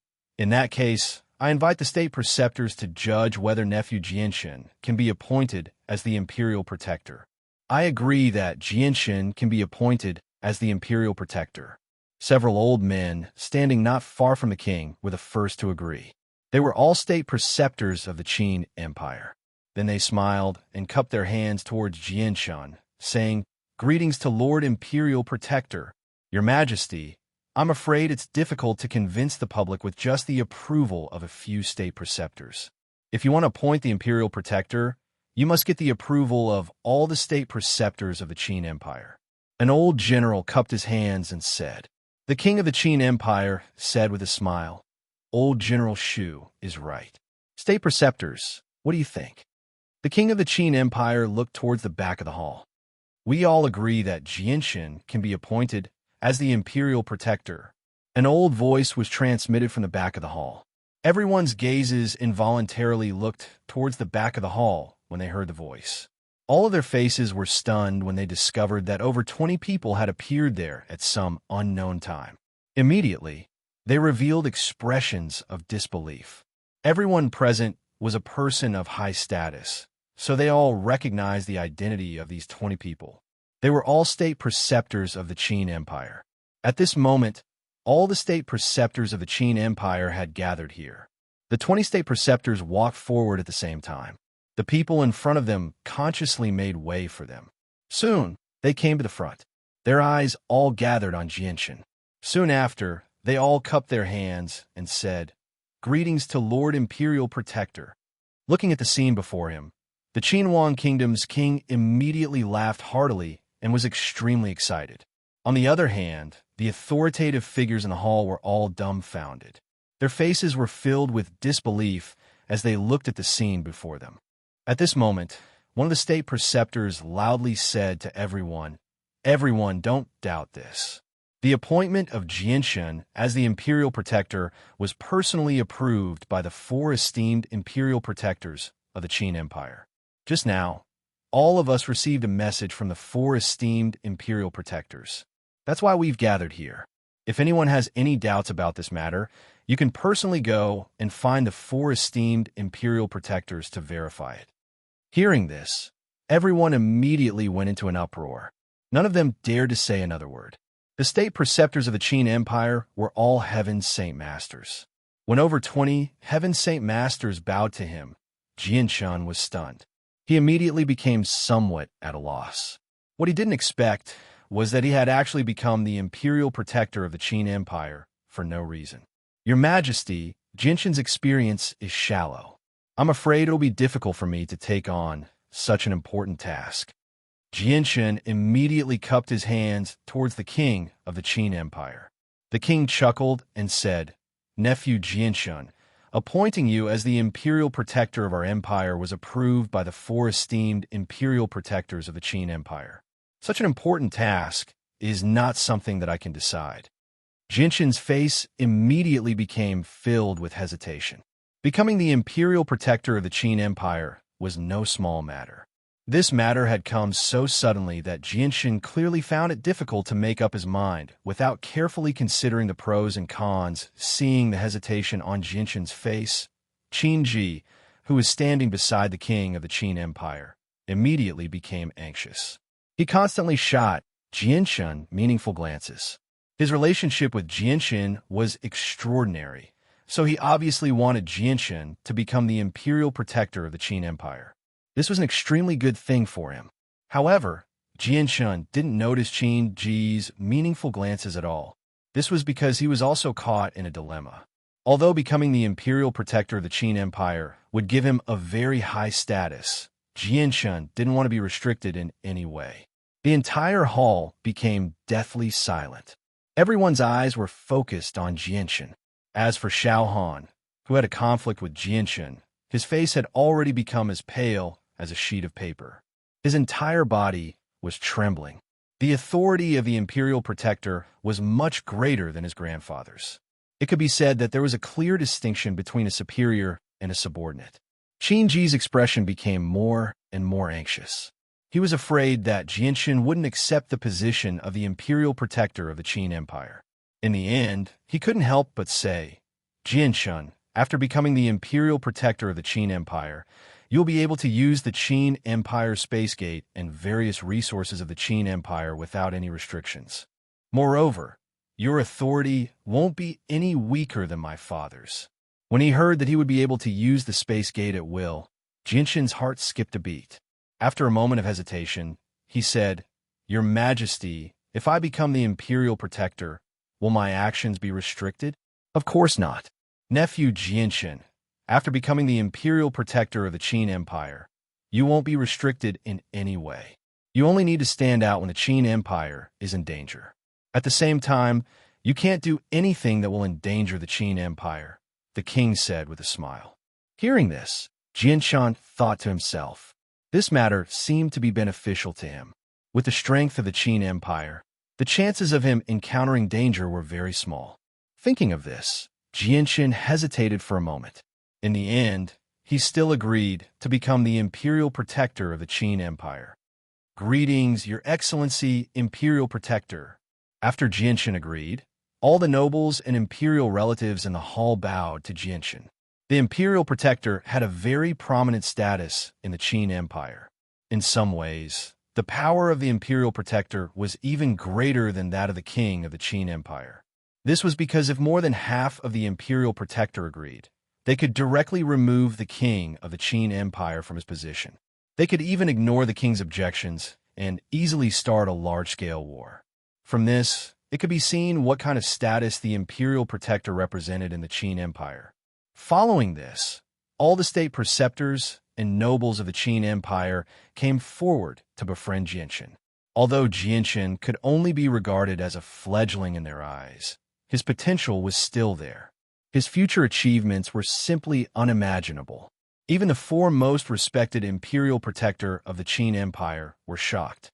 After Jianxin became the imperial protector, Qin Ji was the happiest, the most excited, and the most excited person present. His face was beaming like a pear blossom, and he couldn't close his mouth for a long time. Jianxin's appearance had undoubtedly stolen the limelight that originally belonged to the king of the Qin Empire.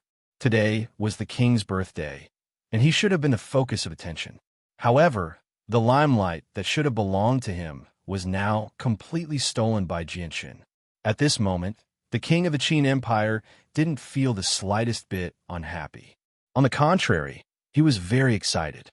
The smile that came from the bottom of his heart didn't disappear from his face. Chapter 397. The 50th birthday celebration of the king of the Qin Empire soon came to an end. In the evening, Jianxin returned to his own palace after bidding farewell to all the influential figures. Now that Jianxin was the imperial protector of the Qin Empire, his status was very different from before. In the imperial palace, he was allocated a luxurious palace decorated with gold and jade. The name of the palace was also changed to Qin Heaven Palace. Qin Heaven Palace was a name that could only be given to the palace where the imperial protector lived. Not only was it vast in scale, even the decorations and layout were much better than the Xingyan Palace where the Qinji lived. Jianxin carried the white tiger, who was still sleeping and digesting the medicinal effects, and arrived at his own Qin Heaven Palace accompanied by several palace maids. Looking at the splendid decorations around him, Jianxin was secretly speechless. The decorations of Qin Heaven Palace were too luxurious. Jianxin swore that he had never seen such a luxurious palace before. "Lord Imperial Protector, let us servants help you bathe and change your clothes." Several beautiful palace maids behind Jianxin whispered softly. They all looked at Jianxin's back with anticipation. These palace maids were all carefully selected by the king himself. They were all around 20 years old and were the most beautiful people in the palace. Not only were they heavenly beauties, they were also all virgins. Jianxin looked back and forth at the splendid palace. He waved his hand at the palace maids behind him and said indifferently, "All of you are dismissed. Lord Imperial Protector, don't you like us to serve you?" The palace maids looked at Jianxin pitifully with a faint desire in their eyes. Jianxin was so handsome and had such a high status as the Imperial Protector. To them, it was a great honor to be able to serve Jianxin. "All of you are dismissed. I'm not used to being served. If there's anything else, I'll call for you." Jianxin's tone was very calm. After he finished speaking, he carried the white tiger and walked towards his bedroom. Looking at Jianxin's disappearing figure, the most outstanding and beautiful palace maids, who were carefully selected from the entire palace, could only reveal disappointed expressions. They then left with a regretful heart. Outside Jianxin's Qin Tian Hall, 500 imperial guards in golden armor were like stone statues. They solemnly guarded the surroundings, and every single one of them had an extremely proud expression. To be able to become the imperial protector's personal guard was a great honor to them. Their status in the entire imperial palace was incomparably respected. Other than the other four imperial protectors' personal guards, it could be said that no other army had a higher status than them. These imperial guards were all great Saint Masters. They were led by 5 captains who were Earth Saint Masters and 1 general who was a 6-cycle Earth Saint Master. They guarded the surroundings of the Qin Tian Hall day and night. It could be said that they were Jianshan's personal army that was specially made to serve the imperial protector. Even the king was unable to command them. The night quickly passed. Early the next morning, a captain's voice rang out from outside. Reporting to the imperial protector, the 3rd prince, Qin Ji, wishes to see you. Jianshan had become the imperial protector of the Qin Wang kingdom. In just a single day, Jianshan's status had become much higher than Qin Ji's. Now, if Qin Ji wanted to enter the Qin Heavenly Palace, he would need Jianshan's permission. Very soon, Jianshan walked out from the Qin Sky Palace and personally invited Qin Ji in.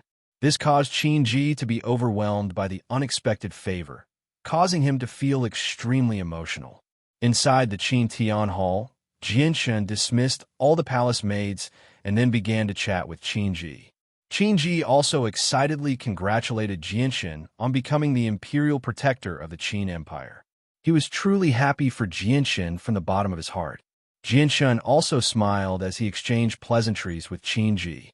Although his status had changed greatly, it did not affect his mental state at all. He still treated Qin Ji as a friend because he knew that if Qin Ji had not invited him to attend his father's birthday celebration, he would not have such a high status. Jianshan, you are now the imperial protector of the Qin Empire. You can use the spatial gate whenever you want. However, I still hope that you can stay here for a while longer. Qin Ji and Jianshan sat opposite each other and smiled faintly. Jianshan shook his head and said solemnly, "No, I'm in a hurry. Since I can use the spatial gate whenever I want, I'll leave now. The longer I delay, the more uneasy I feel." Jianshan, can you tell me why you're in such a hurry? Who knows, I might be able to come up with some ideas for you. Qin Ji asked with concern. Now that Jianshan's status had changed greatly, he had to do his best to curry favor with Jianshan. Jianshan hesitated slightly when he heard that. He said, "That's my hometown. There's probably a war there right now. I need to hurry over as soon as possible, or the consequences will be unimaginable." Qin Ji's face also became somewhat stern. He then asked Jianshan about the strength of that region. After hearing that, he immediately relaxed and chuckled. "It's just a small matter. My Qin Empire only needs an army to deal with a few small countries. Jianshan, you can mobilize 1,000,000 elites of my Qin Empire right now. Do you want to send reinforcements? There's no need for that. This place is very far from my hometown. With my speed, it'll take me 2 or 3 months to get there. Coupled with the fact that the army moves extremely slowly, it'll probably be several years before they get there." Jianshan rejected without any hesitation. "Then why don't you just take a few imperial protectors with you? With your status, even if you take all the imperial protectors of the Qin Empire, no one will object. Don't worry, my Qin Empire still has 4 extremely powerful imperial protectors. There won't be any problems with your safety," Qin Ji suggested. Jianshan hesitated when he heard that. He knew that the kingdom of Jessen only had around 10 Heaven Saint Masters, while the 4 kingdoms had 20 to 30. The difference was just too great. Seeing Jianshan's hesitation, Qin Ji knew that Jianshan was tempted. He immediately added fuel to the fire. "Jianshan, don't hesitate. Don't forget your current status. You have the authority to mobilize these forces." Jianshan thought about it and nodded in the end. For safety's sake, he decided to take a few imperial protectors of the Qin Empire with him. "Jianshan, the movements of the imperial protectors are not restricted. Moreover, you were the one who gave the order this time, so there's no need to report to my father. Just order the imperial protectors of the Qin Heavenly Hall to gather the imperial protectors." Qin Ji advised Jianshan. Jianshan did not understand the matters of the imperial palace and his authority as well as Qin Ji. Afterward, Jianshan followed Qin Ji's suggestion and ordered the imperial protectors to invite the imperial protectors to the Qin Heavenly Hall. Very soon, over 20 imperial protectors of various ages gathered in the Qin Heavenly Hall. Although Jianshan was young, his status and strength were there for all to see. His great potential had already won the respect of all the imperial protectors. All the imperial protectors took advantage of the fact that the difference between them and Jianshun was not too great to try to befriend him. They knew that Jianshun's status had been personally appointed by one of the 4 imperial protectors. He would definitely become a saint ruler in the future and even have the chance to become a holy emperor. At that time, it would not be as easy for them to get close to him. Now was the perfect time to cultivate their relationship. Jianshun told his thoughts to the imperial protectors. Immediately, all of them expressed their willingness to go with Jianshun. Their enthusiasm made Jianshun wonder who was the one asking for help between him and the imperial protectors. The feeling was completely reversed. At this moment, a sage-like old man stepped forward and clasped his hands. Imperial protector, I am Xiao Tian. Xiao Han is my grandson. I heard yesterday that my useless grandson had actually offended you, imperial protector. I hope you can forgive my useless grandson. I have already locked him up and taught him a harsh lesson. Xiao Tian is willing to go with you, imperial protector, to atone for my grandson's sins. I hope you will allow it. Jianshun immediately looked at Xiao Tian and carefully studied him. Xiao Tian wore white robes and had a sage-like demeanor. He had white hair and a ruddy complexion. His silver white hair was tied into a knot above his head. He gave off a heroic aura that faintly gave off an aura of justice. He was very extraordinary. Is this the extremely talented 5th cycle Heaven Saint Master that Qin Ji spoke of? Jianshun thought inside. Hearing about Xiao Tian was not as good as meeting him in person. After personally seeing Xiao Tian, Jianshun had a feeling that Xiao Tian would definitely achieve great things in the future. At the same time, he could vaguely sense an aura of justice from Xiao Tian. This was definitely an open and above-board person, very different from his grandson, Xiao Han. Although he thought like that, Jianshun's expression did not change. He clasped his hands and smiled. Mr. Xiao Tian must be joking. Jianshun has completely forgotten about your grandson.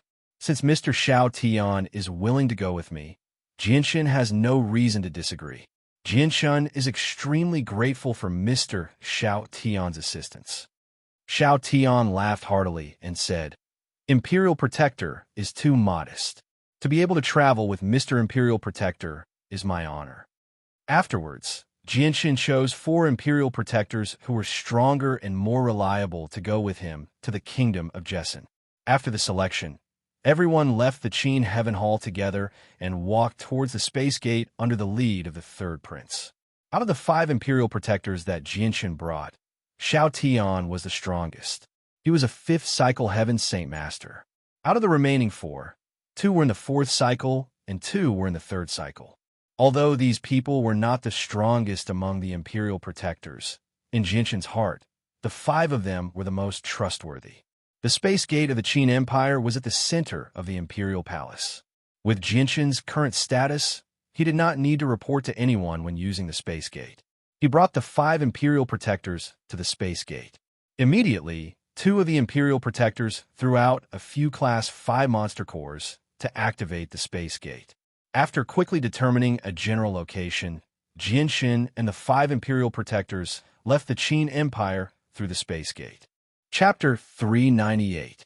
With a single step, Jianshun was already several 100,000 kilometers away from the Qin Empire. When Jianshun and the 5 Imperial advisors came out of the space gate, they had already arrived in an unfamiliar region.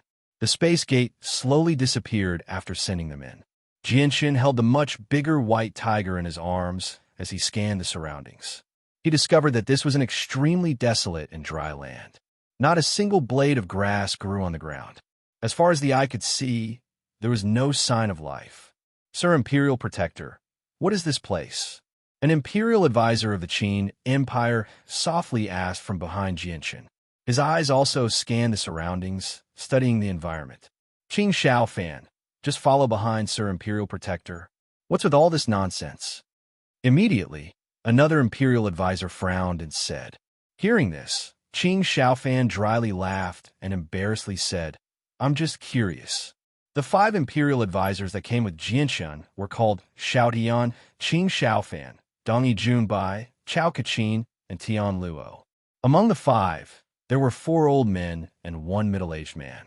The 2 old men who spoke were called Qing Shaofan and Dongi Junbai. They were 2 fourth cycle Heaven Saint Masters, while Chao Kachin and Tian Luo were 3rd cycle Heaven Saint Masters. The 5 of them were all over 100 years old. At this moment, the white tiger in Jinshan's arms suddenly woke up.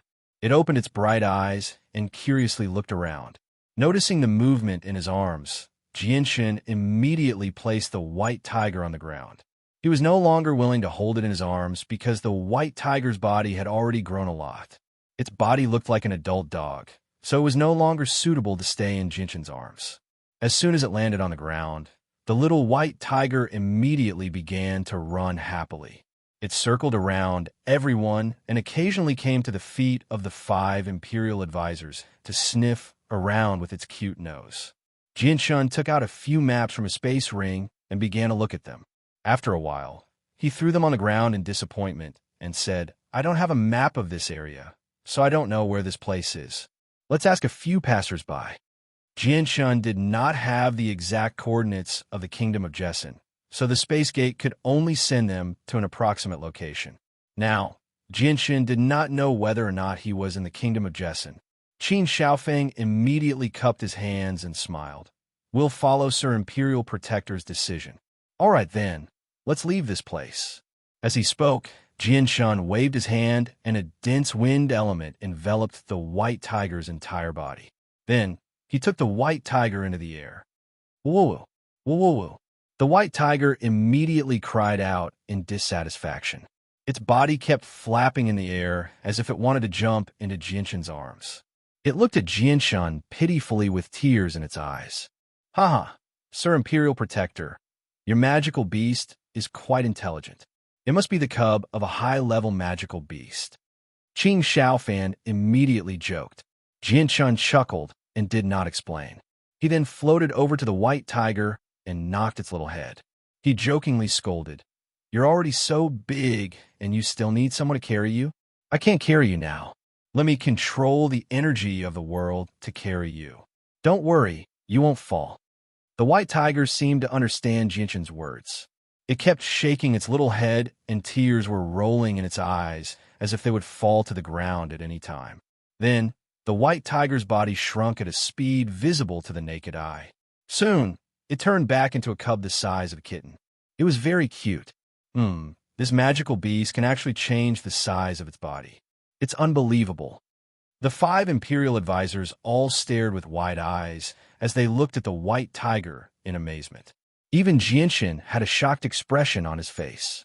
However, when he thought of the white tiger's true identity, he understood. He glanced at the 5 imperial advisors behind him from the corner of his eyes and smiled faintly.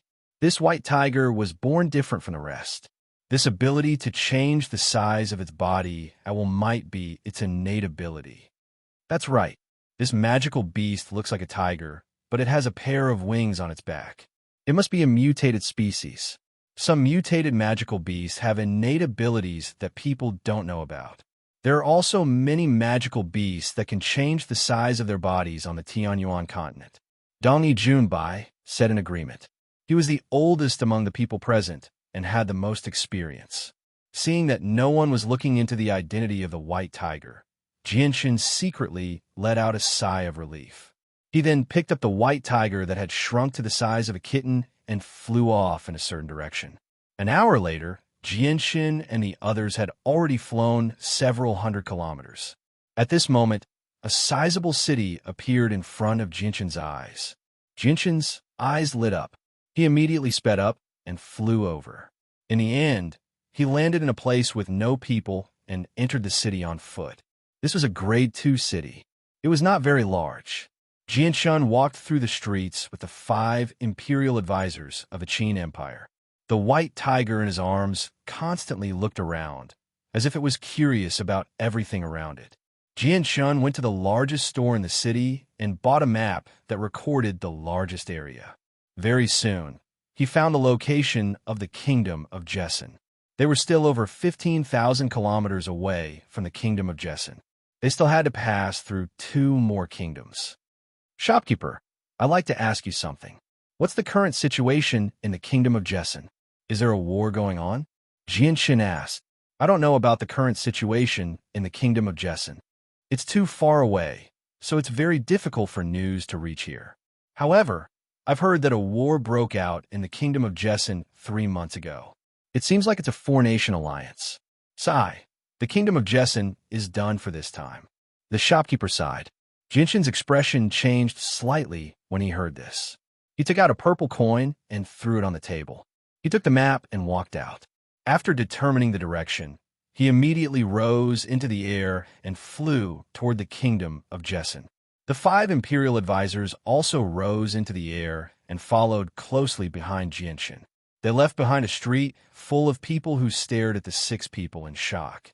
Only after a long while did the street erupt into an intense discussion. In a second-class city, Earth Saint Masters were already very rare, let alone Heaven Saint Masters. Now that 6 of them had appeared, it was easy to imagine how great of an impact it had on everyone's hearts. Jianshan and the others flew day and night without rest. After a day and night of traveling, they finally arrived at the kingdom of Jessen, a neighboring country called the Qiangan Kingdom. He then landed in a small city near the border fortress to gather information.